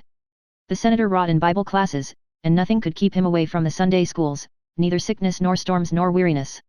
He even travelled a tedious 30 miles in a poor little rickety stagecoach to comply with the desire of the miserable hamlet of Catlaville that he would let its Sunday school look upon him. All the town was assembled at the stage office when he arrived, 2 bonfires were burning, and a battery of anvils was popping exultant broadsides, for a United States senator was a sort of god in the understanding of these people who never had seen any creature mightier than a county judge. To them a United States senator was a vast, vague colossus, an awe-inspiring unreality. Next day everybody was at the village church a full half hour before time for Sunday school to open. Ranchmen and farmers had come with their families from 5 miles around, all eager to get a glimpse of the great man, the man who had been to Washington, the man who had seen the President of the United States, and had even talked with him, the man who had seen the actual Washington Monument, perhaps touched it with his hands. When the senator arrived the church was crowded, the windows were full, the aisles were packed, so was the vestibule, and so indeed was the yard in front of the building. As he worked his way through to the pulpit on the arm of the minister and followed by the envied officials of the village, every neck was stretched and every eye twisted around intervening obstructions to get a glimpse. Elderly people directed each other's attention and said, "There. That's him, with the grand, noble forehead." Boys nudged each other and said, "Hi, Johnny, here he is." "There, that's him, with the peeled head." The senator took his seat in the pulpit, with the minister on one side of him and the superintendent of the Sunday school on the other. The town dignitaries sat in an impressive row within the altar railings below. The Sunday school children occupied 10 of the front benches. Dressed in their best and most uncomfortable clothes, and with hair combed and faces too clean to feel natural. So awed were they by the presence of a living United States senator, that during 3 minutes not a spitball was thrown. After that they began to come to themselves by degrees, and presently the spell was wholly gone and they were reciting verses and pulling hair. The usual Sunday school exercises were hurried through, and then the minister got up and bored the house with a speech built on the customary Sunday school plan, then the superintendent put in his oar, then the town dignitaries had their say. They all made complimentary reference to their friend the senator, and told what a great and illustrious man he was and what he had done for his country and for religion and temperance, and exhorted the little boys to be good and diligent and try to become like him someday. The speakers won the deathless hatred of the house by these delays, but at last there was an end and hope revived. Inspiration was about to find utterance. Senator Dilworthy rose and beamed upon the assemblage for a full minute in silence. Then he smiled with an access of sweetness upon the children and began.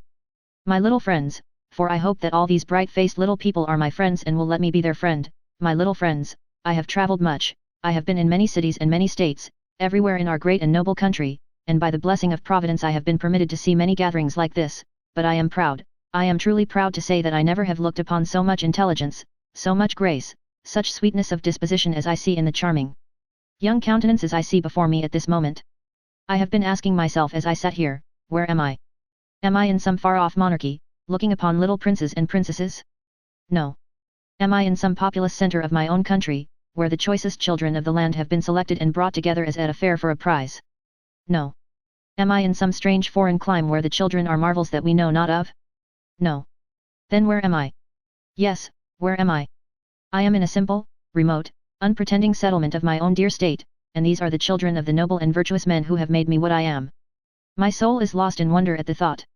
And I humbly thank him to whom we are but as worms of the dust, that he has been pleased to call me to serve such men. Earth has no higher, no grander position for me. Let kings and emperors keep their tinsel crowns, I want them not, my heart is here. Again I thought, is this a theatre? No. Is it a concert or a gilded opera? No. Is it some other vain, brilliant, beautiful temple of soul-staining amusement and hilarity? No. Then what is it? What did my consciousness reply?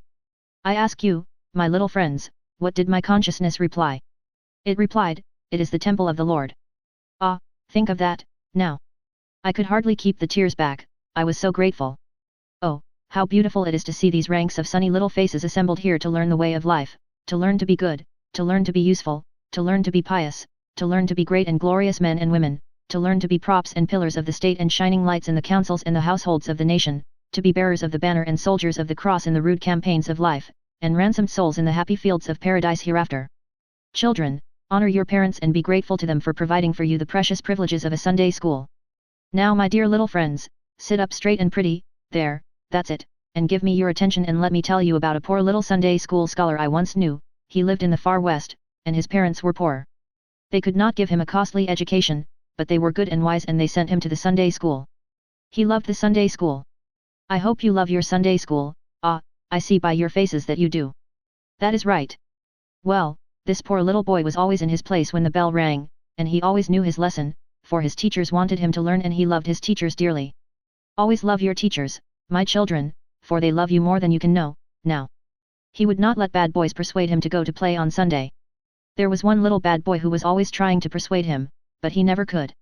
So this poor little boy grew up to be a man, and had to go out in the world, far from home and friends to earn his living. Temptations lay all about him, and sometimes he was about to yield, but he would think of some precious lesson he learned in his Sunday school a long time ago, and that would save him. By and by he was elected to the legislature. Then he did everything he could for Sunday schools. He got laws passed for them, he got Sunday schools established wherever he could. And by the people made him governor, and he said it was all owing to the Sunday school. After a while the people elected him a representative to the Congress of the United States, and he grew very famous. Now temptations assailed him on every hand. People tried to get him to drink wine, to dance, to go to theaters, they even tried to buy his vote, but no, the memory of his Sunday school saved him from all harm. He remembered the fate of the bad little boy who used to try to get him to play on Sunday, and who grew up and became a drunkard and was hanged. He remembered that, and was glad he never yielded and played on Sunday. Well, at last, what do you think happened? Why, the people gave him a towering, illustrious position, a grand, imposing position. And what do you think it was? What should you say it was, children? It was Senator of the United States. That poor little boy that loved his Sunday school became that man. That man stands before you. All that he is, he owes to the Sunday school. My precious children, love your parents, love your teachers, love your Sunday school, be pious, be obedient, be honest, be diligent, and then you will succeed in life and be honored of all men. Above all things, my children, be honest. Above all things be pure-minded as the snow. Let us join in prayer. When Senator Dilworthy departed from Catlettville, he left 36 boys behind him arranging a campaign of life whose objective point was the United States Senate. When he arrived at the state capitol at midnight, Mr. Noble came and held a 3 hours conference with him, and then as he was about leaving said, "I've worked hard, and I've got them at last. 6 of them haven't got quite backbone enough to slow around and come right out for you on the first ballot tomorrow, but they're going to vote against you on the first for the sake of appearances, and then come out for you all in a body on the second. I've fixed all that. By supper time tomorrow you'll be re-elected. You can go to bed and sleep easy on that." After Mr. Noble was gone, the senator said, "Well, to bring about a complexion of things like this was worth coming west for." Chapter 54. The case of the state of New York against Laura Hawkins was finally set down for trial on the 15th day of February, less than a year after the shooting of George Selby. If the public had almost forgotten the existence of Laura and her crime, they were reminded of all the details of the murder by the newspapers, which for some days had been announcing the approaching trial. But they had not forgotten. The sex, the age, the beauty of the prisoner, her high social position in Washington, the unparalleled calmness with which the crime was committed had all conspired to fix the event in the public mind, although nearly 365 subsequent murders had occurred to vary the monotony of metropolitan life. No, the public read from time to time of the lovely prisoner, languishing in the city prison, the tortured victim of the law's delay, and as the months went by it was natural that the horror of her crime should become a little indistinct in memory, while the heroine of it should be invested with a sort of sentimental interest. Perhaps her counsel had calculated on this. Perhaps it was by their advice that Laura had interested herself in the unfortunate criminals who shared her prison confinement, and had done not a little to relieve, from her own purse, the necessities of some of the poor creatures.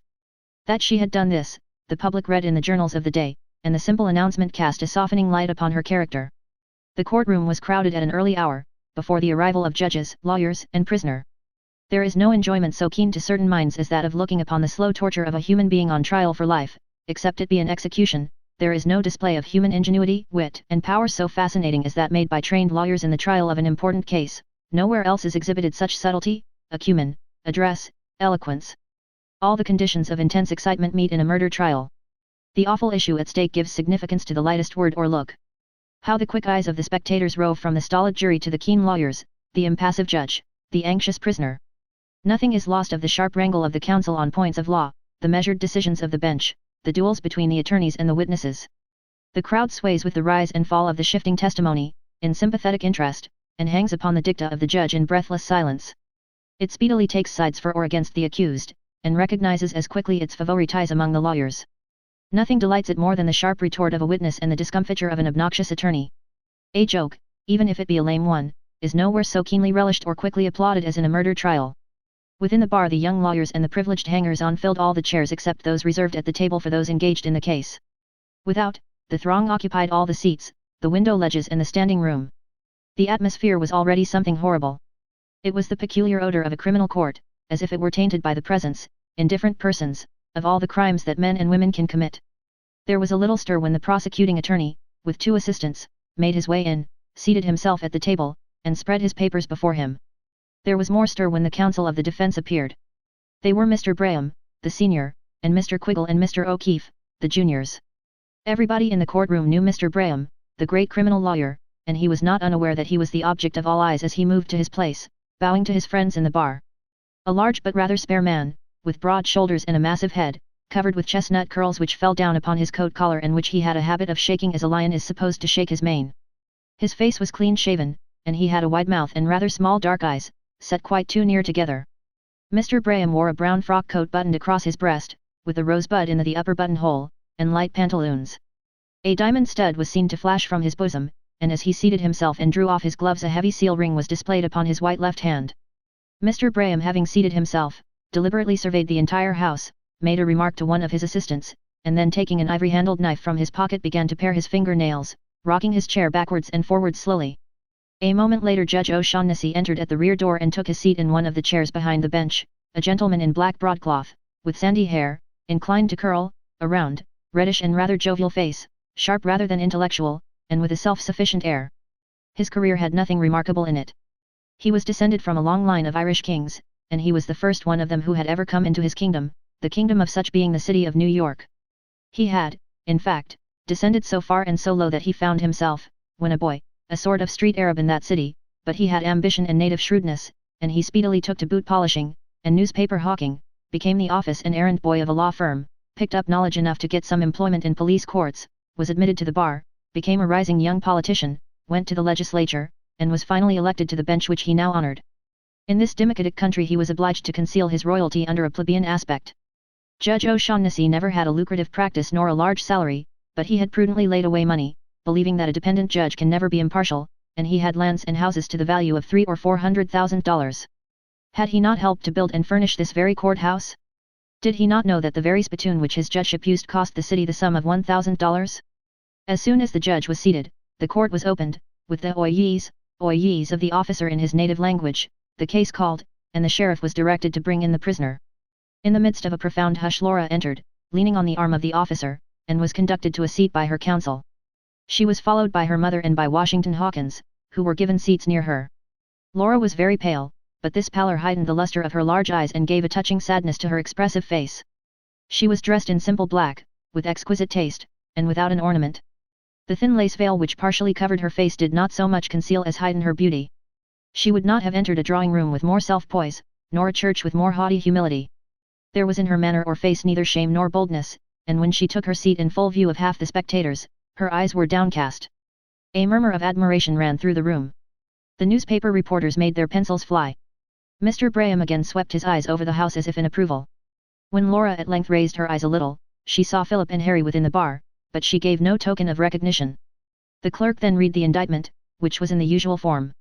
It charged Laura Hawkins, in effect, with the premeditated murder of George Selby, by shooting him with a pistol, with a revolver, shotgun, rifle, repeater, breech-loader, cannon, six-shooter, with a gun, or some other weapon, with killing him with a slungshot, a bludgeon, carving knife, bowie knife, pen knife, rolling pin, car hook, dagger, hairpin, with a hammer, with a screwdriver, with a nail, and with all other weapons and utensils whatsoever, at the Southern Hotel and in all other hotels and places wheresoever, on the 13th day of March and all other days of the Christian era whensoever. Laura stood while the long indictment was read, and at the end, in response to the inquiry of the judge, she said in a clear, low voice, "Not guilty." She sat down and the court proceeded to impanel a jury.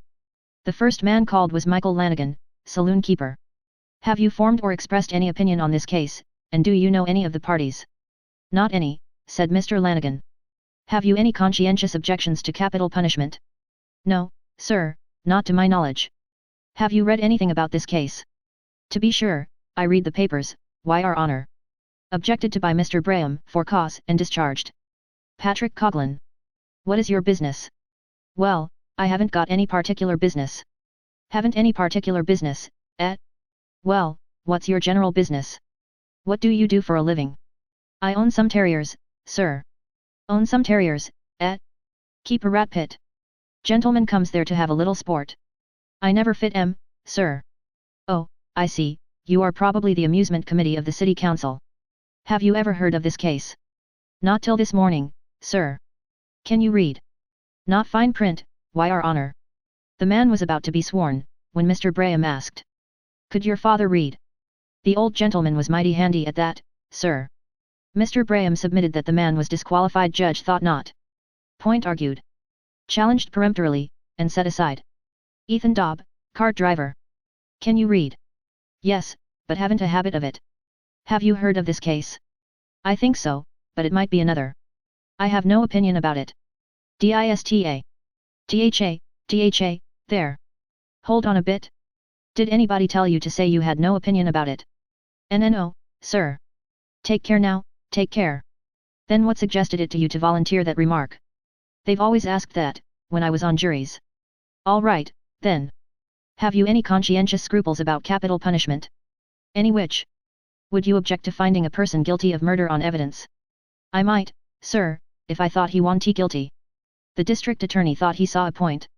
Would this feeling rather incline you against a capital conviction? The juror said he hadn't any feeling, and didn't know any of the parties. Accepted and sworn. Dennis Laughlin, laborer. Have neither formed nor expressed an opinion. Never had heard of the case.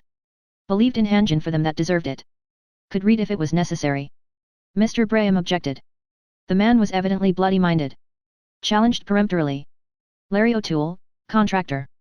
A showily dressed man of the style known as vulgar genteel, had a sharp eye and a ready tongue. Had read the newspaper reports of the case, but they made no impression on him. Should be governed by the evidence. Knew no reason why he could not be an impartial juror. Questioned by district attorney. How is it that the reports made no impression on you? Never believe anything I see in the newspapers. Laughter from the crowd, approving smiles from His Honor and Mr. Braham. Juror sworn in. Mr. Braham whispered to O'Keefe, that's the man. Avery Hicks, peanut peddler. Did he ever hear of this case? The man shook his head. Can you read? No. Any scruples about capital punishment? No. He was about to be sworn, when the district attorney, turning to him carelessly, remarked. Understand the nature of an oath. Outside, said the man, pointing to the door. I say, do you know what an oath is? 5 cents, explained the man. Do you mean to insult me? Roared the prosecuting officer. Are you an idiot? Fresh baked. I'm deaf. I don't hear a word you say. Mr. Hicks. Mr. Hicks. The man was discharged. He wouldn't have made a bad juror, though, whispered Braham. I saw him looking at the prisoner sympathizingly. That's a point you want to watch for. The result of the whole day's work was the selection of only 2 jurors. These, however, were satisfactory to Mr. Braham. He had kept off all those he did not know. No one knew better than this great criminal lawyer that the battle was fought on the selection of the jury. The subsequent examination of witnesses, the eloquence expended on the jury are all for effect outside. At least that is the theory of Mr. Braham. But human nature is a queer thing, he admits. Sometimes jurors are unaccountably swayed. Be as careful as you can in choosing them. It was 4 weary days before this jury was made up, but when it was finally complete, it did great credit to the counsel for the defense. So far as Mr. Braham knew, only 2 could read, one of whom was the foreman, Mr. Braham's friend, the showy contractor. Low foreheads and heavy faces they all had, some had a look of animal cunning, while the most were only stupid. The entire panel formed that boasted heritage commonly described as the bulwark of our liberties. The district attorney, Mr. McFlynn, opened the case for the state.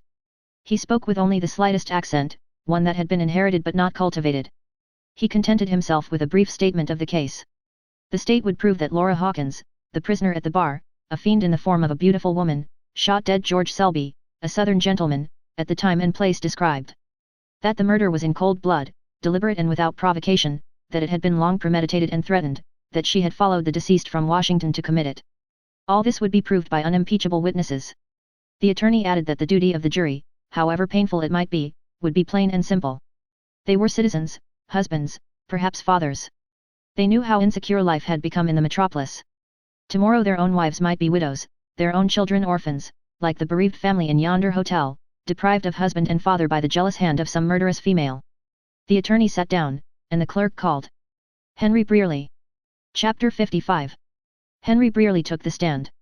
Requested by the district attorney to tell the jury all he knew about the killing, he narrated the circumstances substantially as the reader already knows them. He accompanied Miss Hawkins to New York at her request, supposing she was coming in relation to a bill then pending in Congress, to secure the attendance of absent members. Her note to him was here shown. She appeared to be very much excited at the Washington station.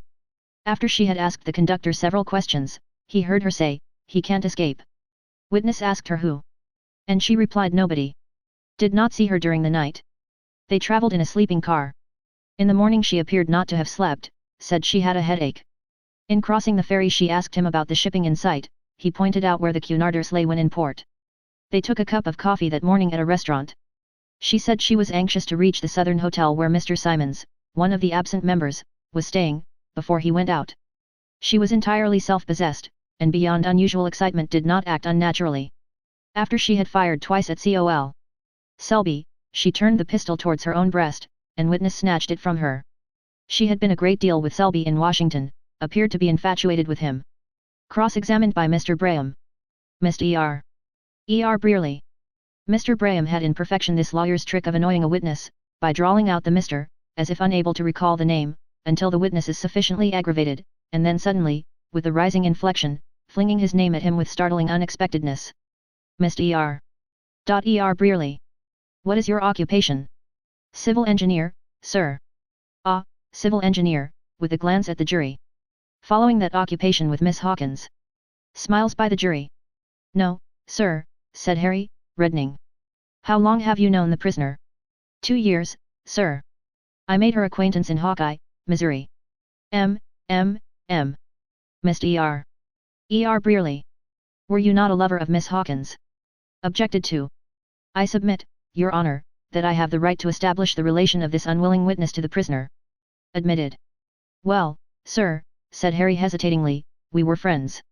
You act like a friend. Sarcastically. The jury were beginning to hate this neatly dressed young sprig. Mr. E.R. Brearley. Didn't Miss Hawkins refuse you? Harry blushed and stammered and looked at the judge. You must answer, sir, said his honor. She didn't accept me. No. I should think not. Really? Do you dare tell the jury that you had not an interest in the removal of your rival, Col. Selby? Roared Mr. Braham in a voice of thunder. Nothing like this, sir, nothing like this, protested the witness. That's all, sir, said Mr. Braham severely. One word, said the district attorney. Had you the least suspicion of the prisoner's intention, up to the moment of the shooting?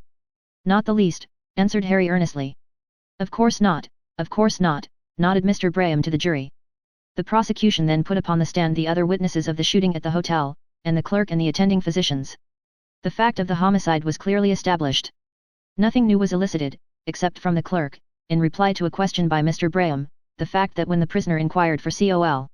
Selby she appeared excited and there was a wild look in her eyes. The dying deposition of Col. Selby was then produced. It set forth Laura's threats, but there was a significant addition to it, which the newspaper report did not have. It seemed that after the deposition was taken as reported, the colonel was told for the first time by his physicians that his wounds were mortal. He appeared to be in great mental agony and fear, and said he had not finished his deposition. He added, with great difficulty and long pauses these words. I have not told all. I must tell, put it down, I wronged her. Years ago, I can't see, oh, God, I deserved, that was all. He fainted and did not revive again. The Washington railway conductor testified that the prisoner had asked him if a gentleman and his family went out on the evening train, describing the persons he had since learned were Col. Selby and family. Susan Cullum, colored servant at Senator Dilworthy's, was sworn. Knew Col. Selby. Had seen him come to the house often, and be alone in the parlor with Miss Hawkins. He came the day but one before he was shot. She let him in. He appeared flustered like. She heard talking in the parlor, paired like it was quarrelin'. Was afeard somethin' was wrong. Just put her ear to the keyhole of the back parlor door. Heard a man's voice, I can't, good God, quite beggin' like. Heard young Miss voice, take your choice, then. If you abandon me, you knows what to expect. Then he rushes out in the house. I goes in and I says, Mrs. did you ring? She was a-standin', like a tiger, her eyes flashin'. I come right out. This was the substance of Susan's testimony, which was not shaken in the least by a severe cross-examination. In reply to Mr. Braham's question, if the prisoner did not look insane, Susan said, Lord, no, sir, just mad as a hornet. Washington Hawkins was sworn. The pistol, identified by the officer as the one used in the homicide, was produced. Washington admitted that it was his. She had asked him for it one morning, saying she thought she had heard burglars the night before. Admitted that he never had heard burglars in the house. Had anything unusual happened just before that? Nothing that he remembered. Did he accompany her to a reception at Mrs. Schoenmaker's a day or two before? Yes. What occurred? Little by little it was dragged out of the witness that Laura had behaved strangely there, appeared to be sick, and he had taken her home. Upon being pushed he admitted that she had afterwards confessed that she saw Selby there. And Washington volunteered the statement that Selby was a black-hearted villain. The district attorney said, with some annoyance, There. That will do. The defense declined to examine Mr. Hawkins at present. The case for the prosecution was closed. Of the murder there could not be the least doubt, or that the prisoner followed the deceased to New York with a murderous intent. On the evidence the jury must convict, and might do so without leaving their seats. This was the condition of the case 2 days after the jury had been selected. A week had passed since the trial opened, and a Sunday had intervened. The public who read the reports of the evidence saw no chance for the prisoner's escape. The crowd of spectators who had watched the trial were moved with the most profound sympathy for Laura. Mr. Braham opened the case for the defense. His manner was subdued, and he spoke in so low a voice that it was only by reason of perfect silence in the courtroom that he could be heard. He spoke very distinctly, however, and if his nationality could be discovered in his speech it was only in a certain richness and breadth of tone. He began by saying that he trembled at the responsibility he had undertaken, and he should altogether despair, if he did not see before him a jury of 12 men of rare intelligence, whose acute minds would unravel all the sophistries of the prosecution, men with a sense of honor, which would revolt at the remorseless persecution of this hunted woman by the state, men with hearts to feel for the wrongs of which she was the victim. Far be it from him to cast any suspicion upon the motives of the able, eloquent, and ingenious lawyers of the state. They act officially, their business is to convict. It is our business, gentlemen, to see that justice is done. It is my duty, gentlemen, to unfold to you one of the most affecting dramas in all the history of misfortune. I shall have to show you a life, the sport of fate and circumstances, hurried along through shifting storm and sun, bright with trusting innocence and anon black with heartless villainy, a career which moves on in love and desertion and anguish, always hovered over by the dark spectre of insanity, an insanity hereditary and induced by mental torture, until it ends, if end it must in your verdict, by one of those fearful accidents which are inscrutable to men and of which God alone knows the secret. Gentlemen, I shall ask you to go with me away from this courtroom and its minions of the law, away from the scene of this tragedy, to a distant, I wish I could say a happier day. The story I have to tell is of a lovely little girl, with sunny hair and laughing eyes, traveling with her parents, evidently people of wealth and refinement, upon a Mississippi steamboat. There is an explosion, one of those terrible catastrophes which leave the imprint of an unsettled mind upon the survivors. Hundreds of mangled remains are sent into eternity. When the wreck is cleared away, this sweet little girl is found among the panic-stricken survivors, in the midst of a scene of horror enough to turn the steadiest brain. Her parents have disappeared. Search even for their bodies is in vain. The bewildered, stricken child, who can say what changes the fearful event wrought in her tender brain, clings to the first person who shows her sympathy. It is Mrs. Hawkins, this good lady who is still her loving friend. Laura is adopted into the Hawkins family. Perhaps she forgets in time that she is not their child. She is an orphan. No, gentlemen, I will not deceive you, she is not an orphan. Worse than that. There comes another day of agony. She knows that her father lives. But who is he, where is he? Alas, I cannot tell you. Through the scenes of this painful history he flits here and there, a lunatic. If he seeks his daughter, it is the purposeless search of a lunatic, as one who wanders bereft of reason, crying, "Where is my child?" Laura seeks her father. In vain. Just as she is about to find him, again and again he disappears, he is gone, he vanishes. But this is only the prologue to the tragedy. Bear with me while I relate it. Mr. Braham takes out his handkerchief, unfolds it slowly, crushes it in his nervous hand, and throws it on the table. Laura grew up in her humble southern home, a beautiful creature, the joy of the house, the pride of the neighborhood, the loveliest flower in all the sunny south. She might yet have been happy, she was happy. But the destroyer came into this paradise. He plucked the sweetest bud that grew there, and having enjoyed its odor, trampled it in the mire beneath his feet. George Selby, the deceased, a handsome, accomplished Confederate colonel, was this human fiend. He deceived her with a mock marriage, after some months he brutally abandoned her, and spurned her as if she were a contemptible thing, all the time he had a wife in New Orleans. Laura was crushed. For weeks, as I shall show you by the testimony of her adopted mother and brother, she hovered over death in delirium. Gentlemen, did she ever emerge from this delirium? I shall show you that when she recovered her health, her mind was changed, she was not what she had been. You can judge yourselves whether the tottering reason ever recovered its throne. Years pass. She is in Washington, apparently the happy favorite of a brilliant society. Her family have become enormously rich by one of those sudden turns in fortune that the inhabitants of America are familiar with, the discovery of immense mineral wealth in some wild lands owned by them. She is engaged in a vast philanthropic scheme for the benefit of the poor, by the use of this wealth. But, alas, even here and now, the same relentless fate pursued her. The villain Selby appears again upon the scene, as if on purpose to complete the ruin of her life. He appeared to taunt her with her dishonor, he threatened exposure if she did not become again the mistress of his passion.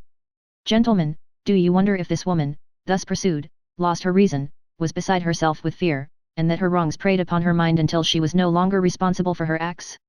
I turn away my head as one who would not willingly look even upon the just vengeance of heaven. Mr. Braham paused as if overcome by his emotions. Mrs. Hawkins and Washington were in tears, as were many of the spectators also. The jury looked scared. Gentlemen, in this condition of affairs it needed but a spark, I do not say a suggestion, I do not say a hint, from this butterfly Brearley, this rejected rival, to cause the explosion. I make no charges, but if this woman was in her right mind when she fled from Washington and reached this city in company with Brearley, then I do not know what insanity is. When Mr. Braham sat down, he felt that he had the jury with him. A burst of applause followed, which the officer promptly suppressed. Laura, with tears in her eyes, turned a grateful look upon her counsel. All the women among the spectators saw the tears and wept also. They thought as they also looked at Mr. Braham, how handsome he is. Mrs. Hawkins took the stand. She was somewhat confused to be the target of so many eyes, but her honest and good face at once told in Laura's favor. Mrs. Hawkins, said Mr. Braham, will you be kind enough to state the circumstances of your finding Laura? I object, said Mr. McFlynn, rising to his feet. This has nothing whatever to do with the case, Your Honor. I am surprised at it, even after the extraordinary speech of my learned friend. How do you propose to connect it, Mr. Braham? Asked the judge. If it please, the court, said Mr. Braham, rising impressively, Your Honor has permitted the prosecution, and I have submitted without a word, to go into the most extraordinary testimony to establish a motive. Are we to be shut out from showing that the motive attributed to us could not by reason of certain mental conditions exist? I purpose, may it please your honor, to show the cause and the origin of an aberration of mind, to follow it up with other like evidence, connecting it with the very moment of the homicide, showing a condition of the intellect of the prisoner that precludes responsibility. The state must insist upon its objections, said the district attorney. The purpose evidently is to open the door to a mass of irrelevant testimony, the object of which is to produce an effect upon the jury your honor well understands. Perhaps, suggested the judge, the court ought to hear the testimony, and exclude it afterwards, if it is irrelevant. Will your honor hear argument on that? Certainly. An argument his honor did hear, or pretend to, for 2 whole days, from all the counsel in turn, in the course of which the lawyers read contradictory decisions enough to perfectly establish both sides, from volume after volume, whole libraries in fact, until no mortal man could say what the rules were. The question of insanity in all its legal aspects was of course drawn into the discussion, and its application affirmed and denied. The case was felt to turn upon the admission or rejection of this evidence. It was a sort of test trial of strength between the lawyers.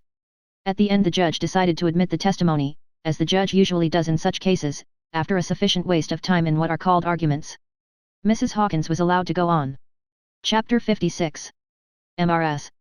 Hawkins slowly and conscientiously, as if every detail of her family history was important, told the story of the steamboat explosion, of the finding and adoption of Laura. Silas, that is Mr. Hawkins, and she always loved Laura as if she had been their own child. She then narrated the circumstances of Laura's supposed marriage, her abandonment and long illness, in a manner that touched all hearts. Laura had been a different woman since then. Cross-examined.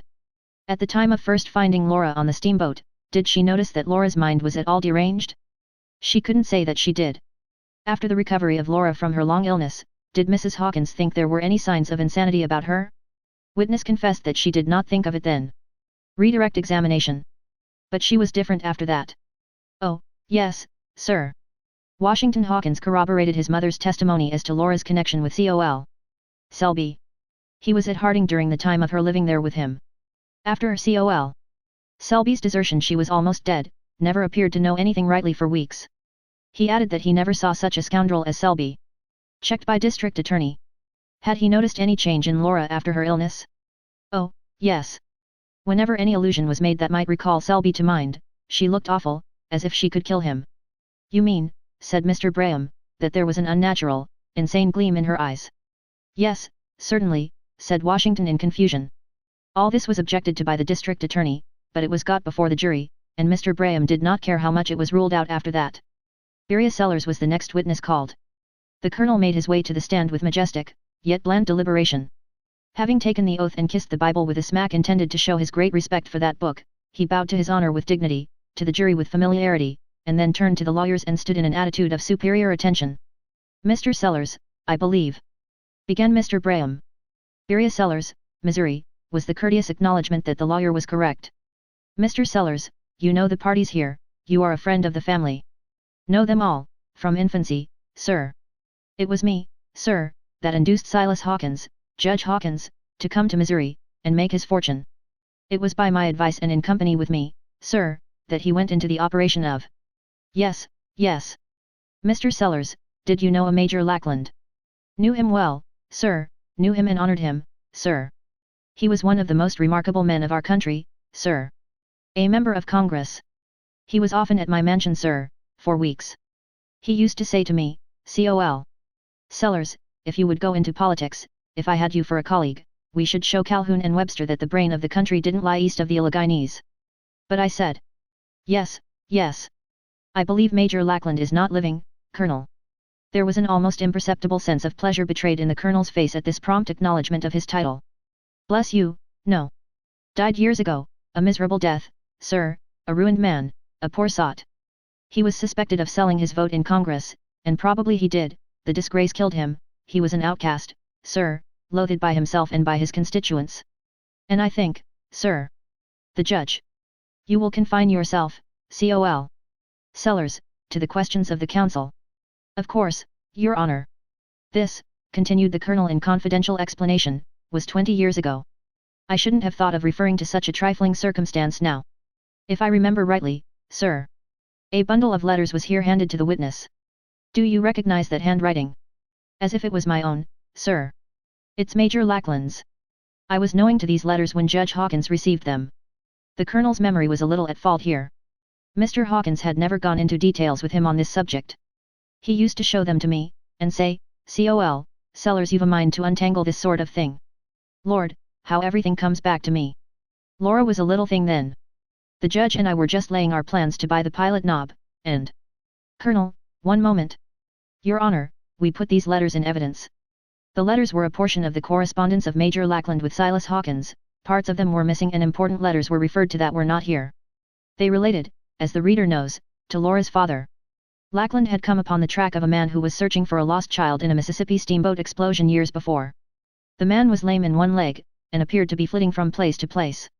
It seemed that Major Lackland got so close track of him that he was able to describe his personal appearance and learn his name.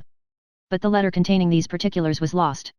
Once he heard of him at a hotel in Washington, but the man departed, leaving an empty trunk, the day before the Major went there. There was something very mysterious in all his movements. Col. Sellers, continuing his testimony, said that he saw this lost letter, but could not now recall the name. Search for the supposed father had been continued by Lackland, Hawkins, and himself for several years, but Laura was not informed of it till after the death of Hawkins, for fear of raising false hopes in her mind. Here the district attorney arose and said, "Your Honor, I must positively object to letting the witness wander off into all these irrelevant details. Mr. Braham. I submit, Your Honor, that we cannot be interrupted in this manner. We have suffered the state to have full swing. Now here is a witness, who has known the prisoner from infancy, and is competent to testify upon the one point vital to her safety. Evidently he is a gentleman of character, and his knowledge of the case cannot be shut out without increasing the aspect of persecution which the state's attitude towards the prisoner already has assumed." The wrangle continued, waxing hotter and hotter. The Colonel, seeing the attention of the counsel and court entirely withdrawn from him, thought he perceived here his opportunity. Turning and beaming upon the jury, he began simply to talk, but as the grandeur of his position grew upon him, his talk broadened unconsciously into an oratorial vein. "You see how she was situated, gentlemen, poor child, it might have broken her heart to let her mind get to running on such a thing as that. You see, from what we could make out her father was lame in the left leg and had a deep scar on his left forehead. And so ever since the day she found out she had another father, she never could run across a lame stranger without being taken all over with a shiver, and almost fainting where she stood. And the next minute she would go right after that man. Once she stumbled on a stranger with a game leg, and she was the most grateful thing in this world, but it was the wrong leg, and it was days and days before she could leave her bed. Once she found a man with a scar on his forehead, and she was just going to throw herself into his arms, but he stepped out just then, and there wasn't anything the matter with his legs. Time and time again, gentlemen of the jury, has this poor suffering orphan flung herself on her knees with all her heart's gratitude in her eyes before some scarred and crippled veteran, but always, always to be disappointed, always to be plunged into new despair. If his legs were right his scar was wrong, if his scar was right his legs were wrong. Never could find a man that would fill the bill. Gentlemen of the jury, you have hearts, you have feelings, you have warm human sympathies, you can feel for this poor suffering child.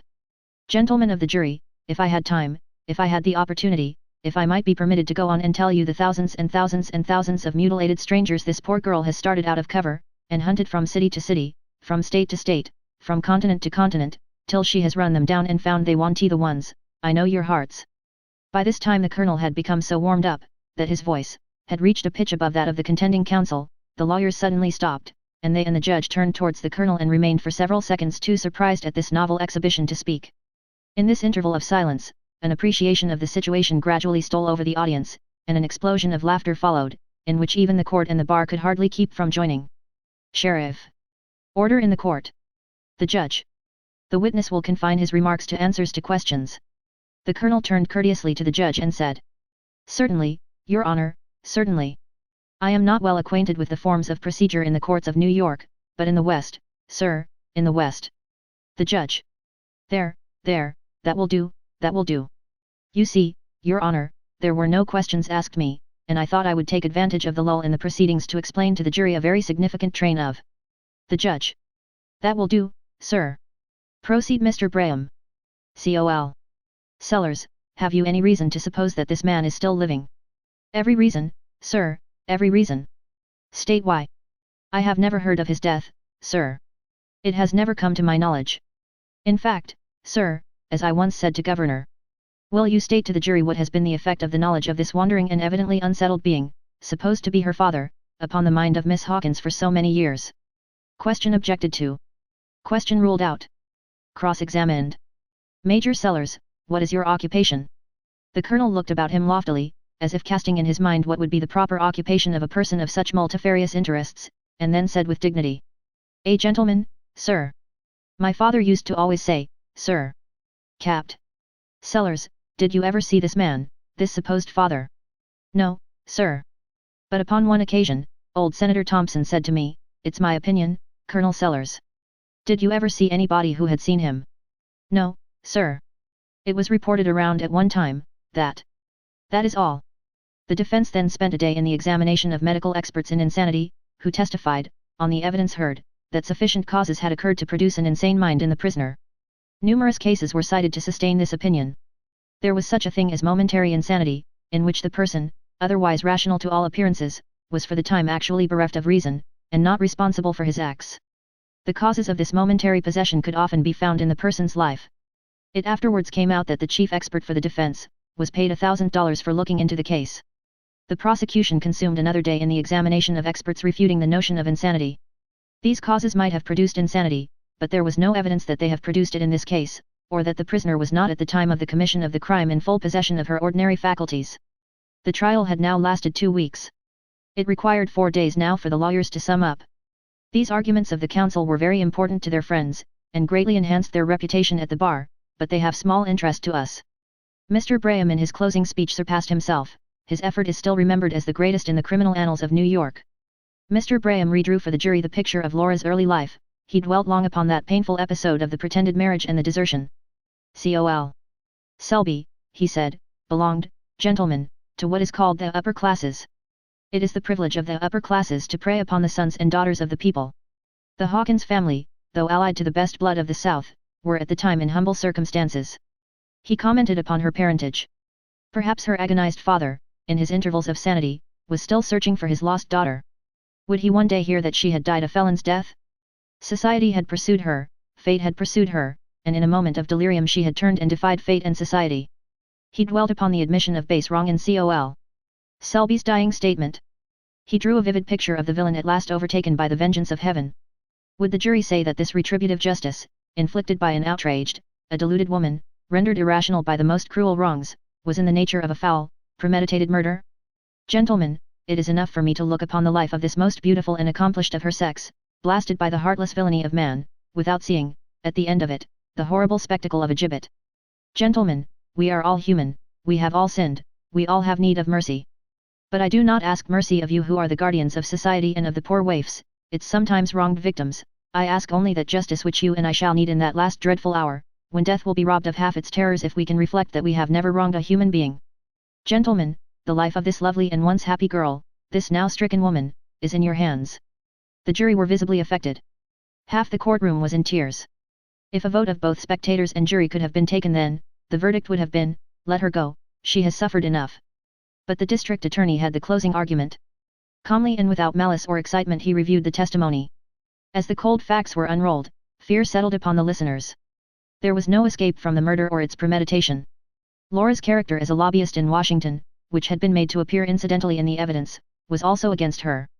The whole body of the testimony of the defense was shown to be irrelevant, introduced only to excite sympathy, and not giving a color of probability to the absurd supposition of insanity. The attorney then dwelt upon the insecurity of life in the city, and the growing immunity with which women committed murders. Mr. McFlynn made a very able speech, convincing the reason without touching the feelings. The judge in his charge reviewed the testimony with great show of impartiality. He ended by saying that the verdict must be acquittal or murder in the first degree. If you find that the prisoner committed a homicide, in possession of her reason and with premeditation, your verdict will be accordingly. If you find she was not in her right mind, that she was the victim of insanity, hereditary or momentary, as it has been explained, your verdict will take that into account. As the judge finished his charge, the spectators anxiously watched the faces of the jury. It was not a remunerative study. In the courtroom the general feeling was in favor of Laura, but whether this feeling extended to the jury, their stolid faces did not reveal. The public outside hoped for a conviction, as it always does. It wanted an example. The newspapers trusted the jury would have the courage to do its duty. When Laura was convicted, then the public would turn around and abuse the governor if he did not pardon her. The jury went out. Mr. Braham preserved his serene confidence, but Laura's friends were dispirited. Washington and Col. Sellers had been obliged to go to Washington, and they had departed under the unspoken fear that the verdict would be unfavorable. A disagreement was the best they could hope for, and money was needed. The necessity of the passage of the university bill was now imperative. The court waited for some time, but the jury gave no signs of coming in. Mr. Braham said it was extraordinary. The court then took a recess for a couple of hours. Upon again coming in, word was brought that the jury had not yet agreed. But the jury had a question. The point upon which they wanted instruction was this: they wanted to know if Col. Sellers was related to the Hawkins family. The court then adjourned till morning. Mr. Braham, who was in something of a pet, remarked to Mr. O'Toole that they must have been deceived, that juryman with the broken nose could read. Chapter 57.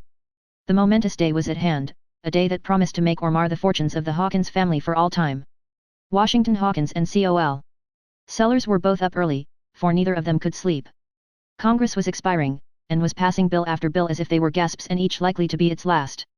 The university was on file for its third reading this day, and tomorrow Washington would be a millionaire and Sellers no longer impecunious, but this day, also, or at farthest the next, the jury in Laura's case would come to a decision of some kind or other. They would find her guilty, Washington secretly feared, and then the care and the trouble would all come back again and there would be wearing months of besieging judges for new trials. On this day, also, the re-election of Mr. Dilworthy to the Senate would take place. So Washington's mind was in a state of turmoil. There were more interests at stake than it could handle with serenity. He exulted when he thought of his millions, he was filled with dread when he thought of Laura. But Sellers was excited and happy. He said, "Everything is going right, everything's going perfectly right. Pretty soon the telegrams will begin to rattle in, and then you'll see, my boy. Let the jury do what they please, what difference is it going to make? Tomorrow we can send $1 million to New York and set the lawyers at work on the judges. Bless your heart, they will go before judge after judge and exhort and beseech and pray and shed tears. They always do, and they always win, too. And they will win this time. They will get a writ of habeas corpus, and a stay of proceedings, and a supersedious, and a new trial and an all pros equi, and there you are. That's the routine, and it's no trick at all to a New York lawyer. That's the regular routine, everything's red tape and routine in the law, you see, it's all Greek to you, of course, but to a man who is acquainted with those things it's mere, I'll explain it to you sometime. Everything's going to glide right along easy and comfortable now. You'll see, Washington, you'll see how it will be. And then, let me think. Dilworthy will be elected today, and by day after tomorrow night he will be in New York ready to put in his shovel, and you haven't lived in Washington all this time not to know that the people who walk right by a senator whose term is up without hardly seeing him will be down at the depot to say welcome back and God bless you, Senator, I'm glad to see you, sir, when he comes along back re-elected, you know. Well, you see, his influence was naturally running low when he left here, but now he has got a new 6 years start, and his suggestions will simply just weigh a couple of tons apiece day after tomorrow. Lord bless you, he could rattle through that habeas corpus and supersedious and all those things for Laura all by himself if he wanted to, when he gets back. I hadn't thought of that, said Washington, brightening, but it is so. A newly elected senator is a power, I know that. Yes indeed he is, why it is just human nature. Look at me. When we first came here, I was Mr. Sellers, and Major Sellers, and Captain Sellers, but nobody could ever get it right, somehow, but the minute our bill went through the House, I was Colonel Sellers every time. And nobody could do enough for me, and whatever I said was wonderful, sir, it was always wonderful, I never seemed to say any flat things at all. It was Colonel, won't you come and dine with us, and Colonel, why don't we ever see you at our house, and the Colonel says this, and the Colonel says that, and we know such and such is so and so, because husband heard Col. Sellers say so. Don't you see? Well, the Senate adjourned and left our bill high and dry, and I'll be hanged if I warned old Sellers from that day till our bill passed the House again last week. Now I'm the Colonel again, and if I were to eat all the dinners I am invited to, I reckon I'd wear my teeth down level with my gums in a couple of weeks. Well, I do wonder what you will be tomorrow, Colonel, after the President signs the bill. General, sir, General, without a doubt. Yes, sir, tomorrow it will be General. Let me congratulate you, sir, General, you've done a great work, sir, you've done a great work for the Negro. Gentlemen, allow me the honor to introduce my friend General Sellers, the humane friend of the Negro. Lord bless me, you'll see the newspapers say, General Sellers and servants arrived in the city last night and is stopping at the 5th Avenue, and General Sellers has accepted a reception and banquet by the Cosmopolitan Club. You'll see the General's opinions quoted, too, and what the General has to say about the propriety of a new trial and a habeas corpus for the unfortunate Miss Hawkins will not be without weight in influential quarters, I can tell you. And I want to be the first to shake your faithful old hand and salute you with your new honors, and I want to do it now, General. Said Washington, suiting the action to the word, and accompanying it with all the meaning that a cordial grasp and eloquent eyes could give it. The colonel was touched, he was pleased and proud, too, his face answered for that. Not very long after breakfast the telegrams began to arrive. The first was from Graham, and ran thus. We feel certain that the verdict will be rendered today. Be it good or bad, let it find us ready to make the next move instantly, whatever it may be. That's the right talk, said Sellers. That Graham's a wonderful man. He was the only man there that really understood me, he told me so himself, afterwards. The next telegram was from Mr. Dilworthy. I have not only brought over the great invincible, but through him a dozen more of the opposition. Shall be re-elected today by an overwhelming majority. Good again, said the colonel. That man's talent for organization is something marvelous. He wanted me to go out there and engineer that thing, but I said, no, Dilworthy, I must be on hand here, both on Laura's account and the bills, but you've no trifling genius for organization yourself, said I, and I was right. You go ahead, said I, you can fix it, and so he has. But I claim no credit for that, if I stiffened up his backbone a little, I simply put him in the way to make his fight, didn't make it myself. He has captured Noble, I consider that a splendid piece of diplomacy, splendid, sir. By and by came another dispatch from New York. Jury still out. Laura calm and firm as a statue. The report that the jury have brought her in guilty is false and premature. Premature, gasped Washington, turning white. Then they all expect that sort of a verdict, when it comes. And so did he, but he had not had courage enough to put it into words. He had been preparing himself for the worst, but after all his preparation the bare suggestion of the possibility of such a verdict struck him cold as death.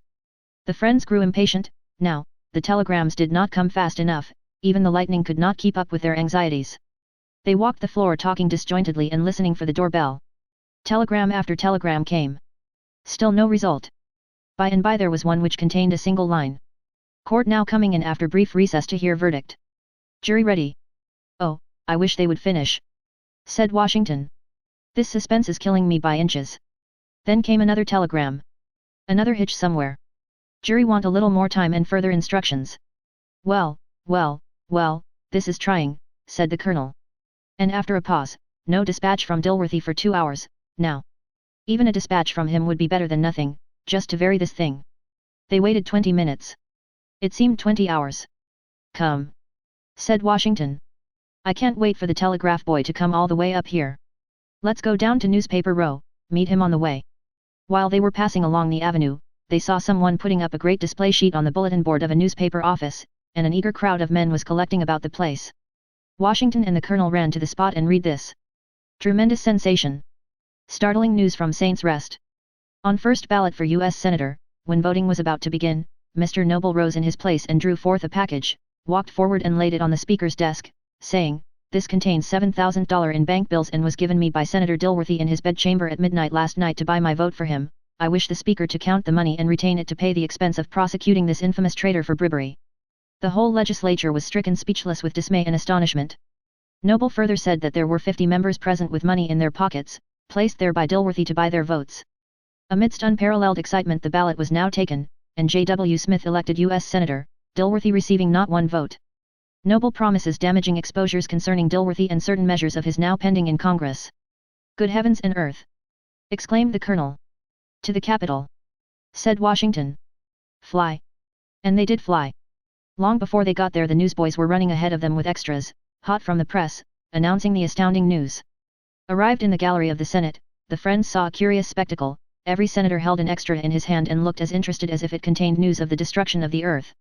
Not a single member was paying the least attention to the business of the hour. The secretary, in a loud voice, was just beginning to read the title of a bill. House Bill No. 4,231, an act to found and incorporate the Knobs Industrial University, read first and second time, considered in committee of the whole, ordered engrossed and passed to third reading and final passage. The President, third reading of the bill. The two friends shook in their shoes. Senators threw down their extras and snatched a word or two with each other in whispers. Then the gavel rapped to command silence while the names were called on the ayes and nays. Washington grew paler and paler, weaker and weaker while the lagging list progressed, and when it was finished, his head fell helplessly forward on his arms. The fight was fought, the long struggle was over, and he was a pauper. Not a man had voted for the bill. Col. Sellers was bewildered and well nigh paralyzed, himself. But no man could long consider his own troubles in the presence of such suffering as Washington's. He got him up and supported him, almost carried him indeed, out of the building and into a carriage. All the way home Washington lay with his face against the colonel's shoulder and merely groaned and wept.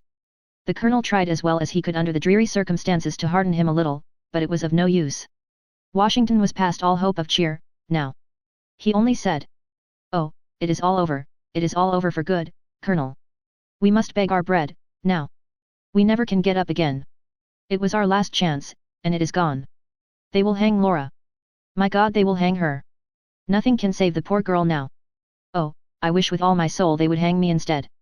Arrived at home, Washington fell into a chair and buried his face in his hands and gave full weight to his misery. The colonel did not know where to turn nor what to do. The servant maid knocked at the door and passed in a telegram, saying it had come while they were gone. The colonel tore it open and read with the voice of a man-of-war's broadside. Verdict of jury, not guilty and Laura is free. Chapter 58. The courtroom was packed on the morning on which the verdict of the jury was expected, as it had been every day of the trial, and by the same spectators, who had followed its progress with such intense interest. There is a delicious moment of excitement which the frequenter of trials well knows, and which he would not miss for the world. It is that instant when the foreman of the jury stands up to give the verdict, and before he has opened his fateful lips. The court assembled and waited. It was an obstinate jury. It even had another question, this intelligent jury, to ask the judge this morning.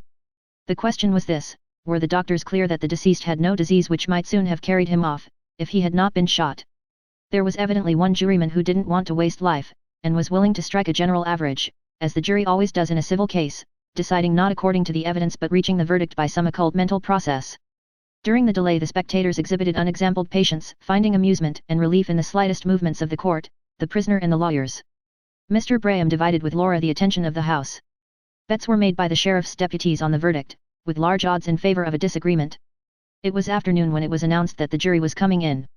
The reporters took their places and were all attention, the judge and lawyers were in their seats, the crowd swayed and pushed in eager expectancy, as the jury walked in and stood up in silence. Judge.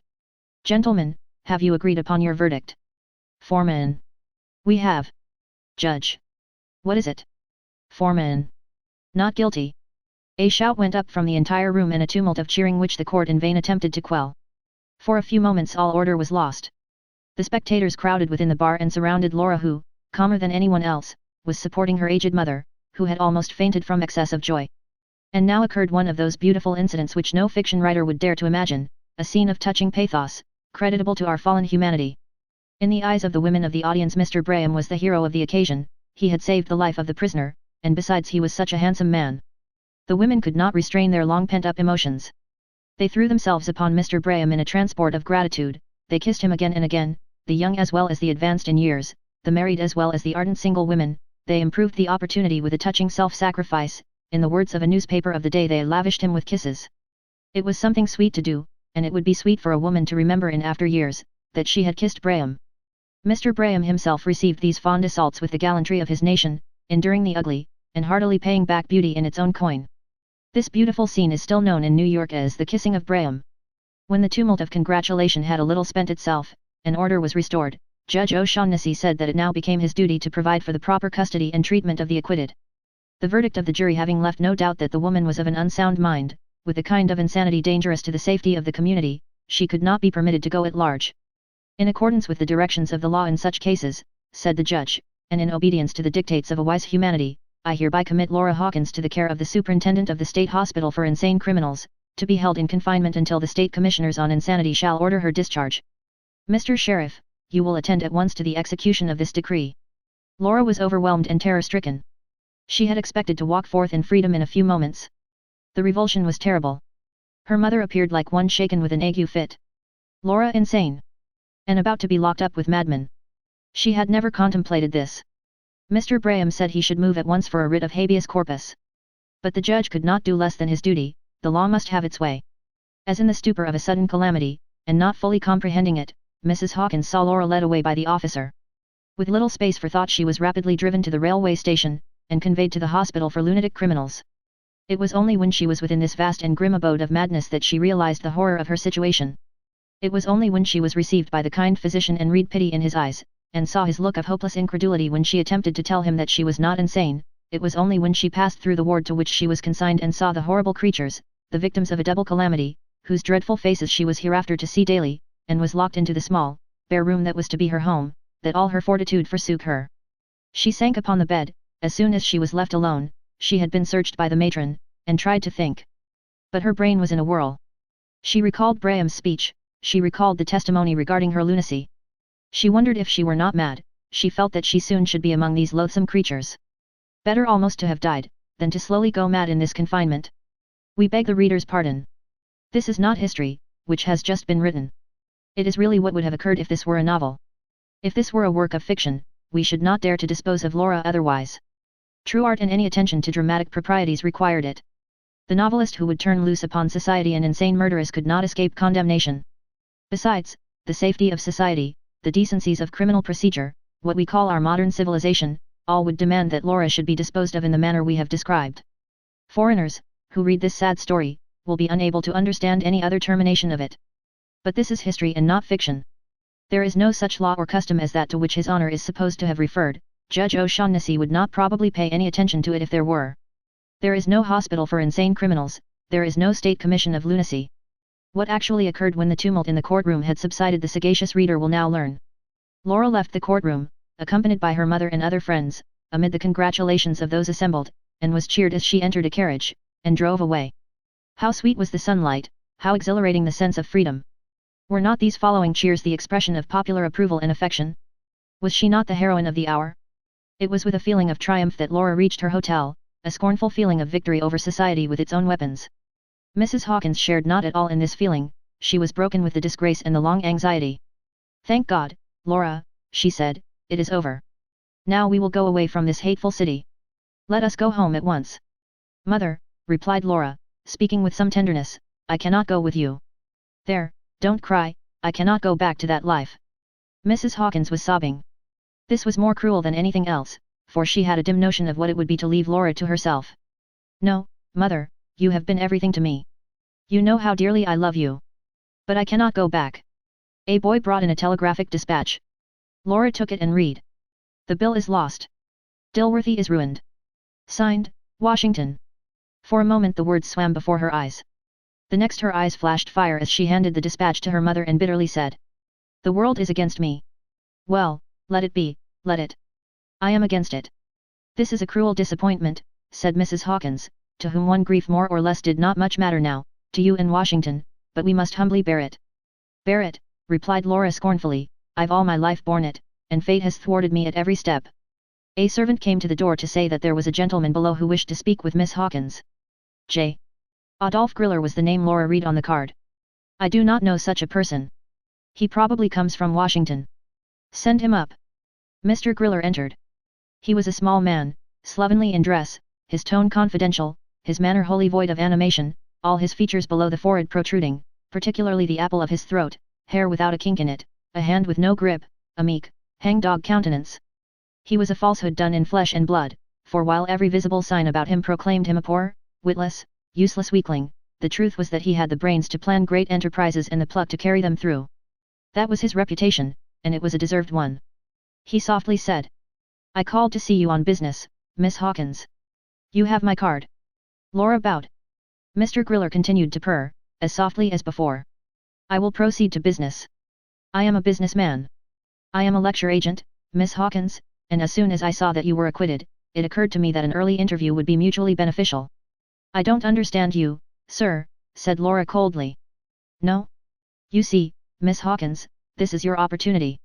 If you will enter the lecture field under good auspices, you will carry everything before you." "But, sir, I never lectured, I haven't any lecture, I don't know anything about it." "Ah, madam, that makes no difference, no real difference.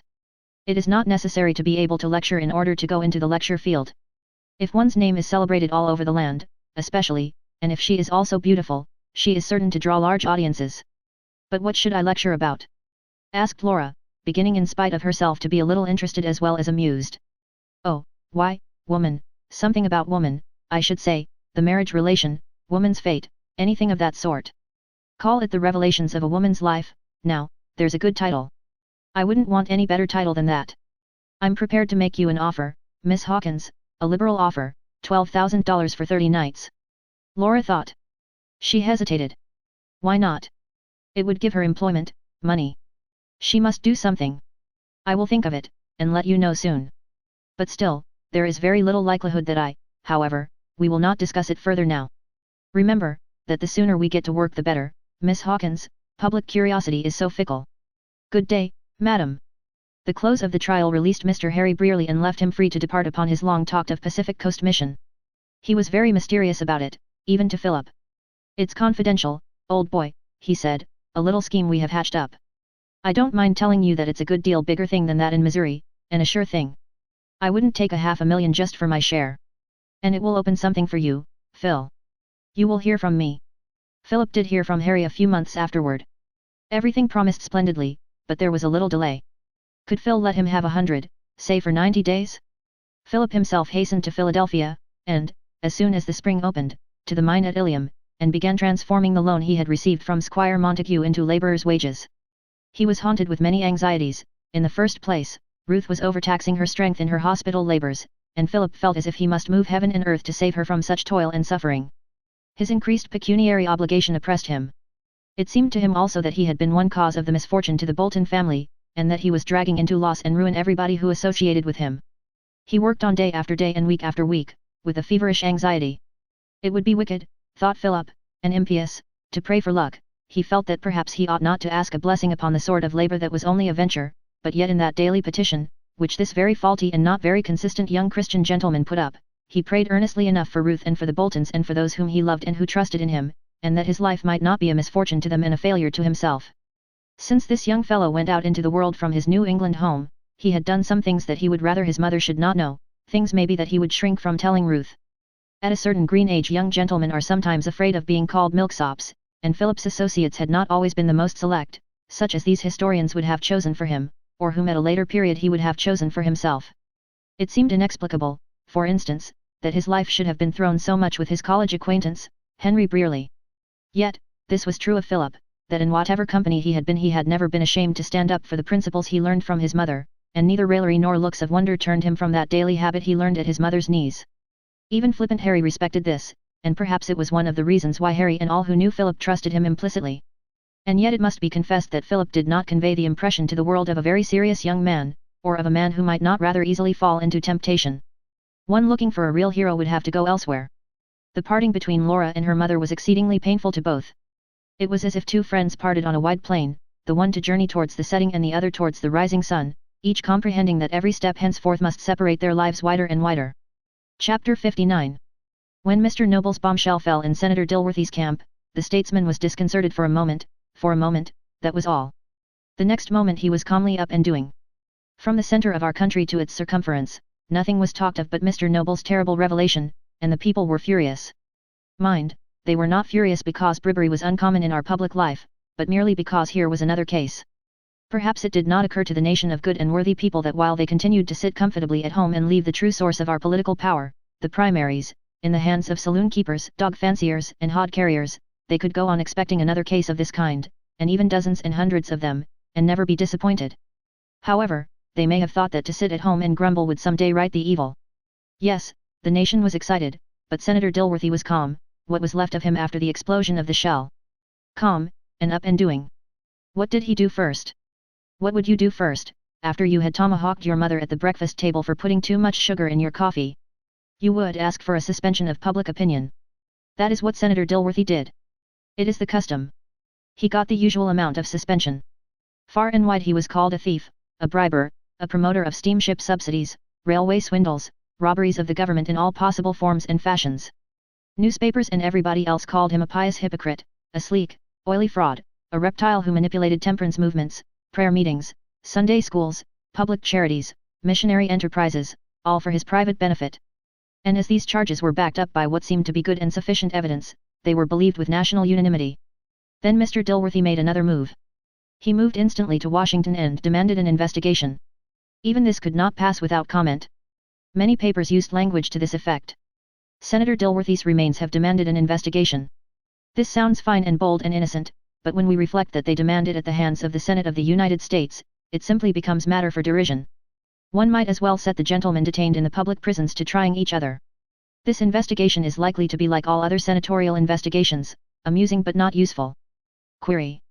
Why does the Senate still stick to this pompous word, investigation? One does not blindfold oneself in order to investigate an object. Mr. Dilworthy appeared in his place in the Senate and offered a resolution appointing a committee to investigate his case. It carried, of course, and the committee was appointed. Straightway the newspapers said. Under the guise of appointing a committee to investigate the late Mr. Dilworthy, the Senate yesterday appointed a committee to investigate his accuser, Mr. Noble. This is the exact spirit and meaning of the resolution, and the committee cannot try anybody but Mr. Noble without overstepping its authority. That Mr. Dilworthy had the effrontery to offer such a resolution will surprise no one, and that the Senate could entertain it without blushing and pass it without shame will surprise no one. We are now reminded of a note which we have received from the notorious burglar Murphy, in which he finds fault with a statement of ours to the effect that he had served one term in the penitentiary and also one in the U.S. Senate. He says, the latter statement is untrue and does me great injustice. After an unconscious sarcasm like that, further comment is unnecessary. And yet the Senate was roused by the Dilworthy trouble. Many speeches were made. One senator, who was accused in the public prints of selling his chances of re-election to his opponent for $50,000 and had not yet denied the charge, said that, the presence in the Capitol of such a creature as this man Noble, to testify against a brother member of their body, was an insult to the Senate. Another senator said, let the investigation go on, and let it make an example of this man Noble, let it teach him and men like him that they could not attack the reputation of a United States senator with impunity. Another said he was glad the investigation was to be had, for it was high time that the Senate should crush some cur like this man Noble, and thus show his kind that it was able and resolved to uphold its ancient dignity. A bystander laughed, at this finely delivered peroration, and said, why, this is the senator who franked his baggage home through the mails last week, registered, at that. However, perhaps he was merely engaged in upholding the ancient dignity of the Senate, then. No, the modern dignity of it, said another bystander. It don't resemble its ancient dignity, but it fits its modern style like a glove. There being no law against making offensive remarks about U.S. senators, this conversation, and others like it, continued without let or hindrance. But our business is with the investigating committee. Mr. Noble appeared before the committee of the Senate, and testified to the following effect. He said that he was a member of the state legislature of the happy land of Canaan, that on the day of, he assembled himself together at the city of Saints' Rest, the capital of the state, along with his brother legislators, that he was known to be a political enemy of Mr. Dilworthy and bitterly opposed to his re-election, that Mr. Dilworthy came to Saints' Rest and was reported to be buying pledges of votes with money, that the said Dilworthy sent for him to come to his room in the hotel. At night, and he went, was introduced to Mr. Dilworthy, called 2 or 3 times afterward at Dilworthy's request, usually after midnight. Mr. Dilworthy urged him to vote for him, Noble declined, Dilworthy argued, said he was bound to be elected, and could then ruin him. Noble, if he voted no, said he had every railway and every public office and stronghold of political power in the state under his thumb, and could set up or pull down any man he chose, gave instances showing where and how he had used this power. If Noble would vote for him he would make him a representative in Congress. Noble still declined to vote, and said he did not believe Dilworthy was going to be elected. Dilworthy showed a list of men who would vote for him, a majority of the legislature, gave further proofs of his power by telling Noble everything the opposing party had done or said in secret caucus, claimed that his spies reported everything to him, and that. Here a member of the committee objected that this evidence was irrelevant and also in opposition to the spirit of the committee's instructions, because if these things reflected upon anyone it was upon Mr. Dilworthy. The chairman said, let the person proceed with his statement, the committee could exclude evidence that did not bear upon the case. Mr. Noble continued. He said that his party would cast him out if he voted for Mr. Dilworthy. Dilworthy said that that would inure to his benefit because he would then be a recognized friend of his, Dilworthy's, and he could consistently exalt him politically and make his fortune. Noble said he was poor, and it was hard to tempt him so. Dilworthy said he would fix that. He said, tell me what you want, and say you will vote for me. Noble could not say. Dilworthy said I will give you $5,000. A committee man said, impatiently, that this stuff was all outside the case, and valuable time was being wasted. This was all a plain reflection upon a brother senator. The chairman said it was the quickest way to proceed, and the evidence need have no weight. Mr. Noble continued. He said he told Dilworthy that $5,000 was not much to pay for a man's honor, character, and everything that was worth having.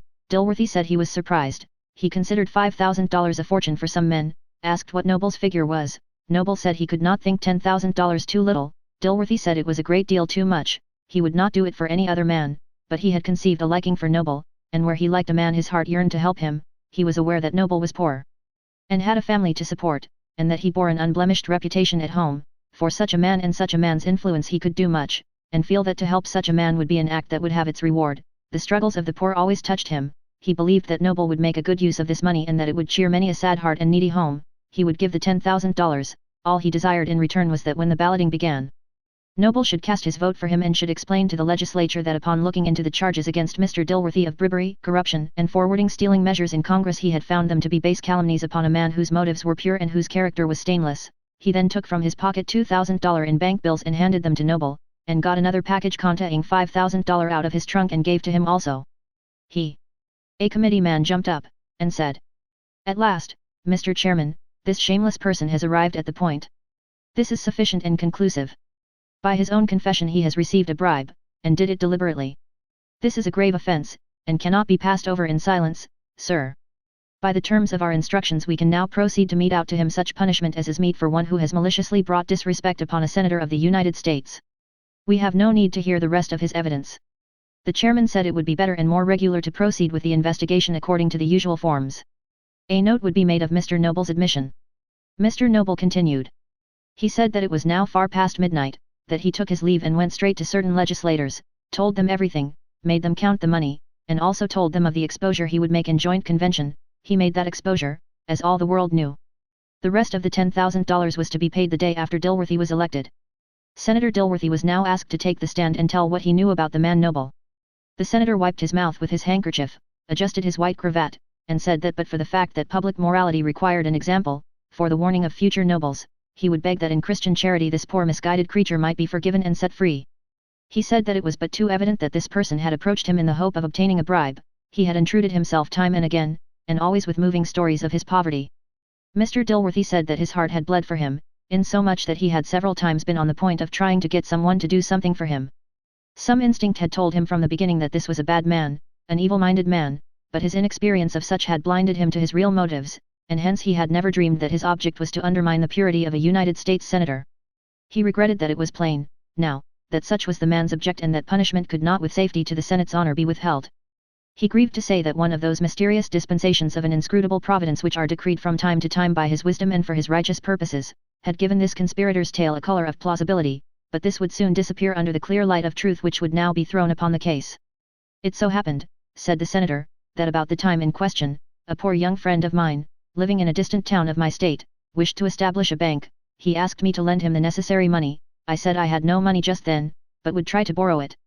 The day before the election a friend said to me that my election expenses must be very large, especially my hotel bills, and offered to lend me some money. Remembering my young friend, I said I would like a few thousands now, and a few more by and by, whereupon he gave me 2 packages of bills said to contain $2,000 and $5,000 respectively. I did not open the packages or count the money, I did not give any note or receipt for the same, I made no memorandum of the transaction, and neither did my friend. That night this evil man Noble came troubling me again. I could not rid myself of him, though my time was very precious. He mentioned my young friend and said he was very anxious to have $7,000 now to begin his banking operations with, and could wait a while for the rest. Noble wished to get the money and take it to him. I finally gave him the 2 packages of bills. I took no note or receipt from him, and made no memorandum of the matter. I no more look for duplicity and deception in another man than I would look for it in myself. I never thought of this man again until I was overwhelmed the next day by learning what a shameful use he had made of the confidence I had reposed in him and the money I had entrusted to his care.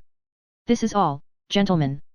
To the absolute truth of every detail of my statement I solemnly swear, and I call him to witness who is the truth and the loving Father of all whose lips abhor false speaking. I pledge my honor as a senator, that I have spoken but the truth.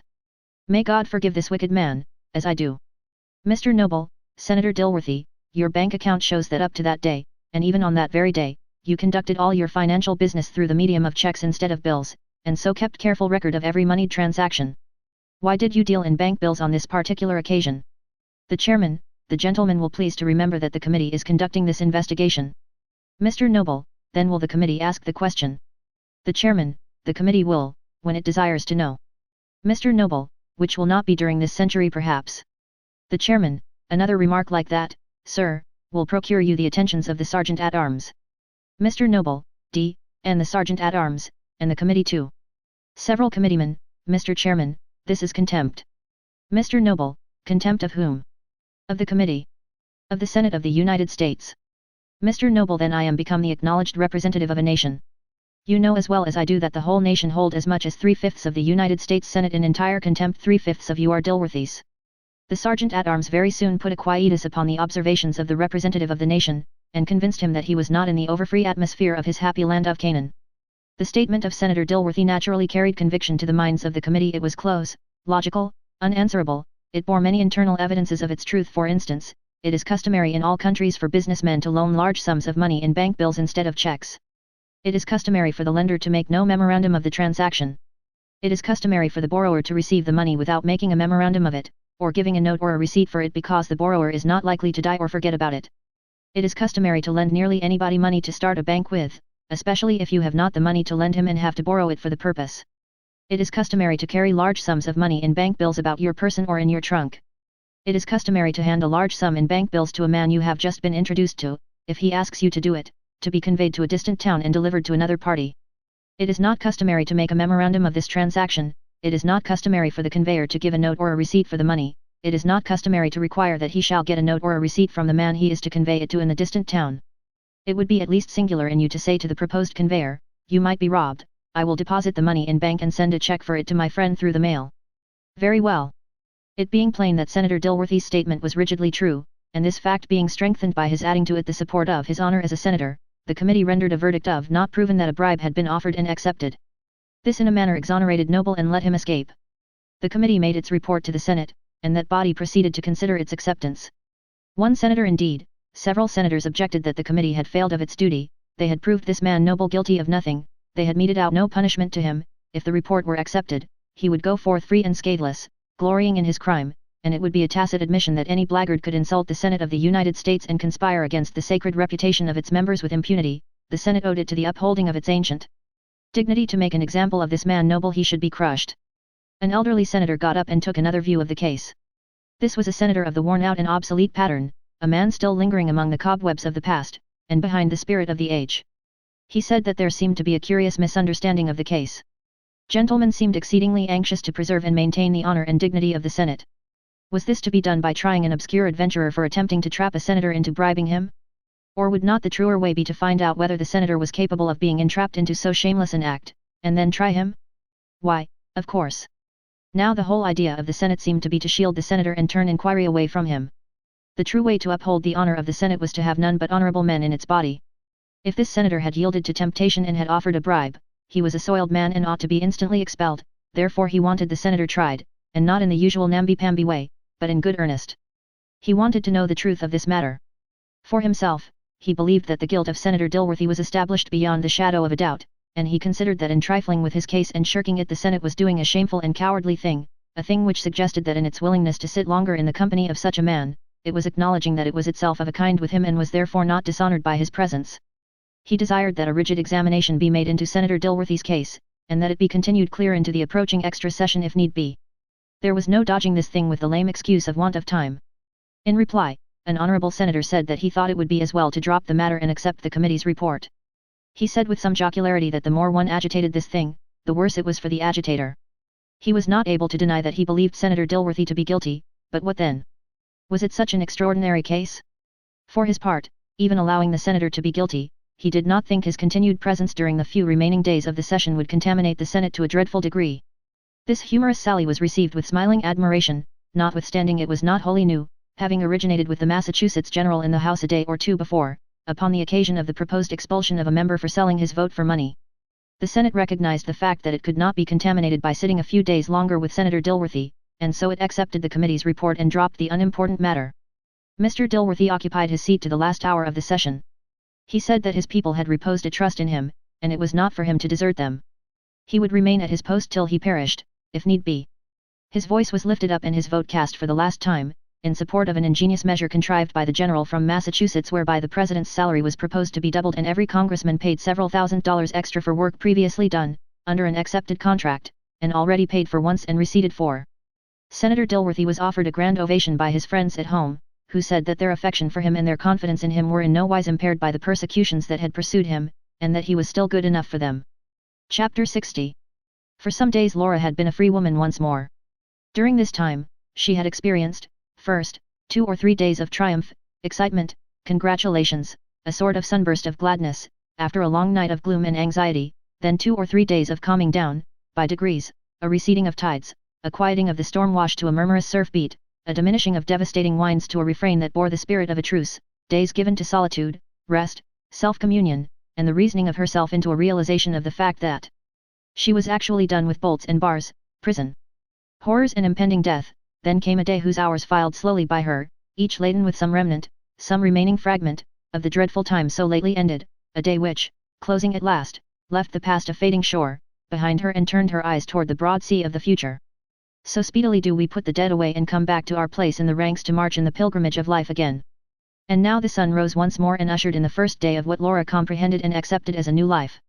The past had sunk below the horizon, and existed no more for her. She was done with it for all time. She was gazing out over the trackless expanses of the future, now, with troubled eyes. Life must be begun again, at 28 years of age. And where to begin? The page was blank, and waiting for its first record, so this was indeed a momentous day. Her thoughts drifted back, stage by stage, over her career. As far as the long highway receded over the plain of her life, it was lined with the gilded and pillared splendors of her ambition, all crumbled to ruin and ivy-grown. Every milestone marked a disaster. There was no green spot remaining anywhere in memory of a hope that had found its fruition. The unresponsive earth had uttered no voice of flowers in testimony that one who was blessed had gone that road. Her life had been a failure. That was plain, she said. No more of that. She would now look the future in the face. She would mark her course upon the chart of life, and follow it without swerving, through rocks and shoals, through storm and calm, to a haven of rest and peace, or shipwreck. Let the end be what it might, she would mark her course now, today, and follow it. On her table lay 6 or 7 notes. They were from lovers, from some of the prominent names in the land, men whose devotion had survived even the grisly revealments of her character which the courts had uncurtained, men who knew her now, just as she was, and yet pleaded as for their lives for the dear privilege of calling the murderous wife. As she read these passionate, these worshipping, these supplicating missives, the woman in her nature confessed itself. A strong yearning came upon her to lay her head upon a loyal breast and find rest from the conflict of life, solace for her griefs, the healing of love for her bruised heart. With her forehead resting upon her hand, she sat thinking, while the unheeded moments winged their flight. It was one of those mornings in early spring when nature seems just stirring to a half-consciousness out of a long, exhausting lethargy, when the first faint balmy airs go wandering about, whispering the secret of the coming change, when the abused brown grass, newly relieved of snow, seems considering whether it can be worth the trouble and worry of contriving its green raiment again only to fight the inevitable fight with the implacable winter and be vanquished and buried once more, when the sun shines out and a few birds venture forth and lift up a forgotten song, when a strange stillness and suspense pervades the waiting air. It is a time when one's spirit is subdued and sad, one knows not why, when the past seems a storm-swept desolation, life a vanity and a burden, and the future but a way to death. It is a time when one is filled with vague longings, when one dreams of flight to peaceful islands in the remote solitudes of the sea, or folds his hands and says, what is the use of struggling and toiling and worrying any more? Let us give it all up. It was into such a mood as this that Laura had drifted from the musings which the letters of her lovers had called up. Now she lifted her head and noted with surprise how the day had wasted. She thrust the letters aside, rose up, and went and stood at the window. But she was soon thinking again, and was only gazing into vacancy. By and by she turned, her countenance had cleared, the dreamy look was gone out of her face, all indecision had vanished, the poise of her head and the firm set of her lips told that her resolution was formed. She moved toward the table with all the old dignity in her carriage, and all the old pride in her mien. She took up each letter in its turn, touched a match to it and watched it slowly consume to ashes. Then she said, I have landed upon a foreign shore, and burned my ships behind me. These letters were the last thing that held me in sympathy with any remnant or belonging of the old life. Henceforth that life and all that appertains to it are as dead to me and as far removed from me as if I were become a denizen of another world. She said that love was not for her, the time that it could have satisfied her heart was gone by and could not return, the opportunity was lost, nothing could restore it. She said there could be no love without respect, and she would only despise a man who could content himself with a thing like her. Love, she said, was a woman's first necessity, love being forfeited, there was but one thing left that could give a passing zest to a wasted life, and that was fame, admiration, the applause of the multitude. And so her resolution was taken. She would turn to that final resort of the disappointed of her sex, the lecture platform. She would array herself in fine attire, she would adorn herself with jewels, and stand in her isolated magnificence before massed audiences and enchant them with her eloquence and amaze them with her unapproachable beauty. She would move from city to city like a queen of romance, leaving marveling multitudes behind her and impatient multitudes awaiting her coming. Her life, during 1 hour of each day, upon the platform, would be a rapturous intoxication, and when the curtain fell, and the lights were out, and the people gone, to nestle in their homes and forget her, she would find in sleep oblivion of her homelessness, if she could, if not she would brave out the night in solitude and wait for the next day's hour of ecstasy. So, to take up life and begin again was no great evil. She saw her way. She would be brave and strong, she would make the best of what was left for her among the possibilities. She sent for the lecture agent, and matters were soon arranged. Straightway all the papers were filled with her name, and all the dead walls flamed with it. The papers called down imprecations upon her head, they reviled her without stint, they wondered if all sense of decency was dead in this shameless murderess, this brazen lobbyist, this heartless seducer of the affections of weak and misguided men. They implored the people, for the sake of their pure wives, their sinless daughters, for the sake of decency, for the sake of public morals, to give this wretched creature such a rebuke as should be an all-sufficient evidence to her and to such as her, that there was a limit where the flaunting of their foul acts and opinions before the world must stop. Certain of them, with a higher art, and to her a finer cruelty, a sharper torture, uttered no abuse, but always spoke of her in terms of mocking eulogy and ironical admiration. Everybody talked about the new wonder, canvassed the theme of her proposed discourse, and marvelled how she would handle it. Laura's few friends wrote to her or came and talked with her, and pleaded with her to retire while it was yet time, and not attempt to face the gathering storm. But it was fruitless. She was stung to the quick by the comments of the newspapers, her spirit was roused, her ambition was towering. Now she was more determined than ever. She would show these people what a hunted and persecuted woman could do. The eventful night came. Laura arrived before the great lecture hall in a close carriage within 5 minutes of the time set for the lecture to begin. When she stepped out of the vehicle her heart beat fast and her eyes flashed with exultation. The whole street was packed with people, and she could hardly force her way to the hall. She reached the anteroom, threw off her wraps and placed herself before the dressing glass. She turned herself this way and that, everything was satisfactory, her attire was perfect. She smoothed her hair, rearranged a jewel here and there, and all the while her heart sang within her, and her face was radiant. She had not been so happy for ages and ages, it seemed to her. Oh, no, she had never been so overwhelmingly grateful and happy in her whole life before. The lecture agent appeared at the door. She waved him away and said, "Do not disturb me. I want no introduction. And do not fear for me, the moment the hands point to 8 I will step upon the platform." He disappeared. She held her watch before her. She was so impatient that the second hand seemed whole tedious minutes dragging its way around the circle. At last the supreme moment came, and with head erect and the bearing of an empress she swept through the door and stood upon the stage. Her eyes fell upon only a vast, brilliant emptiness. There were not 40 people in the house. There were only a handful of coarse men and 10 or 12 still coarser women, lolling upon the benches and scattered about singly and in couples. Her pulses stood still, her limbs quaked, the gladness went out of her face. There was a moment of silence, and then a brutal laugh and an explosion of catcalls and hisses saluted her from the audience. The clamour grew stronger and louder, and insulting speeches were shouted at her.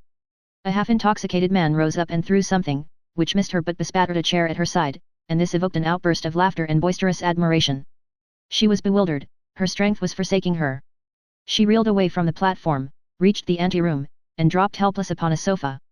The lecture agent ran in, with a hurried question upon his lips, but she put forth her hands, and with the tears raining from her eyes, said, "Oh, do not speak. Take me away, please take me away, out of this dreadful place. Oh, this is like all my life, failure, disappointment, misery, always failure. What have I done, to be so pursued? Take me away, I beg of you, I implore you." Upon the pavement she was hustled by the mob, the surging masses roared her name and accompanied it with every species of insulting epithet. They thronged after the carriage, hooting, jeering, cursing, and even assailing the vehicle with missiles. A stone crushed through a blind, wounding Laura's forehead, and so stunning her that she hardly knew what further transpired during her flight. It was long before her faculties were wholly restored, and then she found herself lying on the floor by a sofa in her own sitting room, and alone. So she supposed she must have sat down upon the sofa and afterward fallen. She raised herself up, with difficulty, for the air was chilly and her limbs were stiff. She turned up the gas and sought the glass. She hardly knew herself, so worn and old she looked, and so marred with blood were her features. The night was far spent, and a dead stillness reigned. She sat down by her table, leaned her elbows upon it and put her face in her hands. Her thoughts wandered back over her old life again and her tears flowed unrestrained, her pride was humbled, her spirit was broken. Her memory found but one resting place, it lingered about her young girlhood with a caressing regret, it dwelt upon it as the one brief interval in her life that bore no curse. She saw herself again in the budding grace of her 12 years, decked in her dainty pride of ribbons, consorting with the bees and the butterflies, believing in fairies, holding confidential converse with the flowers, busying herself all day long with airy trifles that were as weighty to her as the affairs that tax the brains of diplomats and emperors. She was without sin, then, and unacquainted with grief, the world was full of sunshine and her heart was full of music. From that, to this. "If I could only die," she said. "If I could only go back, and be as I was then, for 1 hour, and hold my father's hand in mine again, and see all the household about me, as in that old innocent time, and then die.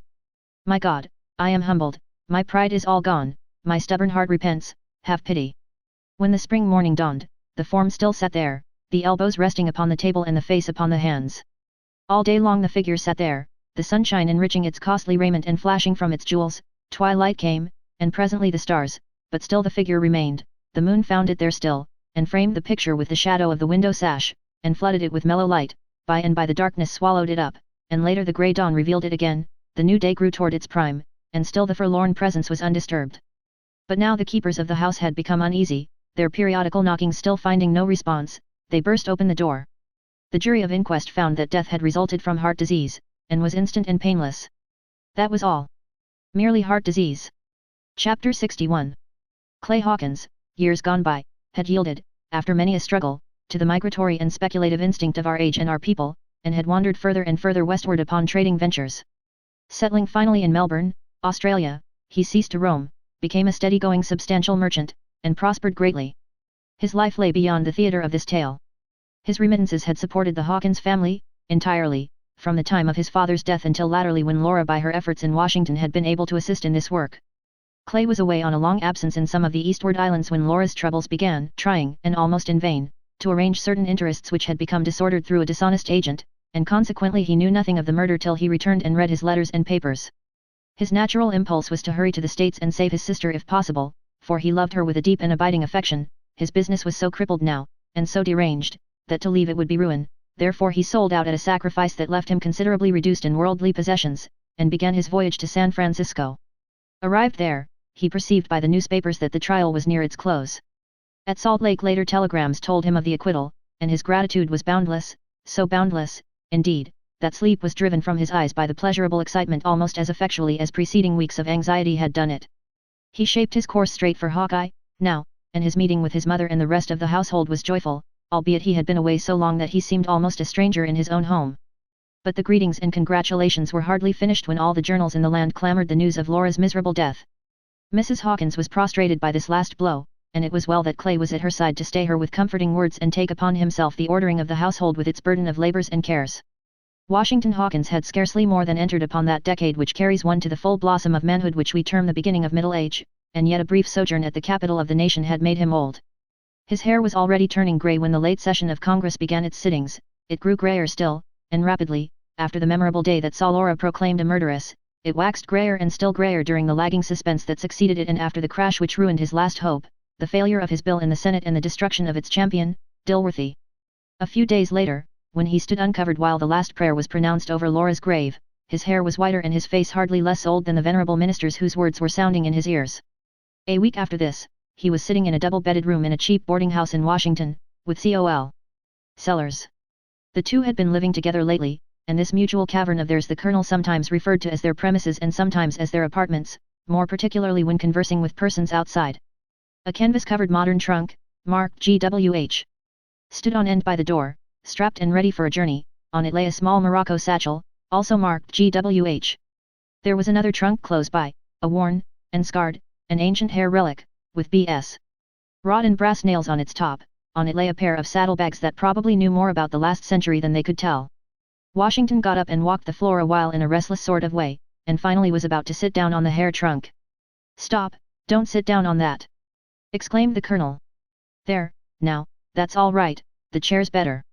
I couldn't get another trunk like that, not another like it in America, I reckon." "I am afraid not," said Washington, with a faint attempt at a smile. "No indeed, the man is dead that made that trunk and that saddlebags." "Are his great-grandchildren still living?" said Washington, with levity only in the words, not in the tone. "Well, I don't know, I hadn't thought of that, but anyway they can't make trunks and saddlebags like that. If they are, no man can," said the Colonel with honest simplicity. "Wife didn't like to see me going off with that trunk, she said it was nearly certain to be stolen." Why, aren't trunks always being stolen?" "Well, yes, some kinds of trunks are." "Very well, then, this is some kind of a trunk, and an almighty rare kind, too." "Yes, I believe it is." "Well, then, why shouldn't a man want to steal it if he got a chance?" "Indeed I don't know, why should he?" "Washington, I never heard anybody talk like you. Suppose you were a thief, and that trunk was lying around and nobody watching, wouldn't you steal it? Come, now, answer fair, wouldn't you steal it?" "Well, now, since you corner me, I don't know but I would take it, but I wouldn't consider it stealing." You wouldn't? Well, that beats me. Now what would you call stealing? Why, taking property is stealing. Property. Now what a way to talk that is. What do you suppose that trunk is worth? Is it in good repair? Perfect. Hair rubbed off a little, but the main structure is perfectly sound. Does it leak anywhere? Leak? Do you want to carry water in it? What do you mean by does it leak? Why, do the clothes fall out of it when it is stationary? Confound it, Washington, you are trying to make fun of me. I don't know what has got into you today, you act mighty curious. What is the matter with you? Well, I'll tell you, old friend. I am almost happy. I am, indeed. It wasn't Clay's telegram that hurried me up so and got me ready to start with you. It was a letter from Louise. Good. What is it? What does she say? She says come home, her father has consented, at last.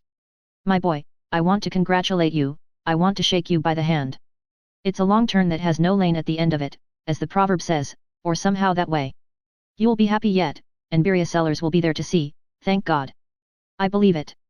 General Boswell is pretty nearly a poor man, now. The railroad that was going to build up Hawkeye made short work of him, along with the rest. He isn't so opposed to a son-in-law without a fortune, now. Without a fortune, indeed. Why that Tennessee land? Never mind the Tennessee land, Colonel. I am done with that, forever and forever. Why no? You can't mean to say. My father, away back yonder, years ago, bought it for a blessing for his children, and... Indeed he did. S.I. Hawkins said to me. It proved a curse to him as long as he lived, and never a curse like it was inflicted upon any man's heirs. I'm bound to say there's more or less truth. It began to curse me when I was a baby, and it has cursed every hour of my life to this day. Lord, Lord, but it's so. Time and again my wife. I depended on it all through my boyhood and never tried to do an honest stroke of work for my living. Right again, but then you. I have chased it years and years as children chase butterflies. We might all have been prosperous, now, we might all have been happy, all these heartbreaking years, if we had accepted our poverty at first and gone contentedly to work and build up our own will by our own toil and sweat. It's so, bless my soul, how often I've told S.I. Hawkins. Instead of that, we have suffered more than the damned themselves suffer. I loved my father, and I honor his memory and recognize his good intentions, but I grieve for his mistaken ideas of conferring happiness upon his children. I am going to begin my life over again, and begin it and end it with good solid work. I'll leave my children no Tennessee land. Spoken like a man, sir, spoken like a man. Your hand, again my boy. And always remember that when a word of advice from Beria Sellers can help, it is at your service. I'm going to begin again, too. Indeed. Yes, sir. I've seen enough to show me where my mistake was. The law is what I was born for. I shall begin the study of the law. Heavens and earth, but that Braham's a wonderful man, sir. Such a head. And such a way with him. But I could see that he was jealous of me. The little licks I got in the course of my argument before the jury. Your argument? Why, you were a witness. Oh, yes, to the popular eye, but I knew when I was dropping information and when I was letting drive at the court with an insidious argument. But the court knew it, bless you, and weakened every time. And Braham knew it. I just reminded him of it in a quiet way, and its final result, and he said in a whisper, you did it, Colonel, you did it, sir, but keep it mum for my sake, and I'll tell you what you do, says he, you go into the law, Col. Sellers, go into the law, sir, that's your native element. And into the law the subscriber is going. There's worlds of money in it, whole worlds of money. Practice first in Hawkeye, then in Jefferson, then in St. Louis, then in New York. In the metropolis of the Western world. Climb and climb and climb, and wind up on the Supreme Bench. Beria Sellers, Chief Justice of the Supreme Court of the United States, sir. A made man for all time and eternity. That's the way I block it out, sir, and it's as clear as day, clear as the rosy morn. Washington had heard little of this. The first reference to Laura's trial had brought the old dejection to his face again, and he stood gazing out of the window at nothing, lost in reverie. There was a knock, the postman handed in a letter. It was from Obedstown, East Tennessee, and was for Washington. He opened it. There was a note saying that enclosed he would please find a bill for the current year's taxes on the 75,000 acres of Tennessee land belonging to the estate of Silas Hawkins, deceased, and added that the money must be paid within 60 days or the land would be sold at public auction for the taxes, as provided by law. The bill was for $180, something more than twice the market value of the land, perhaps. Washington hesitated. Doubts flitted through his mind. The old instinct came upon him to cling to the land just a little longer and give it one more chance. He walked the floor feverishly, his mind tortured by indecision. Presently he stopped, took out his pocketbook and counted his money. $230, it was all he had in the world. 180. From 230, he said to himself. 50 left. It is enough to get me home. Shall I do it, or shall I not? I wish I had somebody to decide for me. The pocketbook lay open in his hand, with Louise's small letter in view. His eye fell upon that, and it decided him. It shall go for taxes, he said, and never tempt me or mine any more. He opened the window and stood there tearing the tax bill to bits and watching the breeze waft them away, till all were gone. The spell is broken, the lifelong curse is ended. He said. Let us go. The baggage wagon had arrived. 5 minutes later the two friends were mounted upon their luggage in it, and rattling off toward the station, the colonel endeavouring to sing Homeward Bound, a song whose words he knew, but whose tune, as he rendered it, was a trial to auditors. Chapter 62. Philip Sterling's circumstances were becoming straitened. The prospect was gloomy. His long siege of unproductive labour was beginning to tell upon his spirits, but what told still more upon them was the undeniable fact that the promise of ultimate success diminished every day, now. That is to say, the tunnel had reached a point in the hill which was considerably beyond where the coal vein should pass, according to all his calculations, if there were a coal vein there, and so, every foot that the tunnel now progressed seemed to carry it further away from the object of the search. Sometimes he ventured to hope that he had made a mistake in estimating the direction which the vein should naturally take after crossing the valley and entering the hill. Upon such occasions he would go into the nearest mine on the vein he was hunting for, and once more get the bearings of the deposit and mark out its probable course, but the result was the same every time. His tunnel had manifestly pierced beyond the natural point of junction, and then his spirits fell a little lower. His men had already lost faith, and he often overheard them saying it was perfectly plain that there was no coal in the hill. Foremen and labourers from neighbouring mines, and no end of experienced loafers from the village, visited the tunnel from time to time, and their verdicts were always the same and always disheartening: no coal in that hill. Now and then Philip would sit down and think it all over and wonder what the mystery meant, then he would go into the tunnel and ask the men if there were no signs yet. None, always none. He would bring out a piece of rock and examine it, and say to himself, it is limestone, it has crinoids and corals in it, the rock is right. Then he would throw it down with a sigh, and say, but that is nothing, where coal is, limestone with these fossils in it is pretty certain to lie against its foot casing, but it does not necessarily follow that where this peculiar rock is, coal must lie above it or beyond it. This sign is not sufficient. The thought usually followed, there is one infallible sign, if I could only strike that. 3 or 4 times in as many weeks he said to himself, am I a visionary? I must be a visionary. Everybody is in these days, everybody chases butterflies, everybody seeks sudden fortune and will not lay one up by slow toil. This is not right, I will discharge the men and go at some honest work. There is no coal here. What a fool I have been, I will give it up. But he never could do it. A half-hour of profound thinking always followed, and at the end of it he was sure to get up and straighten himself and say, there is coal there, I will not give it up, and coal or no coal I will drive the tunnel clear through the hill, I will not surrender while I am alive. He never thought of asking Mr. Montague for more money. He said there was now but one chance of finding coal against 999 that he would not find it, and so it would be wrong in him to make the request and foolish in Mr. Montague to grant it. He had been working 3 shifts of men. Finally, the settling of a weekly account exhausted his means. He could not afford to run in debt, and therefore he gave the men their discharge. They came into his cabin presently, where he sat with his elbows on his knees and his chin in his hands, the picture of discouragement, and their spokesman said, Mr. Sterling, when Tim was down a week with his fall you kept him on half wages and it was a mighty help to his family. Whenever any of us was in trouble you've done what you could to help us out, you've acted fair and square with us every time, and I reckon we are men and know a man when we see him.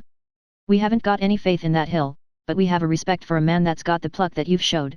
You've fought a good fight, with everybody agin you, and if we had grub to go on, I'm d if we wouldn't stand by you till the cows come home. That is what the boys say. Now we want to put in one parting blast for luck.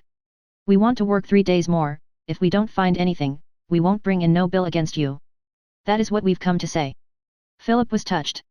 If he had had money enough to buy 3 days' grub he would have accepted the generous offer, but as it was, he could not consent to be less magnanimous than the men, and so he declined in a manly speech, shook hands all around and resumed his solitary communings.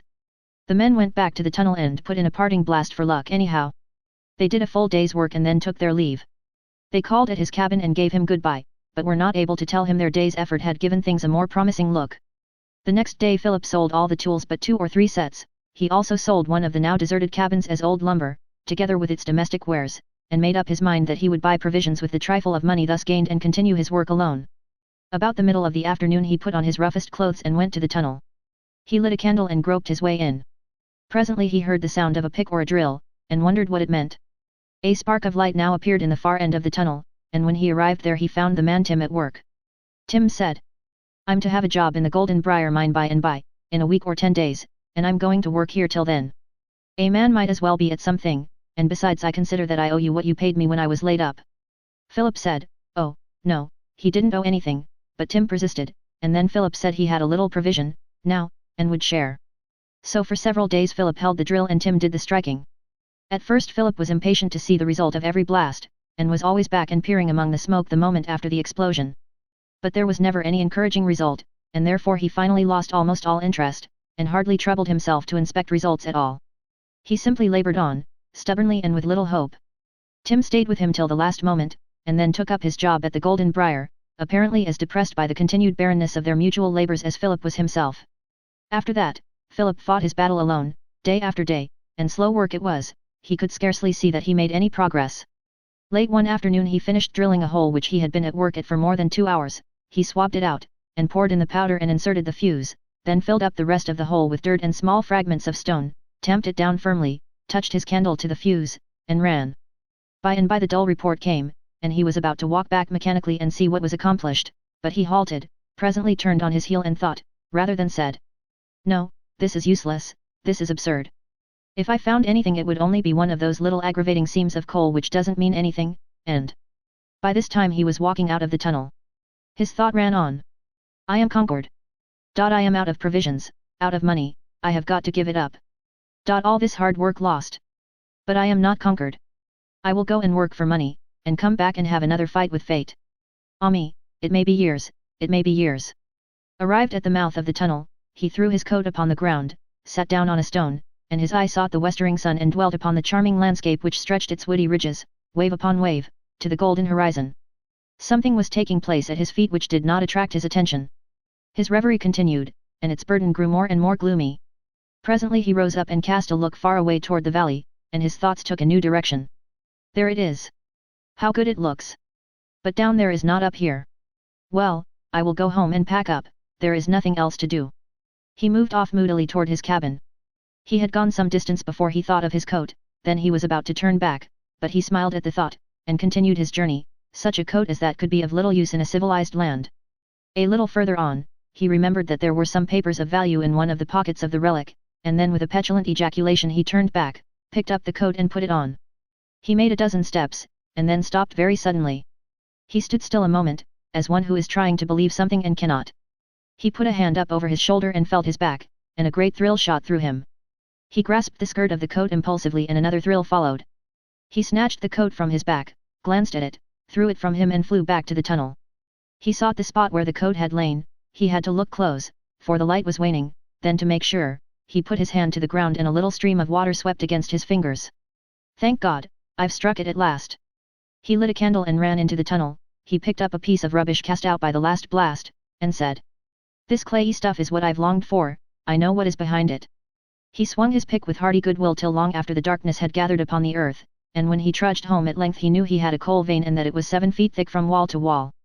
He found a yellow envelope lying on his rickety table, and recognized that it was of a family sacred to the transmission of telegrams. He opened it, read it, crushed it in his hand and threw it down. It simply said, "Ruth is very ill." Chapter 63. It was evening when Philip took the cars at the Ilium station.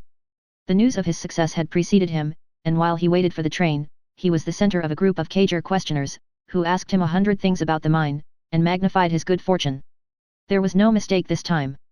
Philip, in luck, had become suddenly a person of consideration, whose speech was freighted with meaning, whose looks were all significant. The words of the proprietor of a rich coal mine have a golden sound, and his common sayings are repeated as if they were solid wisdom.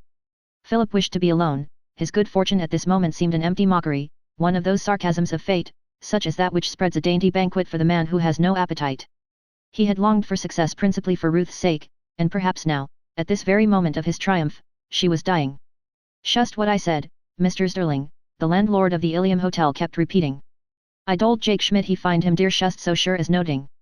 "You ought to have taken a share, Mr. Dusenheimer," said Philip. "Yes, I know. But de old woman, she say you sticks to your piciness. So I sticks to em. I makes noting. Dat Mr. Priorly, he don't never come back here no more, ain't it? Why? Asked Philip. Vel, there is so many peers, so many odor drinks, I got em all set down, ven he cooms back. It was a long night for Philip, and a restless one. At any other time the swing of the cars would have lulled him to sleep, and the rattle and clank of wheels and rails, the roar of the whirling iron would have only been cheerful reminders of swift and safe travel. Now they were voices of warning and taunting, and instead of going rapidly the train seemed to crawl at a snail's pace. And it not only crawled, but it frequently stopped, and when it stopped it stood dead still, and there was an ominous silence. Was anything the matter, he wondered. Only a station probably. Perhaps, he thought, a telegraphic station. And then he listened eagerly. Would the conductor open the door and ask for Philip Sterling, and hand him a fatal dispatch? How long they seemed to wait. And then slowly beginning to move, they were off again, shaking, pounding, screaming through the night. He drew his curtain from time to time and looked out. There was the lurid skyline of the wooded range along the base of which they were crawling. There was the Susquehanna gleaming in the moonlight. There was a stretch of level valley with silent farmhouses, the occupants all at rest, without trouble, without anxiety. There was a church, a graveyard, a mill, a village, and now, without pause or fear, the train had mounted a trestle work high in air and was creeping along the top of it while a swift torrent foamed 100 feet below. What would the morning bring? Even while he was flying to her, her gentle spirit might have gone on another flight, whither he could not follow her. He was full of foreboding. He fell at length into a restless doze. There was a noise in his ears as of a rushing torrent when a stream is swollen by a freshet in the spring. It was like the breaking up of life. He was struggling in the consciousness of coming death, when Ruth stood by his side, clothed in white, with a face like that of an angel, radiant, smiling, pointing to the sky, and saying, "Come." He awoke with a cry. The train was roaring through a bridge, and it shot out into daylight.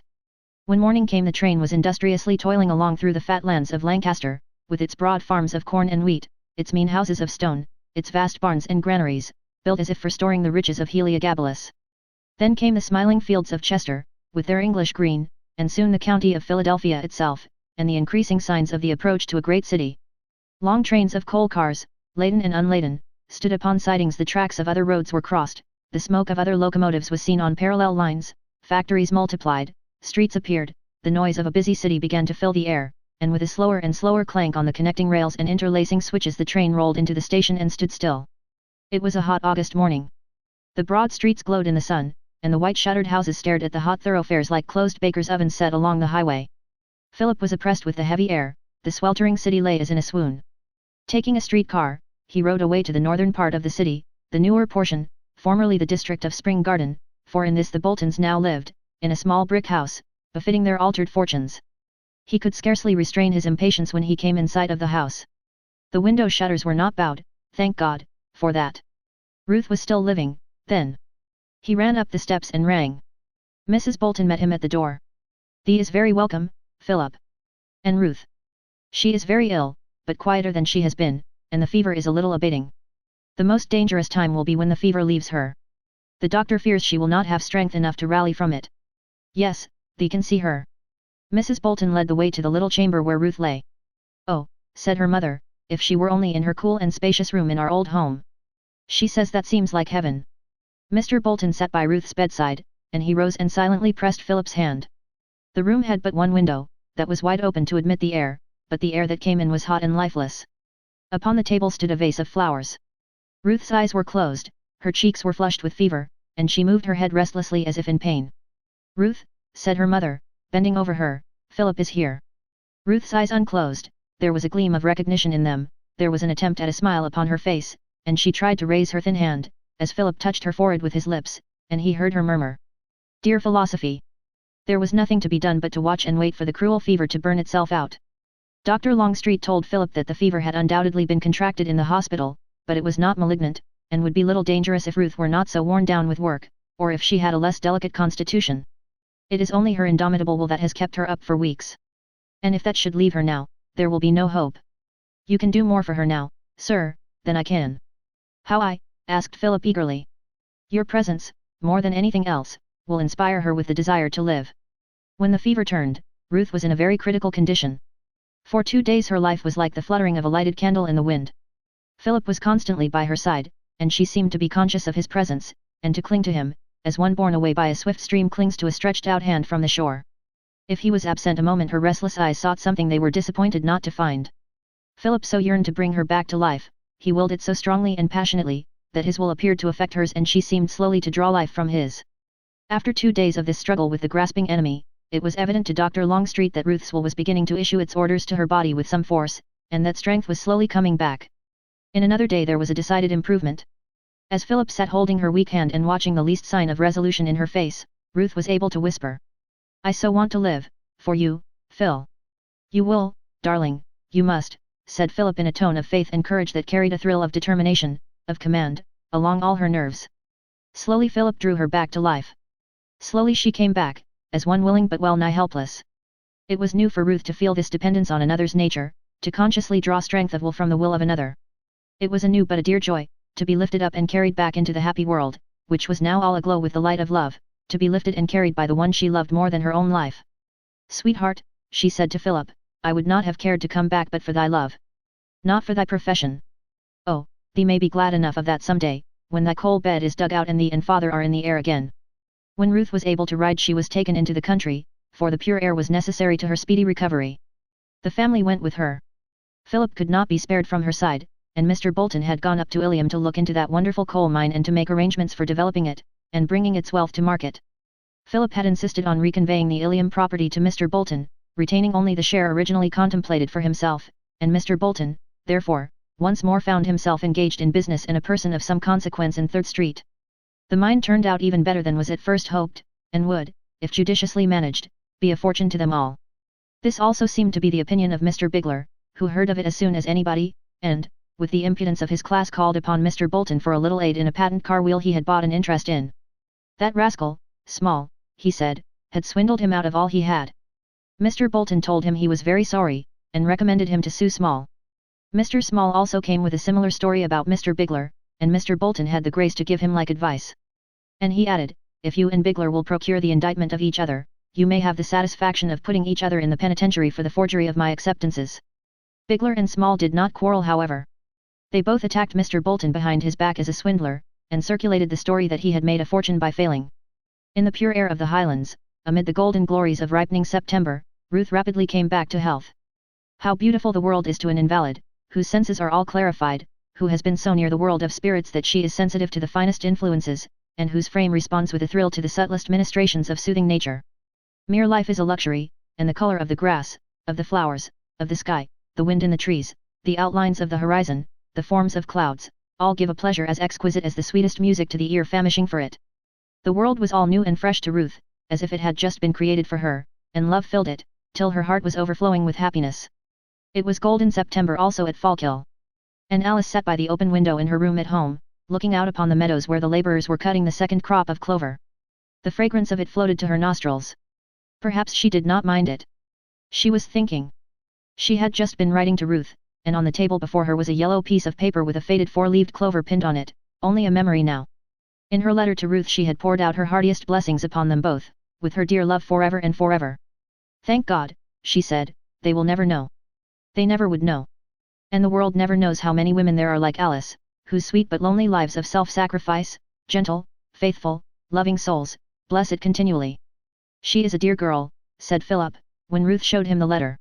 "Yes, Phil, and we can spare a great deal of love for her, our own lives are so full."